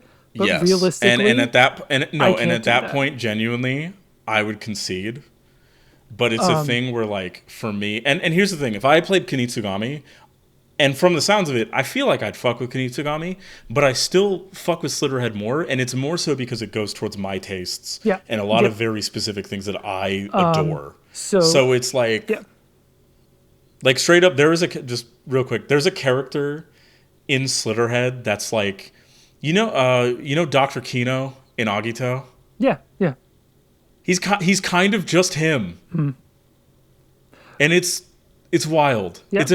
But like he's not completely him, but he's like kind of him in a lot of ways. It's fascinating. It's also like the story goes into like sex work and shit, and like how sex workers are like taken advantage of and like disposed. It's good. I could go on and on and on and on. I accept that it's up to, but like if you want to try to fight for Kunitsu-Gami a little more and try to convince me. No. I will send off Kunitsu-Gami the best way I can, which is Kunitsu-Gami. So the night this game went up to number 1 for me, I was doing, I think it's the second boss fight. And I get into the room where it is. I start moving around and doing stuff, and I'm not really getting the fight. I don't quite know the gimmick yet. And so then I die. And then I see what the game wants me to do, and I start doing that, and then I die again. Yeah. And then I know what the game wants me to do, and I try for a third time, and I die again. And it was on that death that I minimized the game really quickly. I scrolled over to my document that has all the games I have played this year ranked, and I took Kunitsu-Gami from number 2, and I put it at number 1. That fight made me utilize mechanics that I forgot were in the game. That rules. It is so... It is making you do so much, and it works so well. Kunitsu-Gami, there's nothing else like it. It is from the era of blank action. This game is a real-time strategy action game, and it is nice. It is so good. It just hits. There are missions where you don't even have a body, and you're just telling your units what to do and go back and trying to help the maiden, and they're still super fun. Even when you are not actively partaking in the fighting, the game still works. There is nothing like Kunitsu-Gami. It is, and even visually, the game is gorgeous. It is so cool looking. Now that we know that there's a new Onimusha, I almost wonder if this game is made out of like unused Onimusha bits, because it kind of looks like that. I could 100% believe it. Like maybe they were trying to go in a different direction with it. And then maybe like I could 100% believe Kunitsu-Gami is one of those like RE4 type things where like it spawned out of it, and it spawned out of ideas like within it. which is great. They should do that. They should do that more I'm of glad that. they should keep doing that. Okay. And so that is at number 5 and 4, Kunitsu-Gami, Path of the Goddess, and Slitterhead. And in my heart, honestly, I view them both as number 4. Yeah. Straight up. Yeah. So, can I offer you two my second offer? Can I say, in this order, going from 3 to 1, Malcatras Maiden, Felvidek, and UFO 50? Did you both play UFO 50? I did not play UFO 50, but I did play UFO 50. So is this a case where we all only want it, like this is we each all a one of play- us game. Yes, I believe so. this is gonna be fucking hard, man. So here can I explain my reasoning? Yeah. The Go ahead, reason go why I put Malcatras Maiden below Felvidek Yes. is because while Malcatras Maiden seems really cool, and I know it spoke with you really, like it resonated with you Yes. really deeply, this is also a Yes. recommendation list, and I think the fact that Yes, Malcatras yeah. Maiden, it's not a beat your meat game. It has a lot of pornographic Yeah. content in it, and that is going to off-put some people. That is going to put some So people yes, off. but also like I don't care. No, I know you don't. I think that like but I understand. I get where you're coming from. It's a thing where like I mean, I don't know. I get it in the sense of like it's a list that's representative of all of us. Because like to be like not to project, but like Yes. I don't know that Deidra would play this game. Just period. Which is I am looking at it, and yes. no. Yeah. That's fair. No, it's totally fair. Like I respect that it means a lot to you. I don't think I Yes. would get anything out of this. that is completely understandable. And you know what? Fair enough. Whereas comparatively, I really want to play Felvidek. And That I game seems really so want to cool. play UFO 50. Yeah. Yeah. Yeah. I'll take. Yeah, it can go number 3. I'll talk about it a little bit, but unless we want to keep. Absolutely. I mean, it is the Unless we next wanna cut. do the It is the next cut. So by all means, I have no issues with the order you've presented. So, All right. Sam, yes. ring out Malcatras Maiden for us. Okay, so I played this a week ago. I was surprised at how much it resonated. I went into it expecting it to just be like, oh, Toxic Yuri, porn game, haha, I wasn't taking it super seriously. Like, I went into it. It is, god damn, if you have been through, like, shitty situations. And like, it's free. In terms of just... It is free. And it's free. is free. And it's free, by the way. Just throwing that out there. It is what I will say. It is a story, just right off the bat. It's heavy. It's heavy as shit. There's content warnings like I'm pretty sure both on the Steam page and on the itch.io page. Take them seriously. I like did, but like when I finished it, I was like, fuck, man. And I'm somebody like I watch fucked up movies and shows and shit. Like all the goddamn time. I can handle like a lot of shit. Yeah. And like that fucked me up. It is the type of narrative, it is the type of story that resonated with me really personally and really deeply because like it is a story about abusive power dynamics. It is about being in a situation where you are just you're going at it and you're trying to exist and you're trying to figure out like why you're fucking sad all the time and why you're miserable and why you're trying and like what is wrong and what you and you know the answer. You know what the answer is, but you are terrified to shake the status quo because you were fucking groomed into it. Mm-hmm. And when you and abusive power dynamics like that are really, really hard to take apart. The way this game explicitly, especially uses its sex scenes is really pointed. It's really specific because there's a lot of stuff, especially with Lady Francesca, right? there's never a sex scene with her. There's scenes where it gets really fucking uncomfortable given the dynamic between the main character and her, and it builds up and then nothing happens because it's about laying breadcrumbs and fucking with her head. It's fucked. It's a really fucked up experience. It's using it to get you to understand where the fuck she is at, what Liliana, the main character, has been raised into by this piece of shit who brought her in and brought all these other girls in to, again, abuse them and use them essentially to fight her battles for her and die for her and to use them. It's fucked. It's fucked. It's a fucked experience. And I understand, again, it's off-putting. I'm not expecting this to even really be a sell to people who look at the content and are like, oh, ew, or, oh, that's fucked up. Again, I read a lot of Toxic Yuri shit. I've seen a number of fucked up stories. So for me, it's like the way this is handled is so tactful. It's so pointed. It's way better handled than I expected it at all. And it resonated with me because of things I've been through that I'm not going to get into. Totally.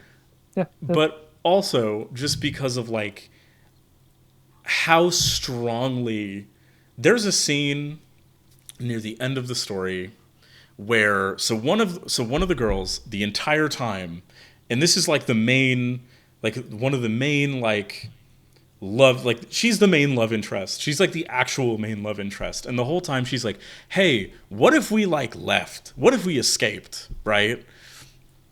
And so she sets up this whole thing and she's trying to get like the other girls out of there. And she's working with like somebody who used to live in the mansion and like a bunch of other shit. And she goes and she turns and she goes like, we're fucking miserable there. You're being abused. We're all being fucking abused by her. We're being used by her. She's a piece of shit. She doesn't care about us. Like, and Liliana cannot understand what is really being said. It's a thing where she gets it, but she doesn't get it. Yeah. And it's that, in that scene, when you have been through some shit, especially, it hits like a truck because it's frustrating and it sucks. And she's not like a bad person, but she's like too dyed in the wool of what she's been through to be able to get out of it. She has to break out on her own, and that's a difficult thing, especially when there's a bunch of other people involved. At that point, it's a cult that everybody's in, and it's it's good. Yeah, it's good. No, it's again, great. It sounds good. Yeah. It's if like I'm glad that the story is unflinching and it presents it the way it presents it, but also it is gonna not mesh with some people. So I think 3 is a good spot. Yeah, no, legitimately, I'm really happy it got this high. I'm happy it got to top 3. Because there was a point where in my mind I was thinking about that kind of similar thing. Like I was thinking like, okay, but like, because I was gonna maybe compromise and give Mouthwashing, but I wanted to fight for this. Yeah, because I think it's I think it's special. Yeah, I think it's special. I think more people should engage with this. I think more people should try to meet this shit on its level if they can handle the subject matter. Again, very important. You have to kind of be there. I understand if you look at the page and you kind of just immediately go, nah, I'm good. Because I get it. Yeah. But like if you're cool with like eroges and you know like and if you're cool with like eroge type shit and you can like fuck with and what I talked about either reaches you or hits you in a certain way, then maybe think about giving it a chance, you know? That's all I'm saying. Worst case, it's free. Worst case, it's free. The worst thing you're wasting is time. Yeah. You can, I imagine if you were mildly interested or wanted to give it a shot, you could download it, get into it, and if it starts getting too weird or too gross, just dip. Yeah. So there it is. And number 3, Malcatras Maiden. So I'm not going to go nearly as long with Felvidek. It's not that kind of game. It does not resonate as deeply with me emotionally because it's not handling that kind of subject matter. But I will say Felvidek is another one of these games that there's nothing really exactly like it. When you see that it is a JRPG and then you see what it looks like and what it sounds like, that doesn't really seem to make sense. And then you play it and it feels like a 6-hour JRPG, except you are in the 1500s Europe and you're playing as a drunk knight named Pavel. And I love Pavel. Like when I say the story isn't as resonant, I just mean it's not as resonant. That doesn't mean the story did not click with me at all. There are moments that I genuinely felt for Pavel.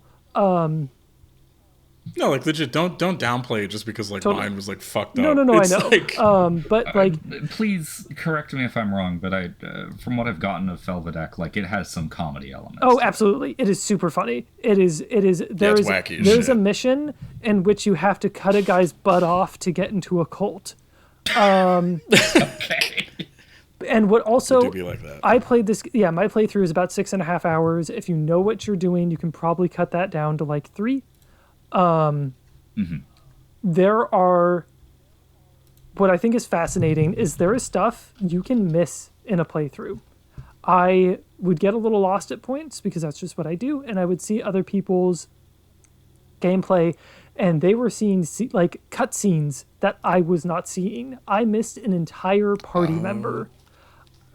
Oh shit! Inversely, it's one of those. That's fun. inversely, I did something in this game that nobody else I saw in the videos do. And this game is small enough that you can still get that sense of discovery. And it's not completely blown open that everyone talks about every little secret. And you can still have that for yourself if you so choose to. So again, we can get into spoilers. I kind of don't want to because I know, Deidra, you are interested in playing this. I don't really want to tell you some of the things I did and some of the things I missed. As much as I'd like to talk about this game in depth, I also do want to experience it for myself. Yeah, I do want to let you do this for yourself. So yeah, that's what I'll say. Felvidek, even though it is a short, small game, I'm the same way. there is stuff you can miss. There is stuff that if you can go back and replay this, and you will get a different experience. Not vastly different, but you will see new things. And that is why Felvidek is here at number 2, just behind our winner, UFO 50. And as I said way earlier, if there's any game on this list that I wish I got to be able to speak about personally, I wish I played UFO 50. Yeah, it's funny that I feel like a good chunk of this list has a lot of like, man, this would be higher if I played it more. Because I feel that way about UFO 50, even though it's our number 1. Yeah. I wish I had played it more, and I intend to play it more. And even with what I've played, this game is so wildly ambitious and weird, and It is such a cool concept. just Such a good concept. It's such a cool concept that I think it absolutely nails. The idea of, hey, it's, you know, all those like 101 games that you heard about as a kid and then you begged your mom to get, and then like 10 of them were the same shit and they were all garbage. Like this is the promise of that, except it delivers. I will say, even though it's like themed after NES era games, it has a lot of, like, these games have a lot of modern design sensibility. There's one game in it, Party House. It's just a deck builder. Yeah. I think it's a really cool interpretation of that concept. But like, when you're playing it, you're like, oh, this is kind of weird. This is just a deck builder, but instead of cards, it's people. I don't know. There is, I think it treads this balance of variety and sameness that makes it feel like a coherent, like, it's I like that it's telling this meta story almost of like, this is this game developer, and what you are playing through is a catalog of their games. I think the moment it kind of clicked for me is when you boot up the first game, Barbuda. You don't have to play these games in order, however, I suspect a lot of people will. That's kind of what I did, and after I played through about 10 of them, I started just like, oh, this title looks cool, I'll play that. Mm-hmm. But Barbuda is the first game, and it will likely be a lot of people's introduction to UFO 50, this collection. It doesn't even have a title screen. It just drops you into it. It doesn't explain shit. It is a kind of... and in fact, actually, as a light spoiler, if you go to the right in Barbuda, the ceiling will fall and crush you. Oh. And it is a cheap, stupid death that reeks of a developer playing a prank on you. And everything about it feels like the spirit of some bedroom coder making their first game and putting it out. And the fact that it sells that, the fact that that's part of the experience, won me over instantly. Mm-hmm. There are games that are just blatantly reusing assets from earlier games, because that is what a game developer of this era would do. And I don't know, a lot of it just feels like people fucking around and having fun and having these wacky concepts. Mm-hmm. I don't know. The fact that it can do this and have some of these games be absolute hits that I would recommend on their own, even regardless of being part of this collection, this behemoth collection of 50 games. I don't know. It's a home run. It's absolute brilliant. Yeah, I mean, $25, that is 50 cents a game. It's 50 cents a game. It's good value. Perhaps one of the best budget value considerations I could think of outside of just being free. Yeah. Mm-hmm. Because I also think with this vision, like, there are some of these games that aren't that great. Mm-hmm. Totally. I think you would be hard to press to find one person who likes all of the games. Yeah. But there's 50 of them. There's 50 of them. The ones that hit really hit. Mm-hmm. There are some absolute winners in here. And I think even the ones that aren't that great just feel like they are selling the story. They are selling the idea of what this game is trying to put forward. Yeah.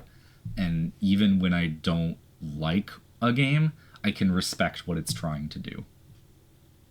Yeah. And I think that is why it is the first ever Questlog Club Game of the Year 2024.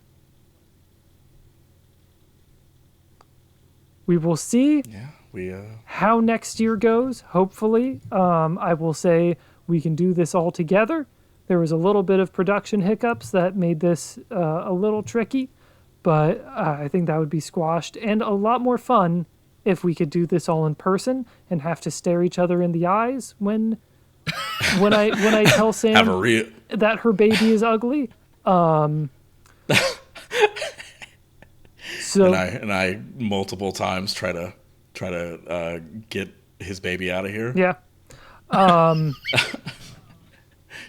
So with that being said, thank you so much for joining us for the Questlog Club. Thank you for listening to Game of the Year. What is this, like 5 hours now? Yeah. Yeah, remember when you two told me it was going to be like 2.5 hours? And I said, All right, it's 2.5 hours in spirit. it's only double that. Yeah, it's only 5 hours of raw audio. We'll see how long it is in the end. But yeah, but in the time being, look forward to more episodes. And thank you so much for listening. My name is Robin. My name is Sammy. I've been Deidra. And this has been Game of the Year. Thank you, and goodbye.